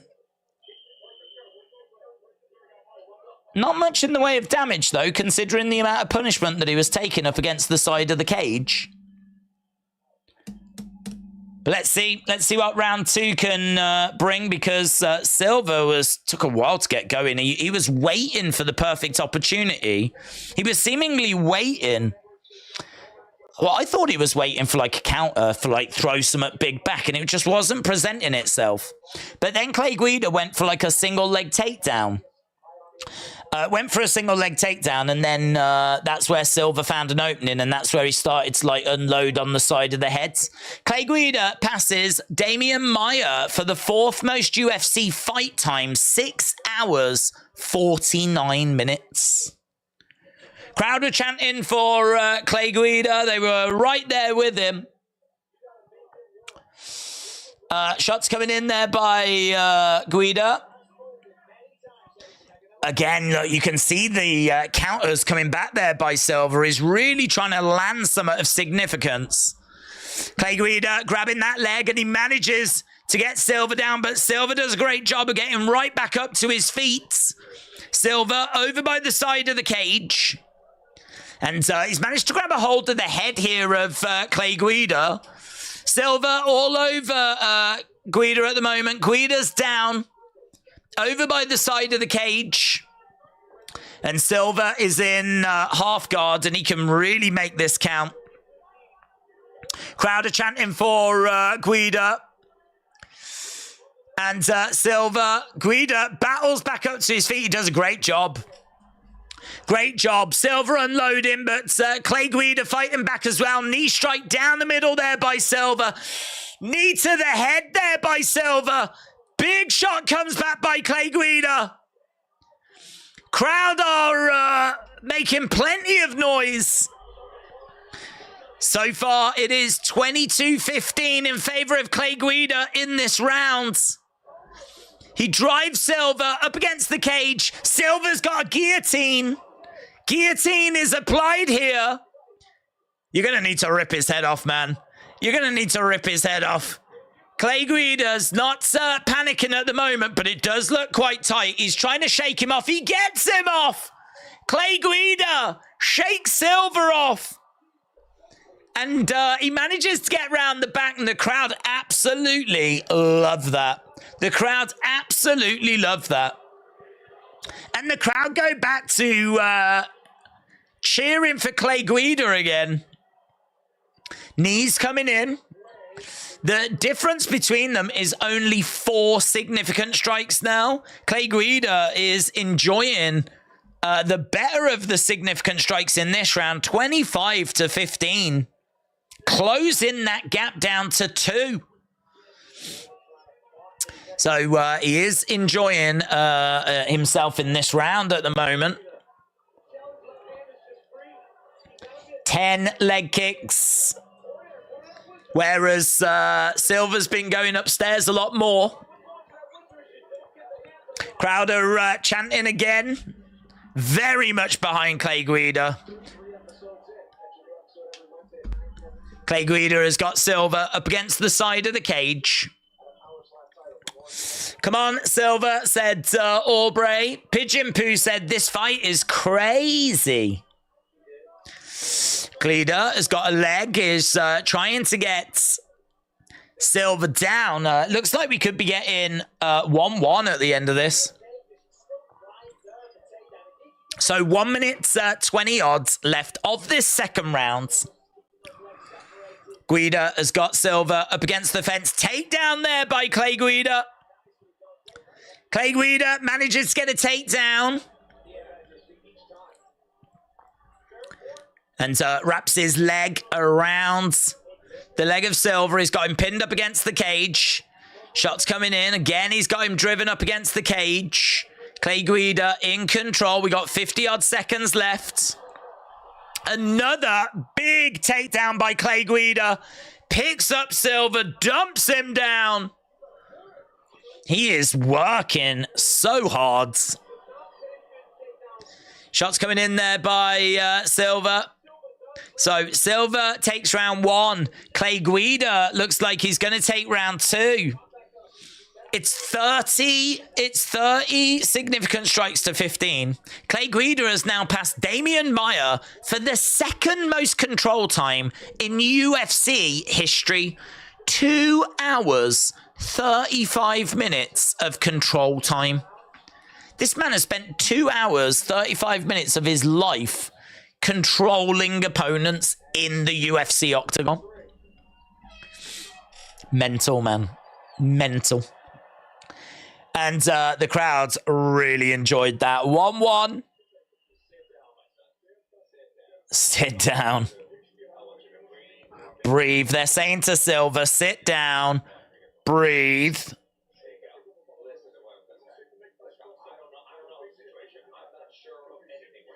I don't know the situation. I'm not sure of anything right now.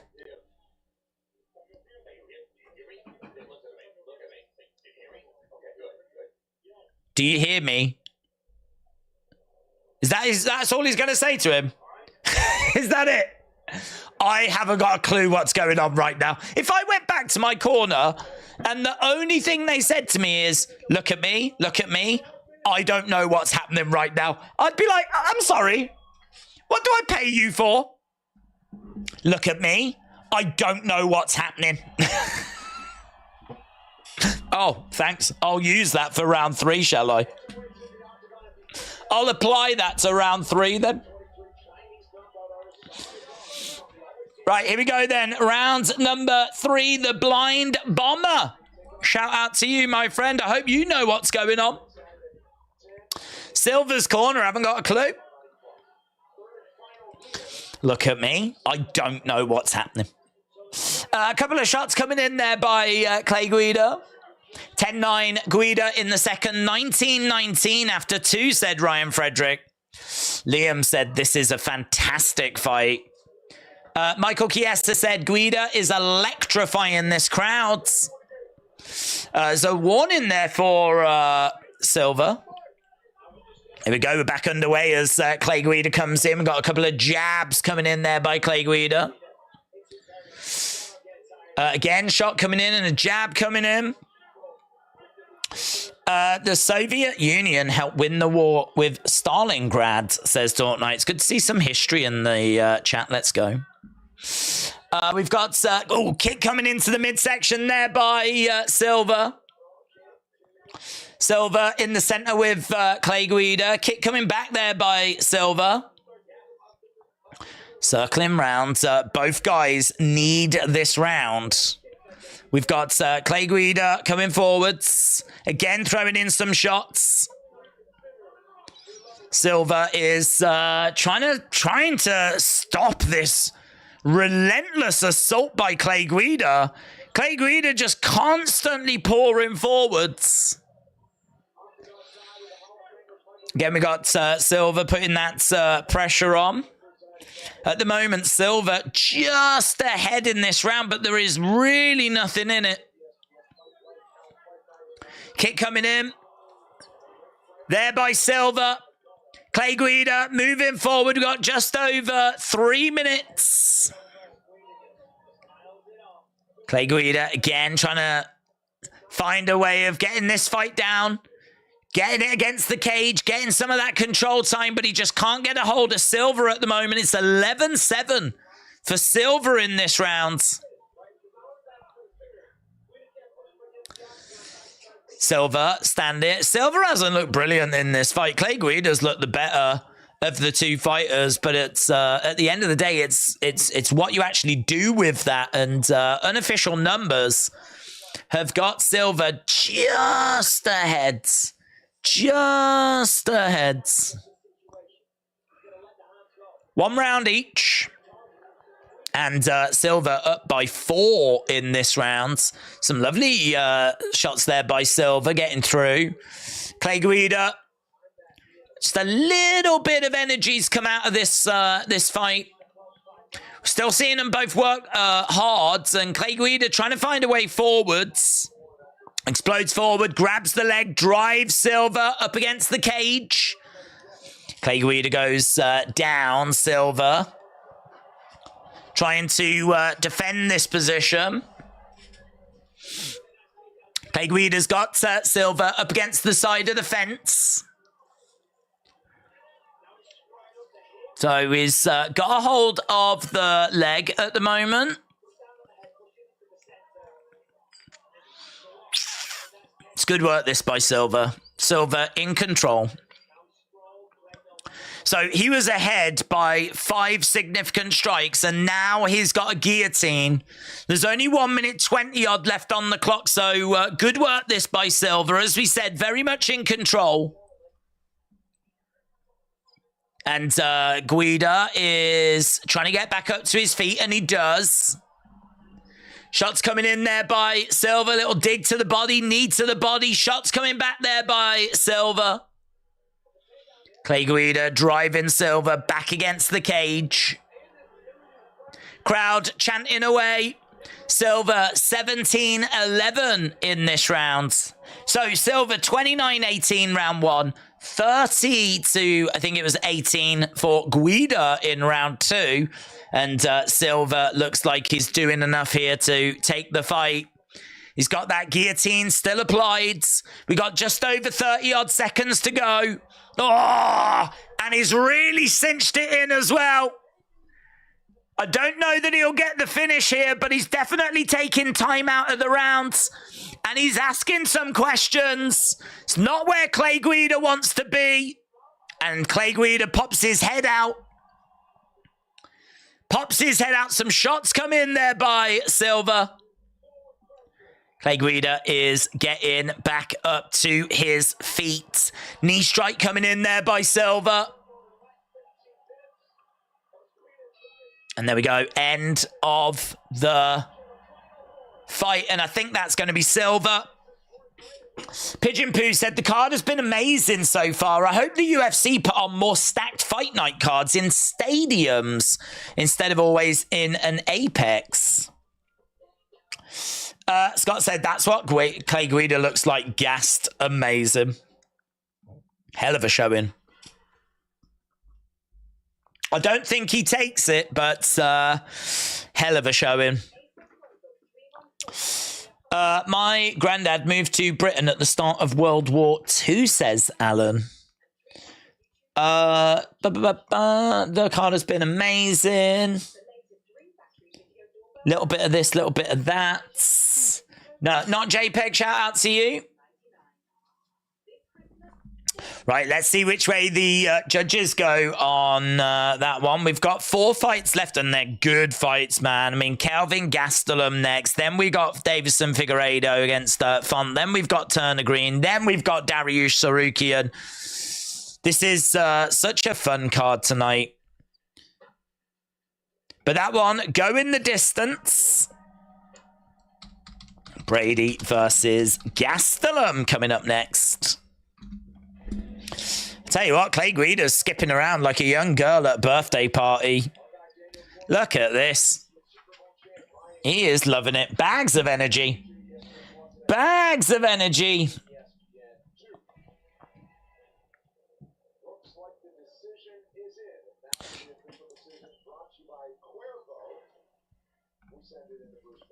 Okay. Hello, ladies and gentlemen. Look at him, he's still jigging around. It's like he needs the toilet. 29-28, unanimous decision. Joaquin Silva gets it. Clay Guida applauds him. All 3 judges went 29-28. Joaquin Silva. Crowd are booing, but it is the right result. Robbery. Goddamn robbery.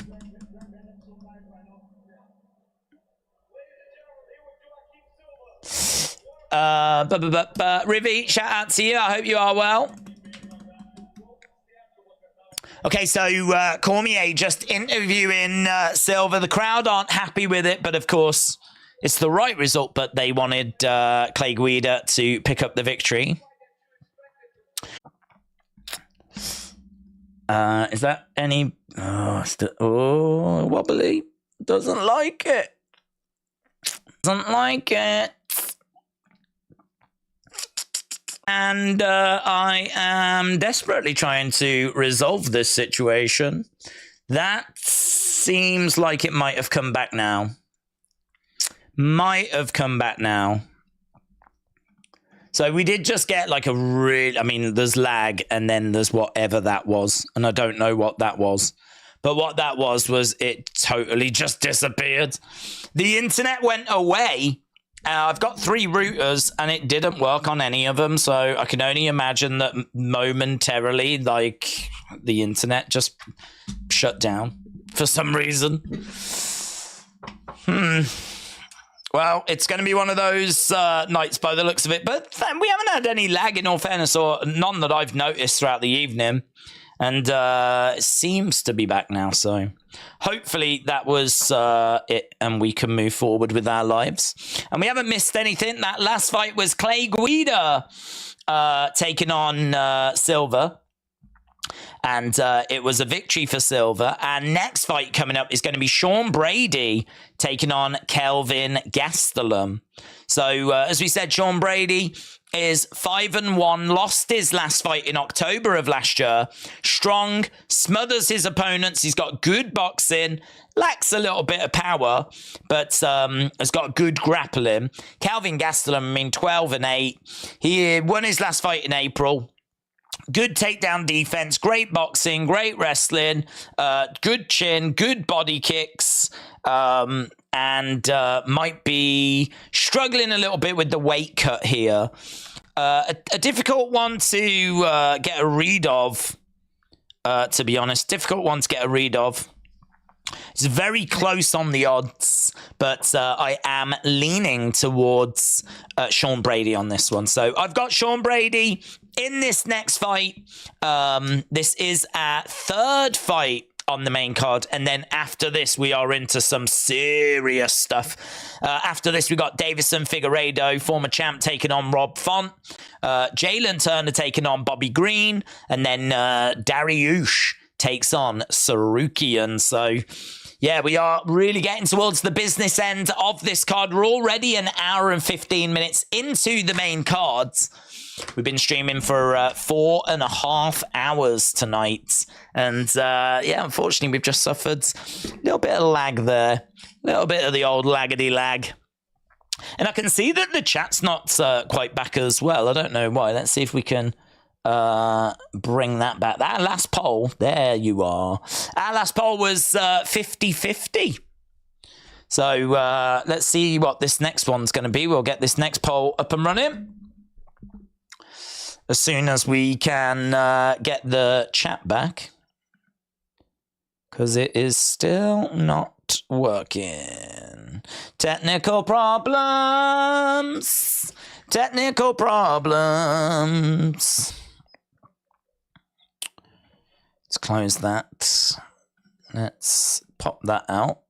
When I pop it out, I can see it. Who have you got for the next 4 fights, said Macca? I have got Brady, Figueiredo, Turner, but I don't feel great about that, and Tsarukyan. It's weird, man. Where behind the scenes on YouTube, like, you've got, tells you how many people are joining you. It's got the chat, all that stuff. If I look at that, it's the chat's not moving. I can't see any of the comments. As soon as I like pop the chat out, like actually take it and pop it out, that I can see everyone's comments then. So that's an interesting glitch. I wonder if I re-add it, turn it off, turn it on again. I wonder if that will update the chat on screen. No is the answer. Let's take it out. Do that. Now let's put it back in. Do that. Yeah, that might be good. That might be updated. Yeah! Let's go. Fixing problems. Right, Sean Brady, Kelvin Gastelum. Let's go. Rivi, shout out to you. Alan, shout out to you. Shout out to Scotland. My Scottish friends. Here we go. Bruce Buffer then coming up with the next one. Scott said, God save the Queen. Misha Tate. Q the Light Knight said, I blame Billie Eilish. Fair play. Same here. Suzanne said, I've got bad weather coming home. Yeah, I don't know if it is bad weather. I feel like it's got to be. You know, we've gone all year with very little, like, you know, considering the amount we stream and the amount we do, we don't tend to get lag all that often. So all of a sudden we've started getting it the past week just as the snow arrives. You kind of, doesn't take a genius to put 2 and 2 together, does it? So it probably is connected. I don't know what that means for the winter. But we know that UFC is winding down. We know that WWE don't have any more big pay-per-view shows. So there's not really, there's not any big streams that we need to worry about. I do have that Joshua stream on the 23rd. That could be That could be fairly decent size. Right, here we go then. We're about to get underway. We are all together again, which is lovely. And we are about to... let's refresh this. About to get underway with Kelvin Gastelum and Sean Brady. Boom. Okay, we are up and running. Brady is in blue. Gastelum is in black. And Brady comes forward into a clinch. Knee strike coming in there by Gastelum. Brady with some shots to the body. Throwing in knee strikes. Knee strike coming back there by Kelvin Gastelum. And again, we've got these two battling away as Brady drives Gastelum back against the cage. Brady in control at the moment. Grabbing the leg of Kelvin Gastelum.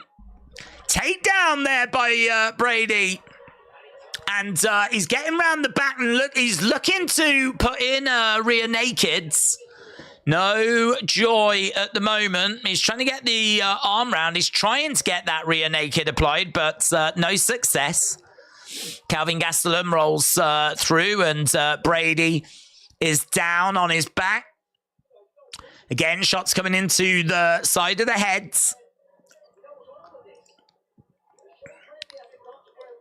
Brady is, he's got the body lock applied. He's looking for this rear naked. Kelvin Gastelum in a tricky situation here. Shots coming into the side of the head. Again, trying to get the arm, trying to wrap it around. Throwing in shots to the side of the head there by Brady. Again, no joy. Again, trying to get that arm around. Kind of covering over the mouth, covering over the nose. And again, that arm really coming round there by Brady. And Kelvin Gastelum really battling away here, but he's struggling to get free. He does manage to get free, though. Standing over Brady, binging down some big shots. That's a real sign of experience there. Was in a real bad situation, didn't panic. Managed to get back up. Started throwing some heavy shots. Oof. Got caught. They both threw at the same time. Gastelum took a little tumble. Got Brady again there, circling rounds. Brady in the middle as Gastelum again throws. Kick coming in there by Brady. Brady is ranked 9th in the welterweight division. Again, shot coming in. Gastelum just outside the rankings. Again, we've got Brady backing up as Gastelum moves forward. Oh, down goes Gastelum. Brady caught him. Gastelum tried to get the arm. And again, he's looking for that rear naked. Brady managing to get round the back of Kelvin. Kelvin down on the ground. Shots coming into the side of the head. Again, he's very good at not panicking. He's very good at not allowing a bad situation to get worse. He gets over by the side of the cage. He's still got Brady round his back. Hammer fist coming in there by Brady. Brady stepping through. Again, he's round the back here of Kelvin. He's got the arm, wrapping it round the head, round his throat. Little shot coming into the side of the body. He's trying to put a squeeze on here. Shots coming in there by Brady. And again, shots coming in. And Gastelum getting back up to his feet. Takedown there by Brady. Brady wrapping his arm around the side of the head there of Kelvin Gastelum. Some quick little shots. You can see it's 15 significant strikes to 9 at the moment in favor of Sean Brady. We've got just over 30 seconds left to go. 2 minutes 43 control time. This is a Sean Brady round. And again, he's trying to get the rear naked applied. Gastelum rolls over. Sean Brady again, still on the back. Still on the back, still applying that, or still trying to apply that rear naked. It is a lot of back control time there for Sean Brady. He's picked up over 3 minutes, 17 seconds control time.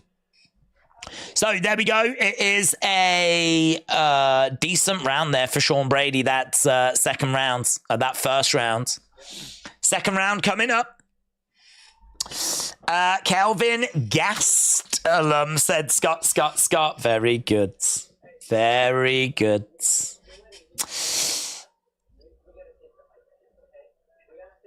We got to stay low. We got to take the fight to him. They're talking to Kelvin Gastelum.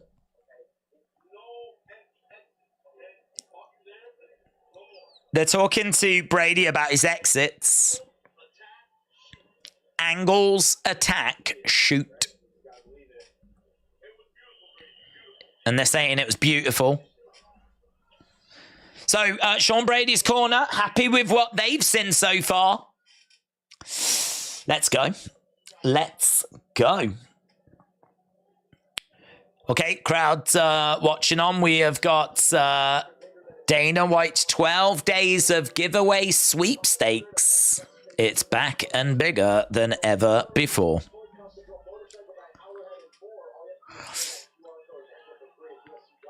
Okay, round number 2. Kelvin standing his ground in the center. We got Sean Brady kicking in and Gastelum with a kick coming back. Brady moving forwards. Again, outside leg kick there by Brady. And takedown by Brady. So good work there by Brady. He manages to get Kelvin Gastelum down. And he had lots of control time in that first round. There's no reason to think he won't enjoy a lot of control time in this round as well. Hammer fist coming in there by Brady. And some hammer fists coming in. Rivi said Trini is being negative, and I can believe that. Again, shots coming into the side of the body. Crowds are a little bit restless. I think they was hoping for a little bit more excitement in this one, as Sean Brady has fully mounted Kelvin Gastelum. Shot coming into the side of the heads. Again, chest to chest at the moment. Brady and Gastelum in the middle of the octagon. Brady on top. Half guards. Half guard at the moment by Brady. He's on top of him. He's trying to throw in a shot to the side of the head. Again, going in, side of the body, side of the head. He's digging in. I tell you what, Sean Brady is frustrating. He's frustrating Gastelum and he's frustrating the fans. The crowds are outright booing now. They really wanted more from this fight than what they're getting. I think there's a lot of frustration. So far, there's 2 significant strikes to 1 in this round. 2 significant strikes to 1. It is dominance from Brady. Dominance. So a takedown by Brady, and he is just eating up all this control time. You do have to do something with it. And you could really make an argument as to has he really done a great deal with it. But 27 strikes to 2 in favor of Brady. 27 to 2. Only 4 have been significant, but how do you give this round to Gastelum? You can't, can you? So it's just very controlled, very frustrating, and not the fight I think people were hoping for. But it's the fight they're getting. And Sean Brady, dominant. He's managed to get round the back of Gastelum. Gastelum trying to get back up to his feet. An excellent work here by Brady. Again, getting round the back and controlling Kelvin Gastelum. BKFC tonight with Mike Perry against Eddie Alvarez, said KW. 6 minutes control time right now. 6 minutes control time for Brady in top position. Shots coming into the side of the heads.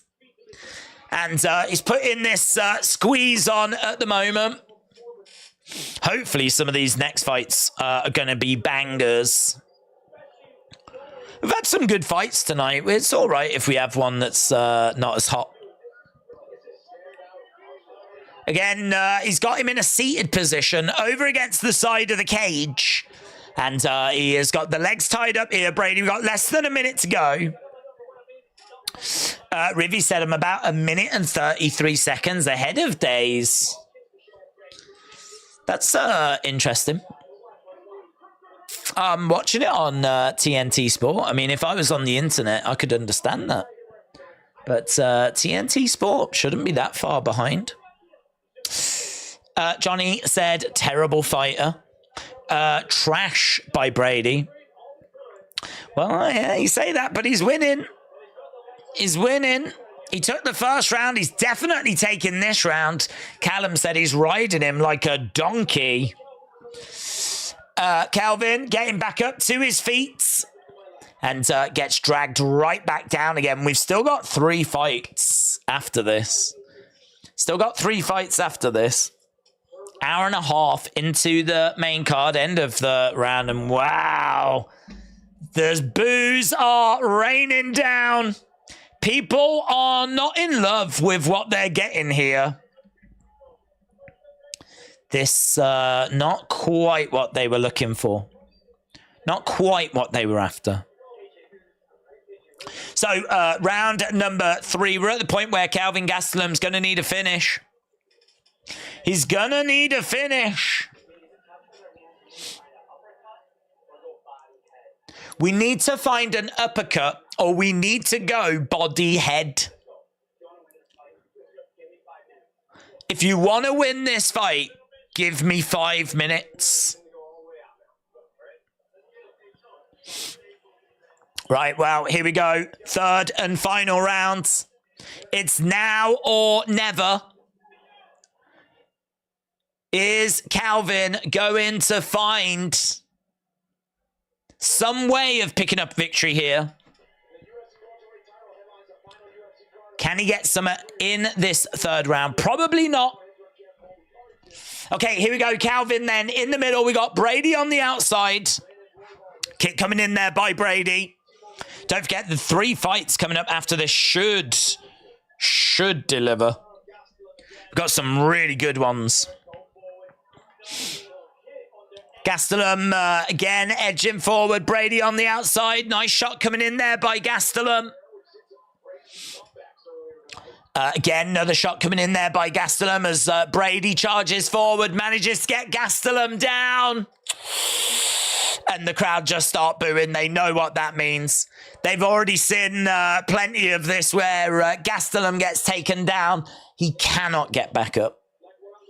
Brady is just too good, and it's come early in the round as well. There's a really good chance that this is just going to be it now. And we're just going to see Gastelum down with Brady on top. And the crowd very frustrated by what they're seeing. Head and arm choke being applied at the moment. Quite tight as well. If he can get over to the sides, Brady might be able to get the finish. He's not. He needs to go over to the other sides. Position over submission. Yeah, he had it on. If he'd have shifted his body weight to the left, he could have really tightened that squeeze, but he didn't go for it. He's gone for a... Oh, he's going for a Kimura. He's going for a Kimura. He's trying to get the arm. Oh, my God, he's really arm cranking. And I think he's managed to get the finish there, Brady. Done. Done. Brady picks up the victory. So, there we go. We did get a finish in the end. The crowd were dissatisfied, shall we say, but at least they got a finish in the thirds. Sean Brady picking up the win.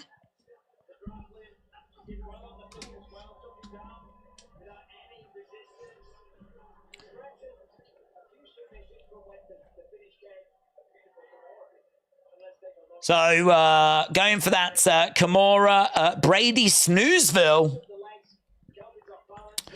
Well, it definitely will be one that won't appeal to everybody there. I think people were looking for a bit more excitement. But if you are a fan of that kind of dominant, position-based ground work, then Brady's just put on a clinic.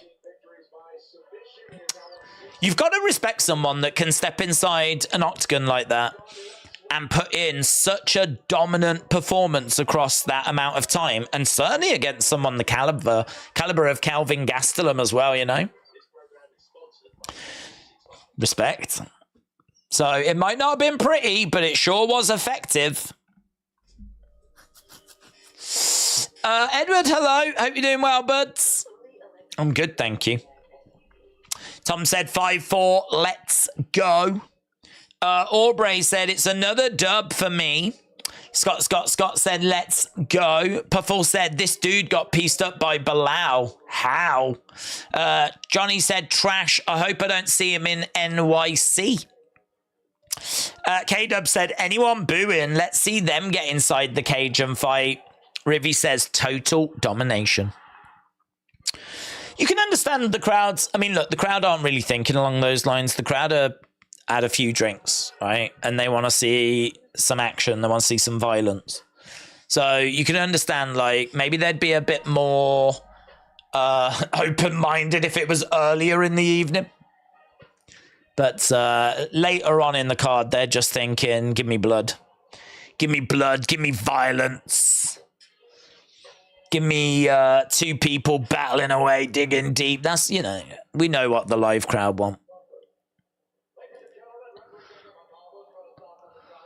Brady picking up the win then. So coming up next, we got Rob Font taking on Davison Figueiredo.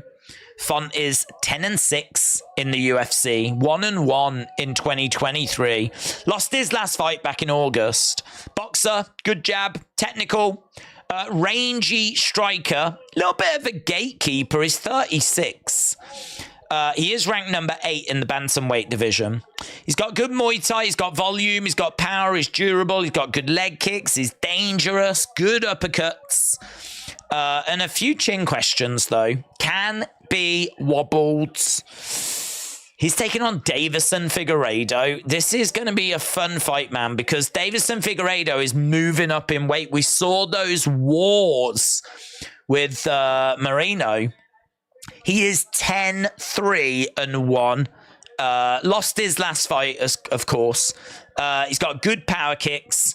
Good power in both hands. He's very aggressive. He's explosive. He switches stances well. He's got good calf kicks. Can give up his back in scrambles. He's got good counter wrestling. There's a lot to like about Davison Figueiredo. He's 35, and there are a few people thinking that he's washed. There are a few people thinking that he is that his best days are behind him, and that could be true. That could be true. So this is going to be very interesting. He's moving up in weight. I believe he's been training still with Triple C. So, yeah, I'm very much interested to see how he's going to do here. I'm probably just leaning Davison Figueiredo. I'm probably leaning Figgy.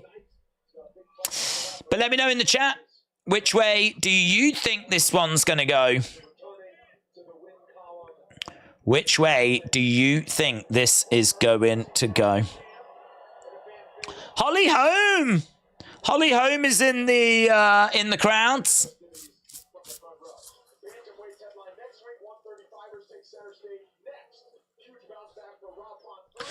Rob Font, ranked number 8th. Oh, we need to change our poll, don't we? Can I do that? Have we even got a poll? Can I even add a poll? Don't even think it'll let me add a poll. Oh, maybe if I pop it. Let's have a look. There he is, Davison Figueiredo. Ah, yes. Who wins? So, is it going to be Font or is it going to be Figgy? Font or Figgy? It's going to be lovely for him to face someone that's not Brandon Moreno, isn't it? That's going to be a real treat. Let's have a look over at Tapology. I don't think he's faced anyone other than Moreno, has he, since the end of 2020? Let's have a look.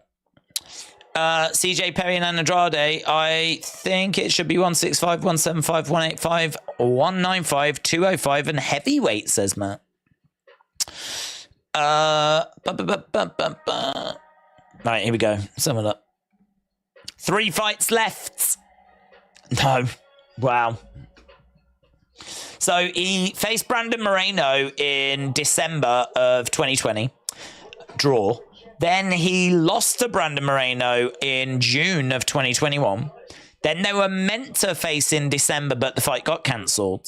Then he faced him and won in January of 2022. And then he faced him and lost in January of 2023.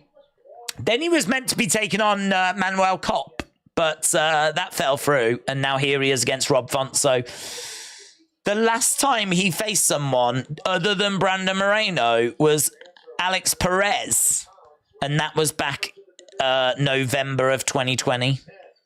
I remember that, actually. I mean, we were doing the watch-alongs for that, and that was one of the quickest turnarounds ever. It might have been the quickest turnaround in UFC history at that point, because he faced Alex Pereira on the 21st of November, and then he ended up facing Brandon Moreno on the 12th of December.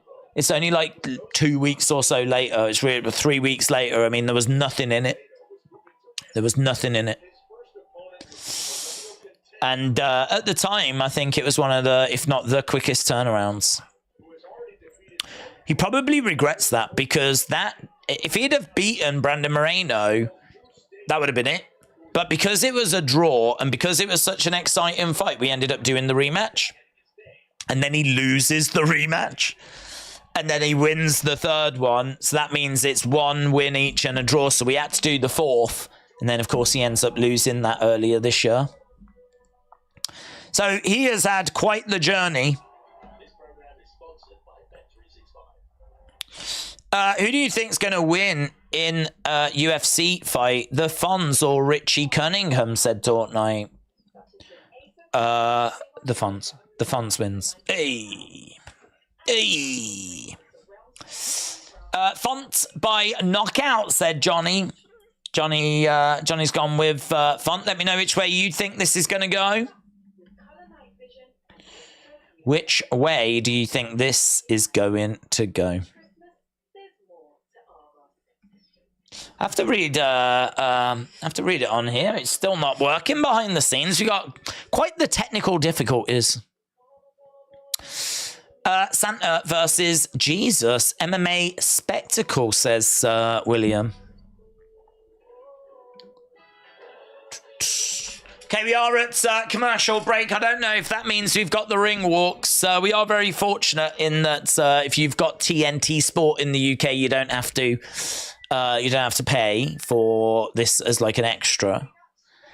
Same with a lot of the pay-per-views. Although I think it was James earlier said that sadly here in the UK we'll have to pay for the next one because of it being Leon Edwards.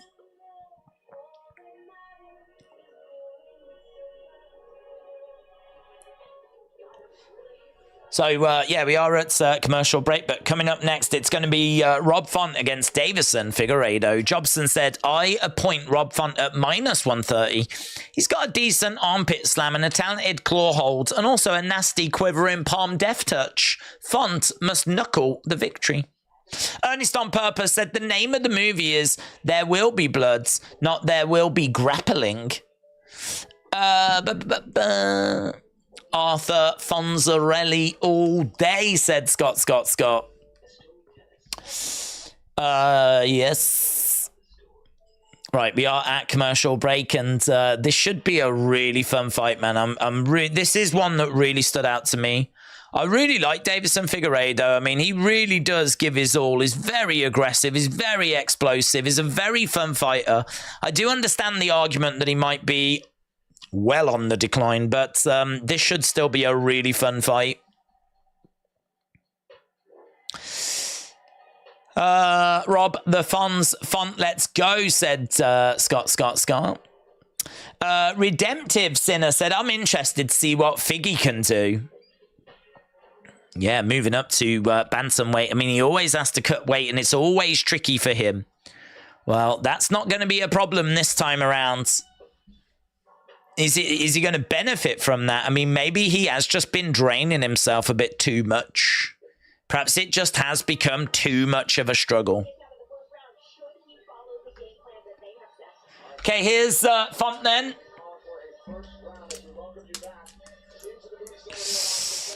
Do you think UFC would ever have a WWE style ramp for walkouts with music? That would be cool, said James. It's impossible to say, isn't it? Because they have took a lot from pro wrestling, but seemingly they're not interested in that. And I don't really know why, because I agree, like, graphics, you know, having, like, graphics along with the music and everything for each fighter, and each fighter having their own logo and graphics and the things that you could do with that, you think it would be a bigger show. But to be honest, that's going to really take away from some of the seating space. You know, when they fill out, and because, listen, UFC could be doing stadiums, but they don't like stadiums because Dana doesn't like stadiums, and he feels that the atmosphere is... and to be honest, he doesn't like stadiums because you can't charge us high prices. Like here, the ticket prices are really high. Really high. So he would rather have like 20,000 in an arena and charge high prices rather than 80,000 at cheaper prices. So if you was going to put a stage and a ramp and all that in, you're eating into that seating space, aren't you? But I don't know why they can't do a bit more around where they come out anyway. You know, there's space there. You could put screens there. You could do something there. But a full-blown ramp, I don't think so, just because I think you'd lose seats. But could they jazz it up a bit more? Yeah, they could. They definitely could.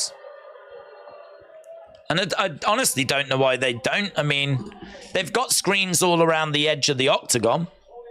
You'd think they'd have screens even if they were just going to put sponsors on the screens. You think they would have screens, but they don't. But I could see that coming in at some point. Bellator had a ramp, I think, said Callum. Everyone's thoughts on Honey Lucky Charms. Wrestling walkouts are better than boxing walkouts, said Scott. John said, I've been a fan for UFC for years. Jobson said, I'm really rooting for Figgy here. I hope he gets a run at 135. There's just too many unknowns. Here we go. Wow, we're underway. Boom. No messing around. I suppose in all fairness, this card is getting on. I mean, we are an hour and 47 minutes into it. So Figgy is back against the cage. Font in white. Figgy in yellow. Figgy circling round as Font edges forwards. Again, Figgy stepping over to the side as Font edges forward again. Figgy having space. Being closed down. He's not got much room to work. Font letting his hands go a little bit there. Figgy. It's very interesting to see him in this division. Tough one, this, for Font, isn't it? To, like, get prepared for. Figgy standing his ground in the middle. Font coming forward as Figgy grabs Font and takes him down. And again, Font gets back up to his feet. Good work that was by Font. Good work. Font coming forward. Figgy in the center. Font edging forward as... oh, that's a lovely right hand there by Figgy. Font again edging forwards. Not loads of activity at this stage. Rob Font is ahead. 2 significant strikes to 1. But we did get that takedown by Figgy. Couple of minutes gone so far as Figgy... oh, lovely shots coming in. That was good. Bang, bang. Oh, nice. And he slipped underneath that shot. And he managed to get a takedown. He's got Font down again. And right now, Figgy on top of Font. Font, though, very good at getting back up to his feet. And just like he did the first time, he manages to do it again.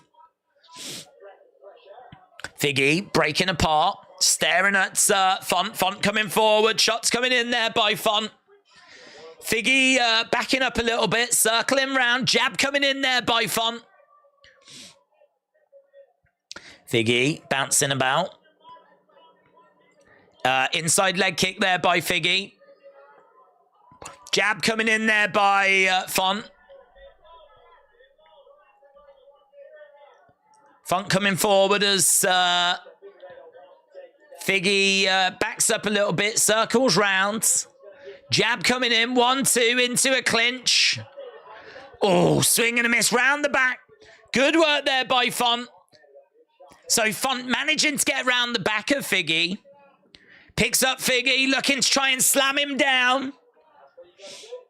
It's very cagey, this. I mean, Font's ahead on the striking now. I think Font has really figured out his range. He's figured out the movement of Figgy. He's still getting taken down, but that's a 2 takedowns. Yeah. Shot coming in there by Font, 9-3 at the moment. Font continuing to move forward. Figgy on the outside. Swing and a miss. Oh, that was a big miss by Figgy. Swing and a miss, and it allowed Font to get through a shot. And it was a good-looking strike as well. But Figgy responds with a big body shot. That was a great body shot by Figgy. That was a great body shot. And but Font takes it. 50-odd seconds left to go. It's 10-6. It's quite close, this one. It's closing up a little bit more here as Figgy looks for another takedown. Drives Font up against the side of the cage. Figgy not looking as good as he did in this weight class, but still not looking like out of his depth at the moment.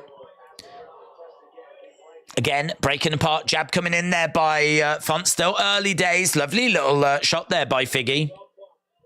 Font continuing to move forwards. Circling round. Oh, big jab. Man, that sounded like a gunshot by Font. Outside leg kick there by Figgy. Both guys getting some nice moments in that round. Oh, I mean, look, 2 takedowns for Figgy. Didn't do much with them because Font was able to get back up to his feet. The gap of 13-10 is very close. Both guys had moments. It's a tricky little round to score that. One guy got 2 takedowns, the other got none. The other guy got 13 strikes compared to 10. What do you reckon? What do you reckon? I feel like Rob probably looked the more composed on the feet. Maybe to the judges, it'll look a little bit like Figgy was losing the striking, which is why he was going for the takedowns. So maybe to the judges, they might look at it and think, gonna lean to Rob on that, but I don't know. Close. Really close. Right, round number 2 coming up. Round number 2. Let's see, can someone stamp their authority on this? Jab coming in there by Font. Figgy on the outside, trying to find a way forward. Jab coming in again there by Font. Outside leg kick. Figgy standing his ground. Couple of shots coming in. Figgy has got Font, drives him back against the cage. He's got him up against the fence, and good work by Figgy at the moment. Font, though, doesn't look too worried about this position. It's only control time. We know that that doesn't mean much. Well, anything, to be honest. Doesn't mean anything unless you do something with it. And at the moment, Figgy's not able to do anything with it. Rob is making it difficult for Figgy to really progress this into anything more troubling.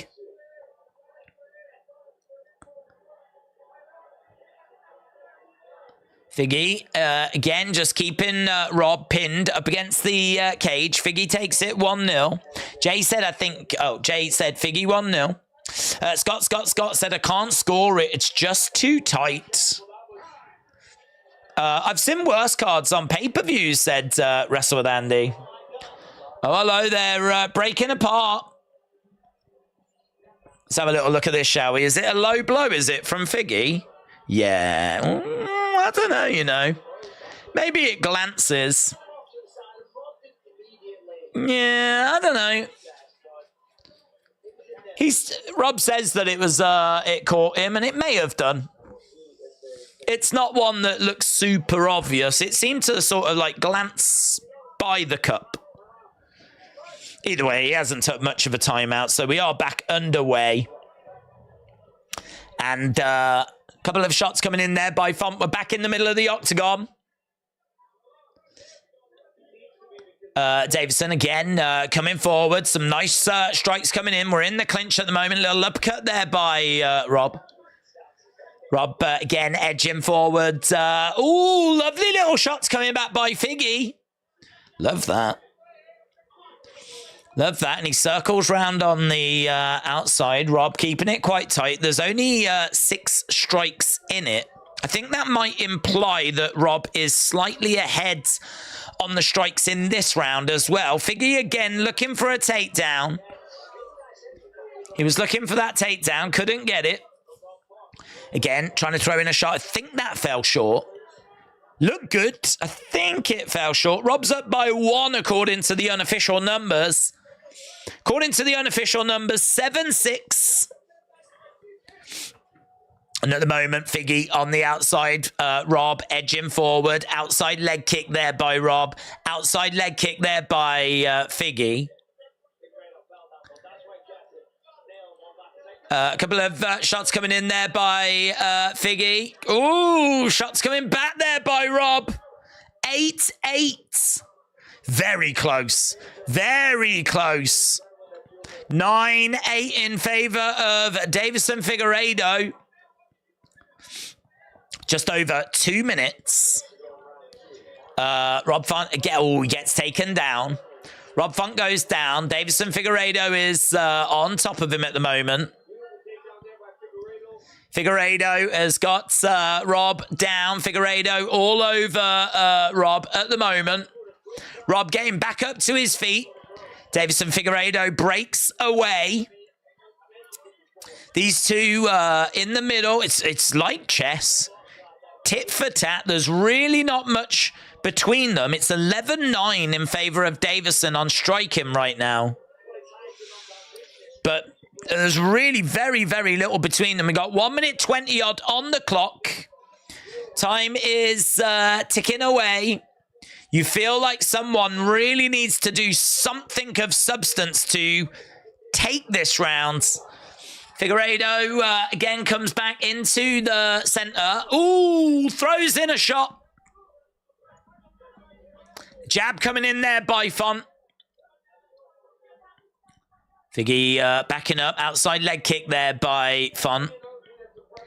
Again, his Font edging forward. Figueiredo on the outside, circling rounds.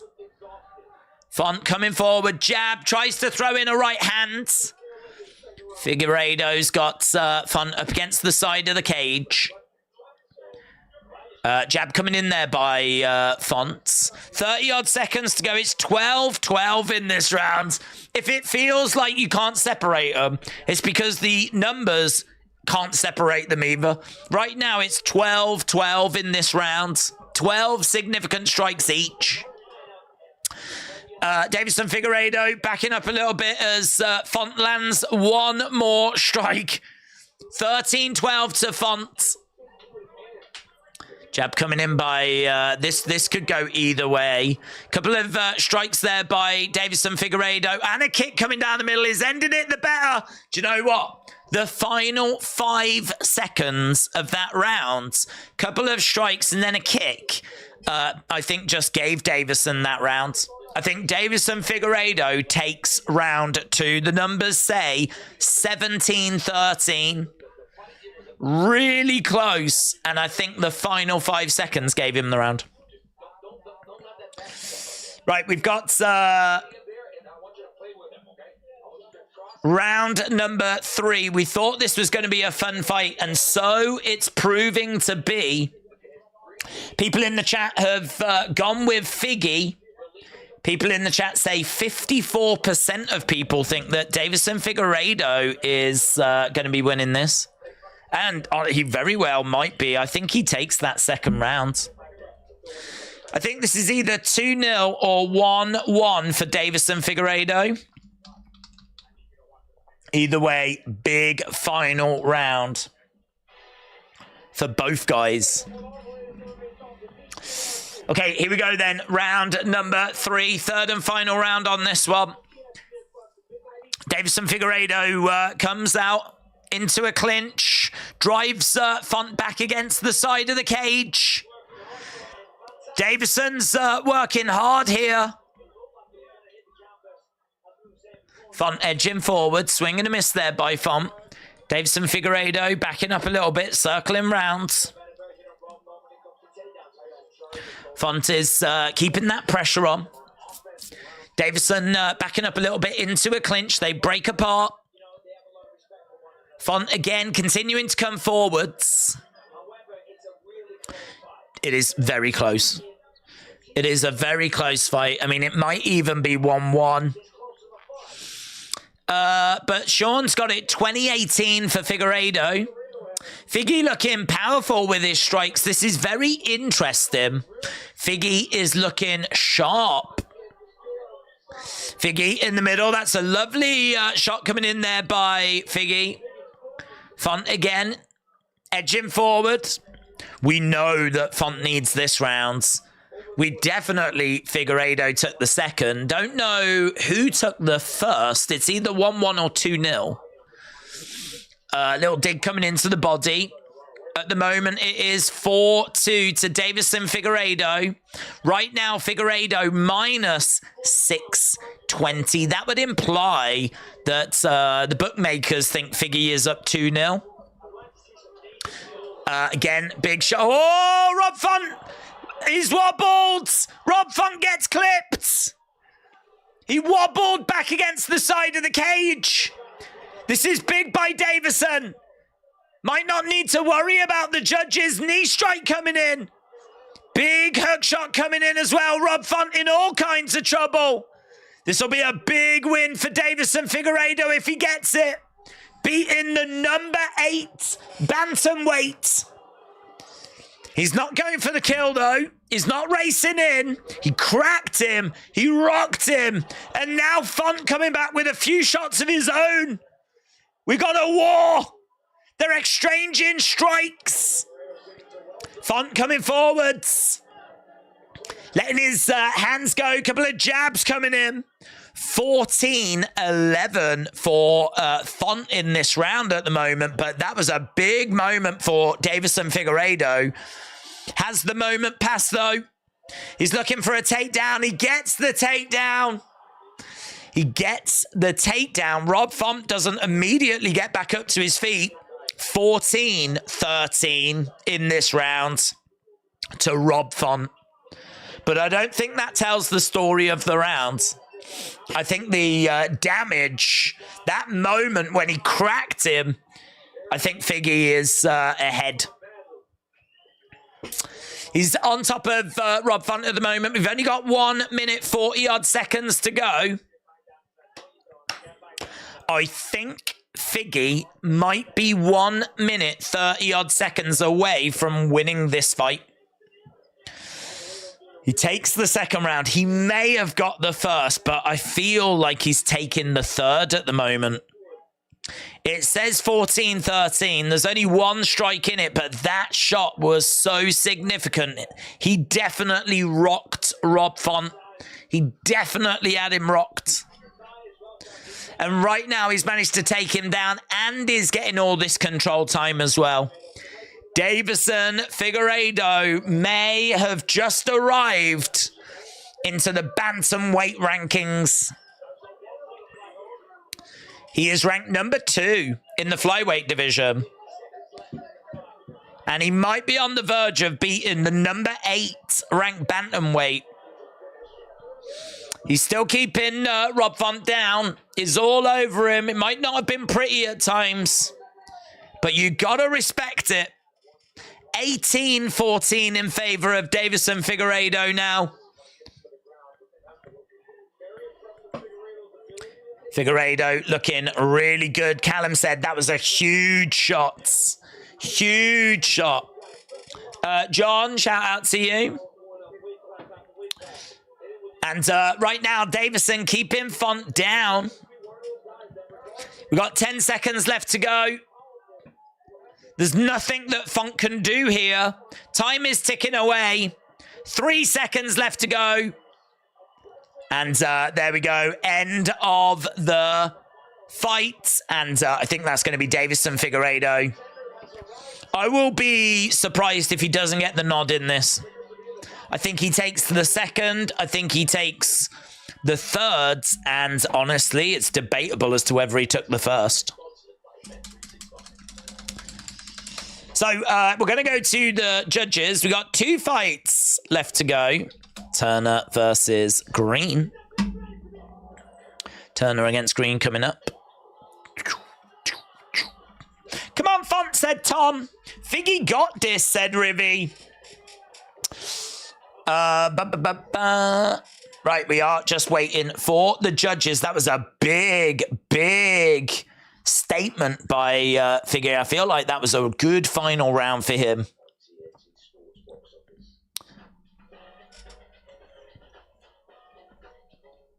Leon Edwards, Colby Covington. That's going to be sick, man. Apparently, Donald Trump's going to that. Well, which isn't the biggest surprise because obviously Colby has been a big Trump supporter. So I'm sure he's going to cheer on his guy. Davison thinks he's done enough. He looks strong. Callum thinks it's 3-0 Figgy. Jay thinks it's 3-0 Figgy. Scott thinks it's 29-28 Figgy. Well, I think we're all in agreement. Figgy's winning. Here we go. All 3. It's unanimous.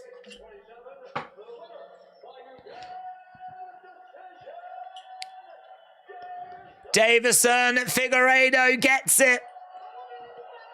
I think, was it all 3 30-27?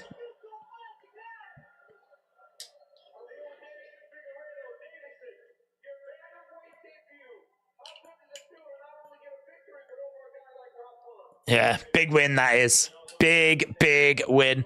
He will find himself in the rankings come Tuesday. And what next for him? Former UFC flyweight champion moves up, beats a good fighter, makes a statement. But at the age of 35, he hasn't got much time to wait around.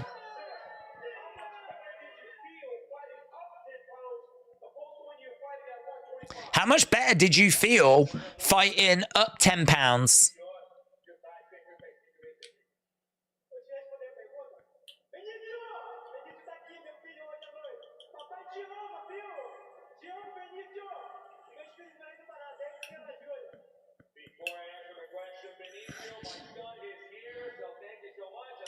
Impressive win. Figgy's future in 135 looks great. What a fight this is. Fire, fire, fire. Figgy looks good at bantamweight. So he just shouted out his son.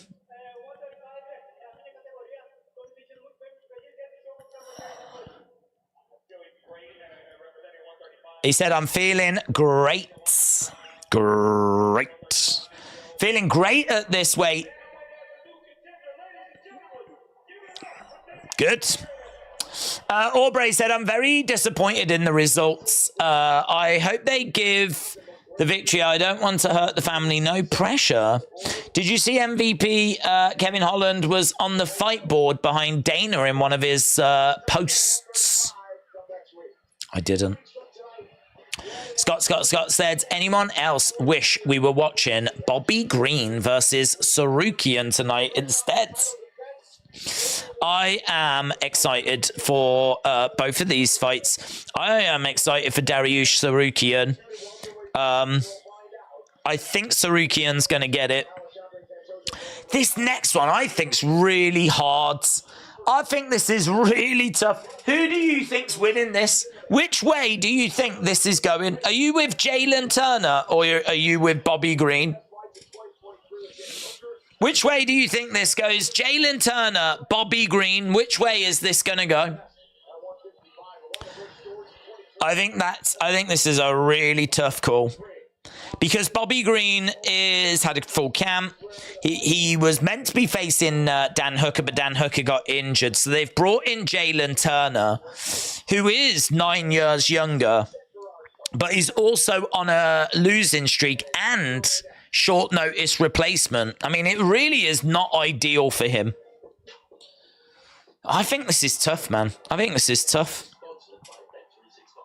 Which way does this go? Jobson said that was a nice dub for Figgy. It was a good old-fashioned dub, that was. Peter said it was an impressive win. He did really well. He did really, really well. We did lean him beforehand. I think people just sort of forgot a little bit of like how good he is. But man, nothing but respect. That was still a very, very impressive performance. It's lovely seeing him face someone not called Brandon Moreno. I like Jalen Turner at -205. He's got a venomous double leg flapjack. Turner could bother the victory. So Turner, 6-4. He's lost his last two, coming in short notice. He's got improving striking. Good jab. He's a southpaw. He's got good grappling. Looks for head kicks. Good knees. Young, improving. Big step up in competition for him, though. Bobby Green, 37. You can't ignore that. 12-9. 2 wins and a draw, so he's in a good place in 2023. He's a good striker. He's durable. He tends to have close competitive fights. High volume. Good kickboxing. Good output overall, actually. I think this is hard, man. Jalen Turner's -250 favourite, but as I said, he's losing this year and he's at short notice. Who takes this? Genuinely not sure. The pick I've gone with is Turner, but I have no confidence in that whatsoever. Turner, in my opinion, said Alona. Lee's gone Turner as well. Turner, round 2 knockout, said Aubrey. Rivy said Sonny is in 7th. I am rooting for you to get into the top 5. Well, we're only going to read out the top 5. You know that we only tend to read out top 5s around here. We've only ever read out top 5s. So currently our top 5, let's refresh it. Currently our top 5 is Bumpy. Then we've got Tiramisu Tuesday and Hype MMA in joint 3rd. Muhammad Ali in 2nd. And Bruno Kuka just ahead by 10 points. Not much in that at all. So, all to play for in our Tapology game. Still all to play for. Right, video package. Video package. Manuel said Green has got a shizload of momentum going into this. K-Dub said, I've got Green winning, but Turner is nasty. Rivi said, I've got Turner by decision. Scott said, it's Bobby for me. Paul Hernandez, hello, shout out to you. Yeah, man, you can tell the people are interested in these final fights. Definitely people interested in these. I think the next one as well. I mean, Tsarukyan, such a great fighter. But I think people were interested in that Figueiredo fight as well. Coming up next, Bobby Green, Jalen Turner. So Jalen Turner, minus 175 favourite. So a little bit of money's been coming in on Green. 48 hours ago, it was minus 250. So those odds just getting a little tighter. Just a little tighter. Trump read a story about the lady that brought home a snake. She stepped on it and it was a garden pet. What? I didn't have a clue where that comment was going and I still don't know.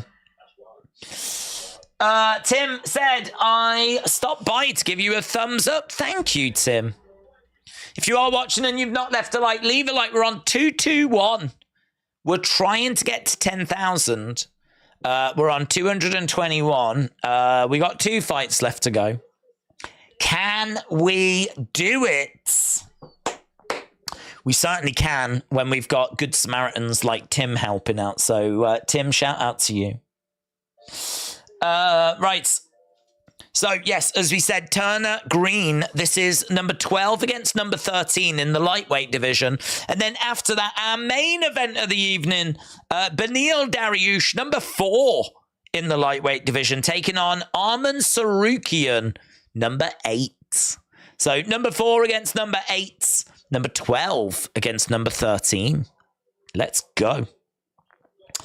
Tom said, I'm going to go to sleep and I hope that Sunny gets top 5, says Tom. Well, Tom, all I can say is if she was that bothered, she would be here. But I haven't seen her since, like, the first part of the stream. So, I'm just saying, it's great that people are throwing in all this goodwill, but where is she? Eh? Where is she? Knockout for Turner, said Paul. That's a good graphic, actually. I like that emoji. We don't use that enough. K-pop said, send Days your thumbs, your used thumbs. Oh, I'll take second-hand thumbs up. I don't care. I don't care if they're first-hand, second-hands. Anything. I'll take anything. Aubrey, shout out to you. I want Green and Armand to win and then fight each other, said Scott. Rivi said, sub if you haven't already. That's clever. That's clever. That sub is for submissions. So I like it. Good work. Right, we are just at commercial break. I think it's the ring walks at the moment. So they should be heading out to the ring. As we said, Jalen Turner, southpaw. Bobby Green, orthodox. You can see that Green lands just a little bit more significant strikes per minute, but both of them actually have got good numbers in that regards. Both of them are very similar when it comes to accuracy. There ain't loads of difference between their takedown average. Jalen Turner definitely showing more accuracy on that front and definitely showing more submissions as well. 1.2 on average per fight compared to Bobby Green's 0.3. So Jalen Turner definitely showing a bit more on the ground. But yeah, striking wise, maybe Bobby Green just showing a touch more. Jalen Turner's made his way out. This is our co-main event of the evening. Let's go. I hope Green is taking this seriously. He's been talking a lot of smack recently. Tim said, no offense, but get some sun. You are a true Brit. Q the Light Knight said, where is my money, nerds? K-Dub said, if Bobby wins, he's going to call out Tsarukyan, I think, after yesterday. Jalen Turner about to step inside. About to, as we said, 9 years difference. 6-inch reach advantage for Jalen Turner over Bobby Green. And significant height advantage as well. I mean, he just is the bigger guy.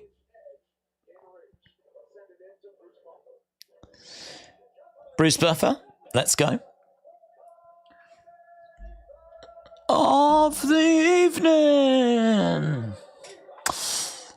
If Bobby wins, he's going to call out Tsarukyan. Rivy said, let's get a double knockout. Okay, Bobby Green fighting out of Fontana. He's right in the middle of the octagon. He's very focused here. Let's go. Oh, yeah, doing some trash talking. Let's go. Puts his arm in the air. He's ready. Bobby Green's ready. Jalen Turner bouncing around. Jalen Turner coming in as favourite. 5-2 whenever he's been favourite. And he is higher ranked, but he's not at the best of years this year.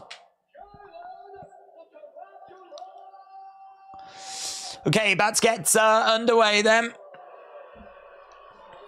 Crowd making some noise. I tell you, it's been a good card, man. It's been a good card. 55% of you think that Jalen Turner's going to pick up the victory here. Who wins? Let's get our Dariush. Let's get this set up for our next fight. Tsarukyan. Okay, we are underway. Boom. Turner in black, Green in red. Kick coming in there by Turner. Okay, so already we've had Turner with some shots. 3-1 at the moment. Turner so fast with his fists.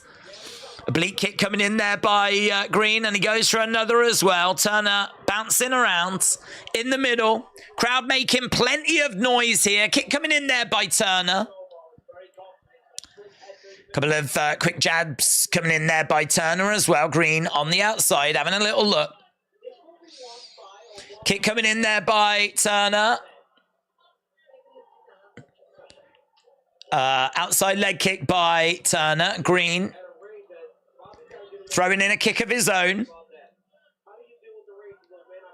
Yeah, it's true. How do you deal with this reach and this difference? He is so much bigger. Shot coming in there by Green. Good work. Turner needs to be careful here. Tries to throw a kick down the middle. Oof, missed there by Green. Oh, lovely shots coming back by Turner. That was great. Man, I really thought he was going to be able to capitalize on that, but he didn't. He couldn't, but it felt like it was there for him. Turner in the middle, so 8-7, really close at the moment, really close. Again, trying to find a way forwards. Green edging forward. Kick coming in there by Turner. Green again, just edging forward. Oh, swinging away. Another kick coming in. Green on the outsides. Head kick just misses. And Green grabs Turner, drives him up against the cage. So 2 minutes 30 odds on the clock. Tim said Green has got to get it done quick or he will gas out. K-Dub said a Bobby chant just like SmackDown. Oh, Oh, lovely strikes there by Turner. Green goes down. Oh, I think it's done. I think it's done. All he can do is cover up. He's not offering anything back. What, dude? Why was the ref? What did the ref? Was the ref waiting to actually watch his soul go to heaven? Why did the ref take so long? Damn, Green was down. He was covering up. He was offering nothing in response. Nothing in response. He was face down. He was covered. He was offering nothing. And, like, the ref was like, shall I stop it? Shall I stop it? Did the ref have some money on Green? I'll give him a chance. I'll give him a chance. I'll give him a chance. No, he's going to get back into this. He's going to get, look at this. He goes down. Bang, bang, bang. You stop it there, don't you? You stop it there. Or there. Or there. That is awful refereeing. Look, Green goes down and there's about 20 places you could have stopped this. I know he wasn't out when he went down. And I understand giving him like an opportunity. He's offering nothing. He's offering nothing. I mean, we literally had to wait for him to like get knocked out. Look, he's up on his feet. He's trying to wobble his way over. Do you reckon the ref knows? Do you reckon the ref's like, yeah, probably should have stopped that earlier.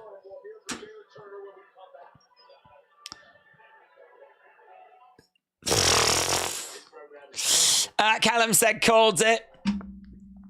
Green really thinks he's Roy Jones Jr., said Rivy. Man, that was wild.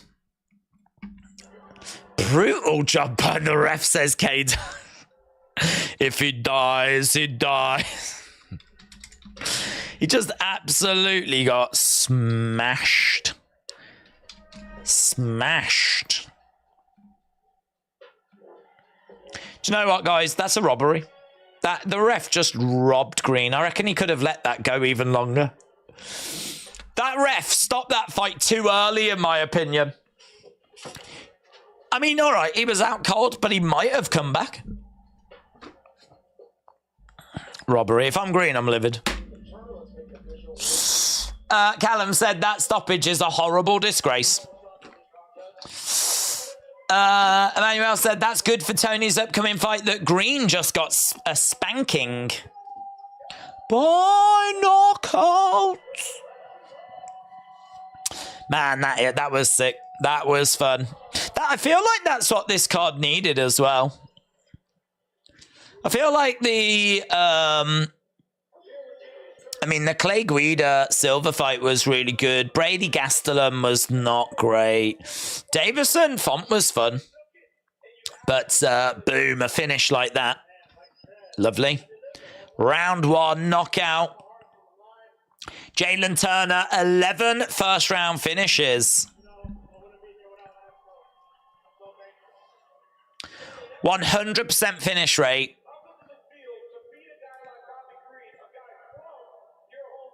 I do feel a bit sorry for Bobby Green. I mean, he wasn't preparing for Jalen Turner. So, you know, whenever you've got these late changes, I know that it sucks to be the short notice replacement, but equally, if you are the fighter that's been preparing for someone and then all of a sudden it changes, like, all right, you had a full camp, but you haven't had long to prepare for, like, Turner, have you? But yeah, boom. 16 unanswered shots, said Justin. The ref sucked. Early stoppage, said Rest with Andy. Thank you. I agree.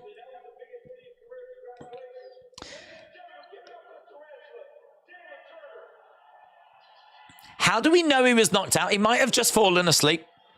He might have just got bored. And so he fell asleep. Once he woke back up, he would have been absolutely fine.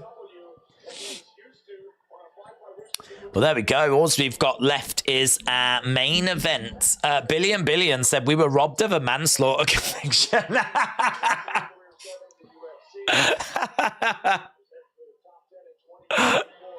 Let's go. Let's go. You're fired. Green won't be calling out Tsarukyan now, said Henry. Yeah, that's not happening. The Texas screw job. Very good. Very good. Perfect co-main before this next banger. George said, correct, it was only nap time. He just, do you know what? He was bored. He had a little sleep. And next thing he knows, the fight's being stopped. I mean, that's moody, man. Is this next fight going to be moody, though? Beneil Dariush taking on Aman Tsarukyan. Let's go. This should be good. I've got Tsarukyan in this. Don't know about you crazy kids, but I feel pretty good for Tsarukyan. Tsarukyan is 7-2, is on a 2-fight win streak. He won in June. Kickboxing background, good grappling, good all-rounder. I mean, a super prospect. I think he's still a prospect. I mean, he's had 9 UFC fights. Maybe he's not, but he's 27. He's ranked 8th. Maybe he's no longer a prospect, but someone that's there's a lot of excitement around regardless. Athletic, strong, power wrestler, young, competitive, good head kick. Plenty of finishes. He's got momentum. He keeps improving. There's just a lot to really like about Aman Tsarukyan, and he's taken on Beneil Dariush. There's a lot to like about him. I feel really sorry for him because he is 16-5 with 1 draw, and he was someone that was really getting somewhere, and then last time out he loses quite horrifically to Charles Oliveira. And seemingly now, I mean, where do you go from there? You're ranked 4th. You seemingly cannot just get through to that title opportunity. And now he's got to take on this young upcoming prospect. Someone that's 27, someone that's 7 years younger, someone that's ranked number 8. You know, Dariush is well-rounded. He's got great Brazilian jiu-jitsu, elite scrambles, high fight IQ. I mean, there's a lot to like about both of these guys, but I feel, and I know that I'm not alone, the longer the fight goes, the more I'm leaning towards Tsarukyan. I think if Beneil's going to do it, he might need to do it early. I mean, Beneil is, it's not that he fades, but across 5 rounds against a younger fighter, it's going to be tricky. It's going to be tricky. This whole fight's going to be tricky. Tsarukyan has got better kicks. He's got really good boxing. It's quite wild boxing. Tsarukyan is, I think let's put it this way. I think the odds are right. Minus 270 Tsarukyan, Dariush plus 220. Bookmakers have got Tsarukyan winning this. I'm leaning that way as well. We said Turner would win. Turner won. We said Figueiredo would win. Figueiredo won. We said Brady would win. Brady won. We said Silva would win. Silva won. And we said Soriano would win. It doesn't matter about that one. But, yeah, I mean, we're doing all right on this card. We're doing all right. One more to go. Beneil is really good, but Charles might have broken him, said Scott. Manuel said we need Covington as champion during Donald Trump's campaign.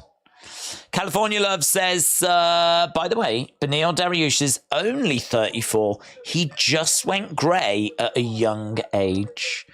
Well, I think it's cute that you think 34 is young. I'm 21. 34 to me is like, you're basically dead. Yeah, I mean, you've actually gone past boomer at that point. So, I think it's cute that 34 is deemed young, but not to me. If you're 34, I can't believe you're still fighting, to be honest. Not with all these 27, 28-year-olds around. 34? Maybe you could get away with that in the heavyweight division.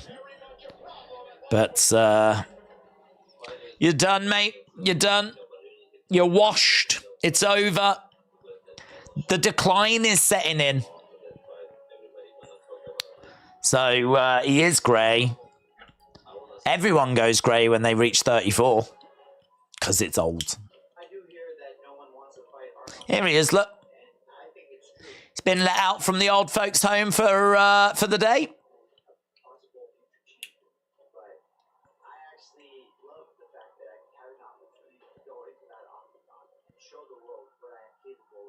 I love the fact I can go into that octagon and show the world what I'm capable of. California Love, shout out to you, dude. Sneaks 2006 said, are you really 21? Yeah. Are you going to say something offensive now? I'm 18, going on 108, says William. Right, here we go. 34 going on 64, said K-Dub. Right, let's go. We've got the video package. So, Dariush from Iran. Tsarukyan. Georgia, man. Where's the Georgian fans at? Whenever there's a Georgian fighter, people, like, turn out. I haven't seen our Georgian friends. Where's all our Georgian friends gone? I just said I thought he was going to win. Right, Iran against Georgia. Dream match. Dream match. If Iran takes on Georgia in anything, I'm tuning in. Right, main event time. George said, I'm 42. Give me my tapioca, like, right now. Callum said, is that in dog years? I don't know, how would that work? Aren't dog years, like, further along than human years? So I feel like if I was 21 in dog years, wouldn't I actually be, like, 15 or something? I'm not 15. Let's not be silly. Here's Aman Tsarukyan then coming out to Banger.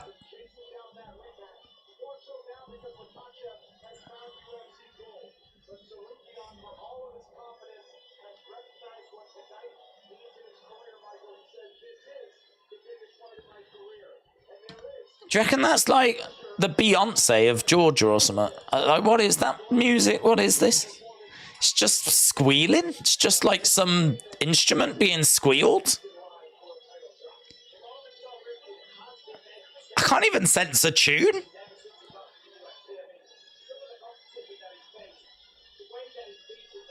you reckon he did it himself? Perhaps he created it himself at home and he's just really proud of it. And he's like, you know what? I'm going to have that as my walkout music. But didn't you do that when you was drunk? Weren't you at home drunk with that oboe? Yeah, but it bangs, man. I'm going to have it as my walkout music. Wasn't that you with your cousin and you were just absolutely off your face? Yeah, but it bangs. I'm going to have it. Are you sure you don't want, like, Kanye West? No. I'll have the drunk oboe music instead. Oh, good. It's started again. I thought we'd stopped it. It's back. Nah, it bangs, man. I might get it on iTunes. This song sounds like Rush Hour Traffic. Honking. Maybe that's it. Maybe that's it.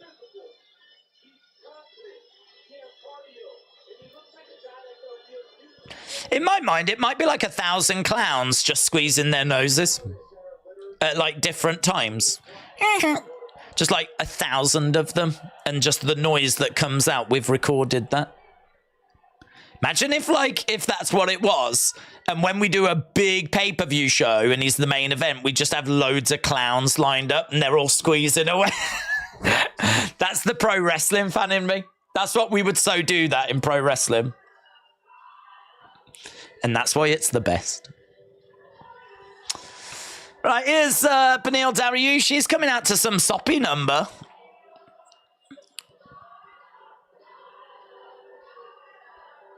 Rise Up. I don't even know what this is. Who sings this? You know, some of these fighters really expose their poor taste in music, don't they, when it comes to their walkouts? Bless him. He's old. He doesn't know any better.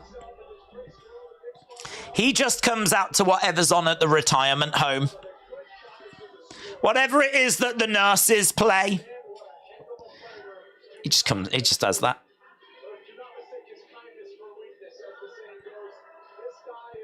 Beneil has made his way out. Scott said, bro trains so hard, he hasn't got time for a haircut. Okay, Beneil has made his way out then, so we're about to get, or not far away from getting our intros on this one.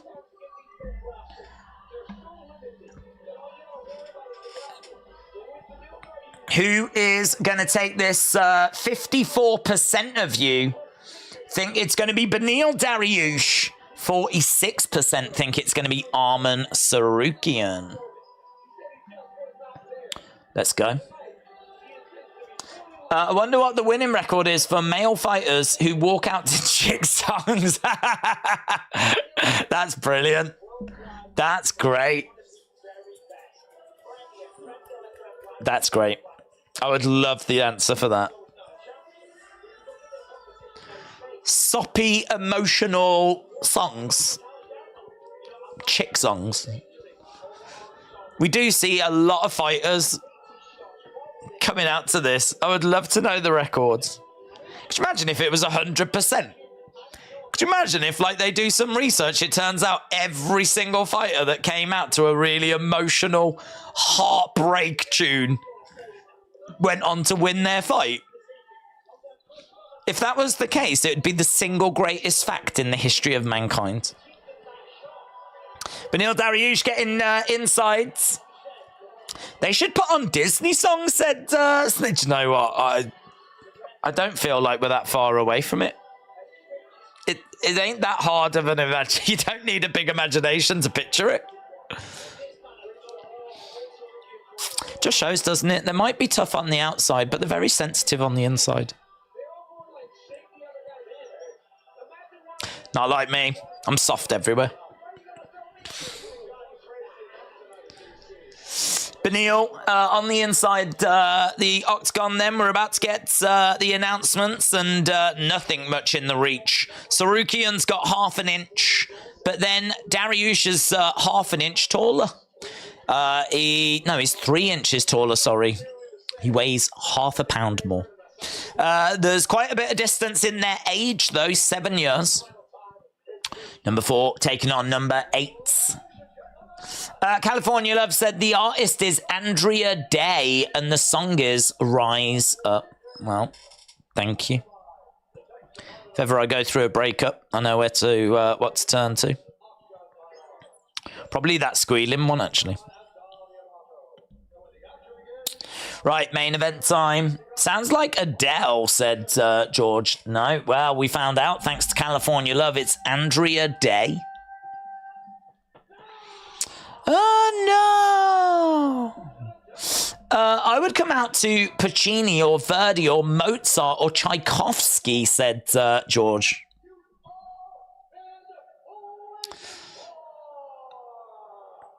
I don't know what I would come out to. I really don't know.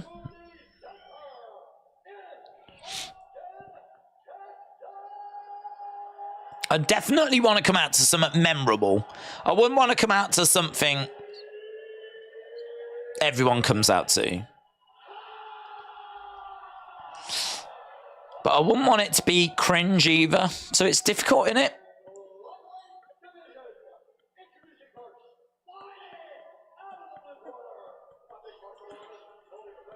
I wonder if you could get someone to make a dance track of, like, Dana White.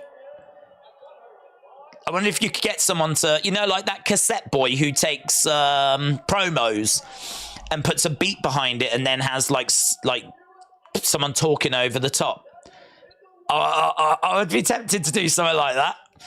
Get like Dana White talking and then get like a beat behind it.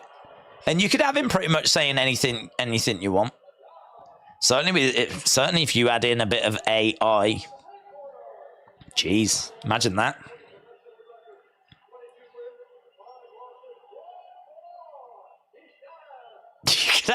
You could come out to Dana saying anything you want.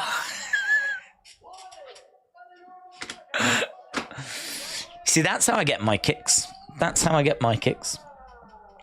Dariush coming out looking like one of the people that lives in the basement for Willy Wonka. Maybe he is. Perhaps one of them had big dreams. I would come out to is a highway, and I would get out of a Lightning McQueen car. Fair play.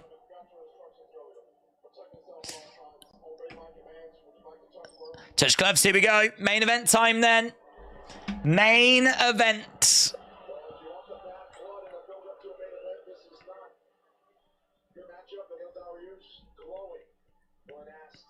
Yeah, Beneil Dariush has had lots of positive things to say about Tsarukyan.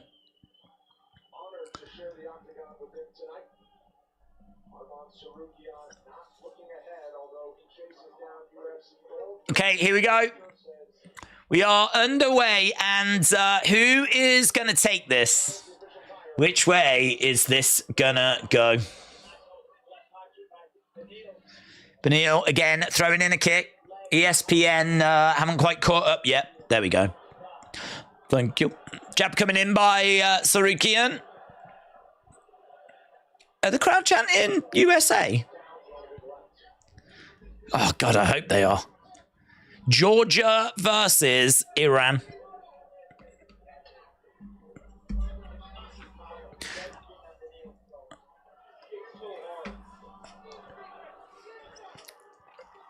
Okay, both guys in the center.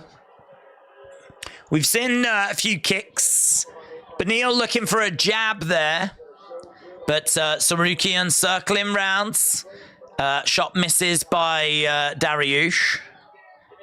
Again, big... Oh, my God! Massive knee by Tsarukyan! Oh, my God! He's finished him! Tsarukyan finishes Dariush! In just over a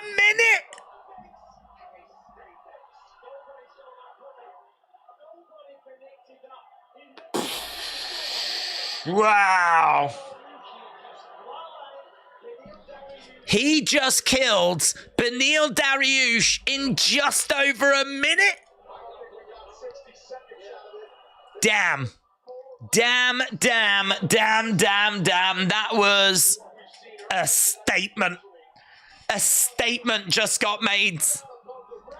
A statement just got made. He was the favorite coming into it. He was at pick, but I didn't expect that.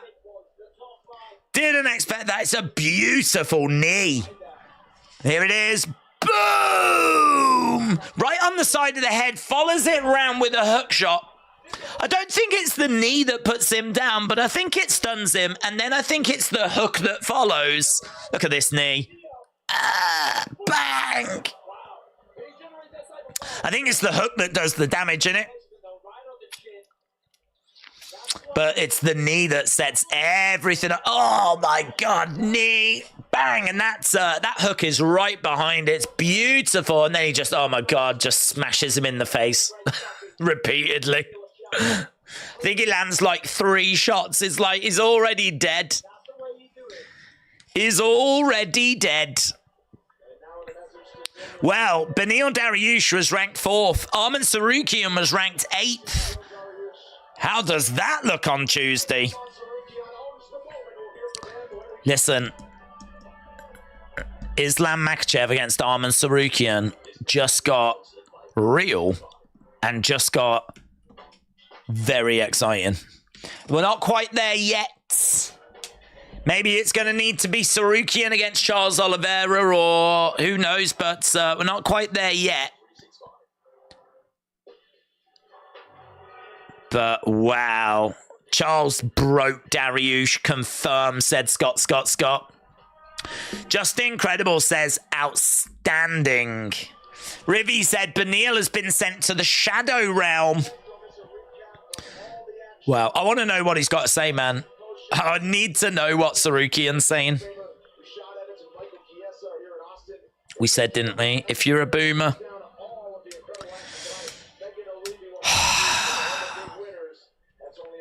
Wasn't fair.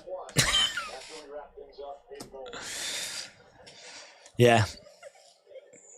Early night. It's been a great stream, said William. William, shout out to you, dude. We need to have a look at the Tapology. Just give me a sec.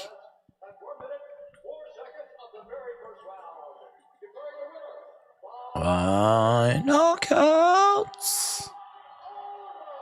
Aman Tsarukyan puts his arms in the air.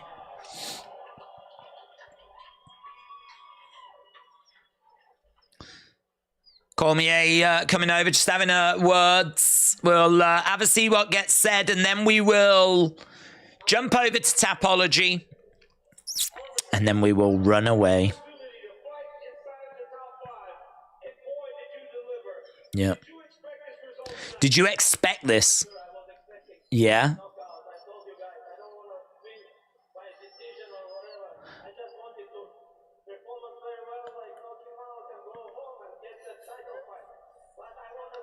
I just wanted to knock him out, go home, and get the title fight.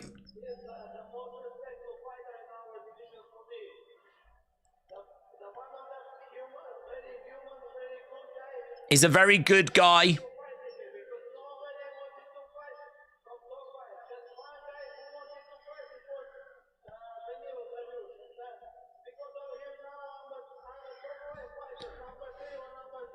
Because of him now, I'm a top 5 fighter, so he's got a lot of praise for Beneil.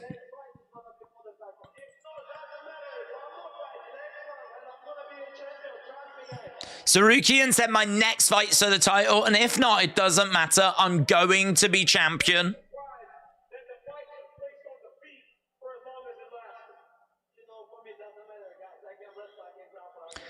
I can wrestle, I can grapple, I can strike. It's a big statement that Tsarukyan has made this evening. Big statement.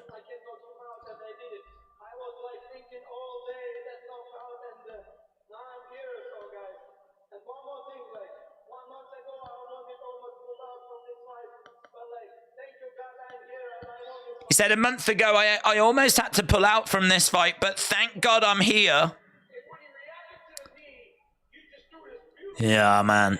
That right hand, beautiful. So he said that he wants a title fight. If he doesn't get it, it's all right. I'm going to be a champion anyway. I love that mentality. I love that mentality. I want a title fight. But if I don't get it, it's fine. It's fine. I'll be a champion anyway. It's all right. I'm not bothered.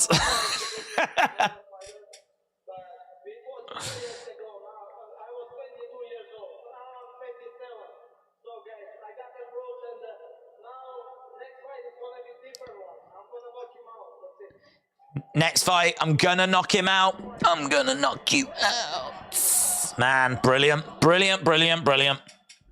K-Dub, shout out to you, dudes. William said, I'm still here. Scott says, this kid wants Islam bad. George, shout out to you, my friends. Wow. Wowzers. Right, let's go over to Tapology then. Let's update it. Should be updated by now. There we go. So this is our final stand-in. And I was only joking earlier, guys. You know me. I always read out the top 10. So in joint 9th is Bad Karma, Six Soul, Dean 97, and Bumpy. Then in 8th, we got Priscilla Mello. 7th, we've got David Walker. 6th, we've got Shaquem. Joint 4th, we got Tiramisu Tuesday and Bruno Kuka X. 3 is Hype MMA. 2 is Muhammad Ali. And number 1 is Boyaka. Boyaka finishing top of the pile with 530 points. 9 correct, 1 perfect, and 2 semi-perfect. Very good. Very, very good. So a massive thank you to everyone that joined us for this stream. I hope you got some up front. I thought it was a fun night, man. And a slightly earlier night than usual. Normally, we're just about to go to the main cards. So a little bit earlier than usual, but a very fun one. Don't forget, I don't know what we're doing next week, right? Don't even ask me. I don't know. I haven't looked into it. But what I do know is we definitely are doing UFC 296.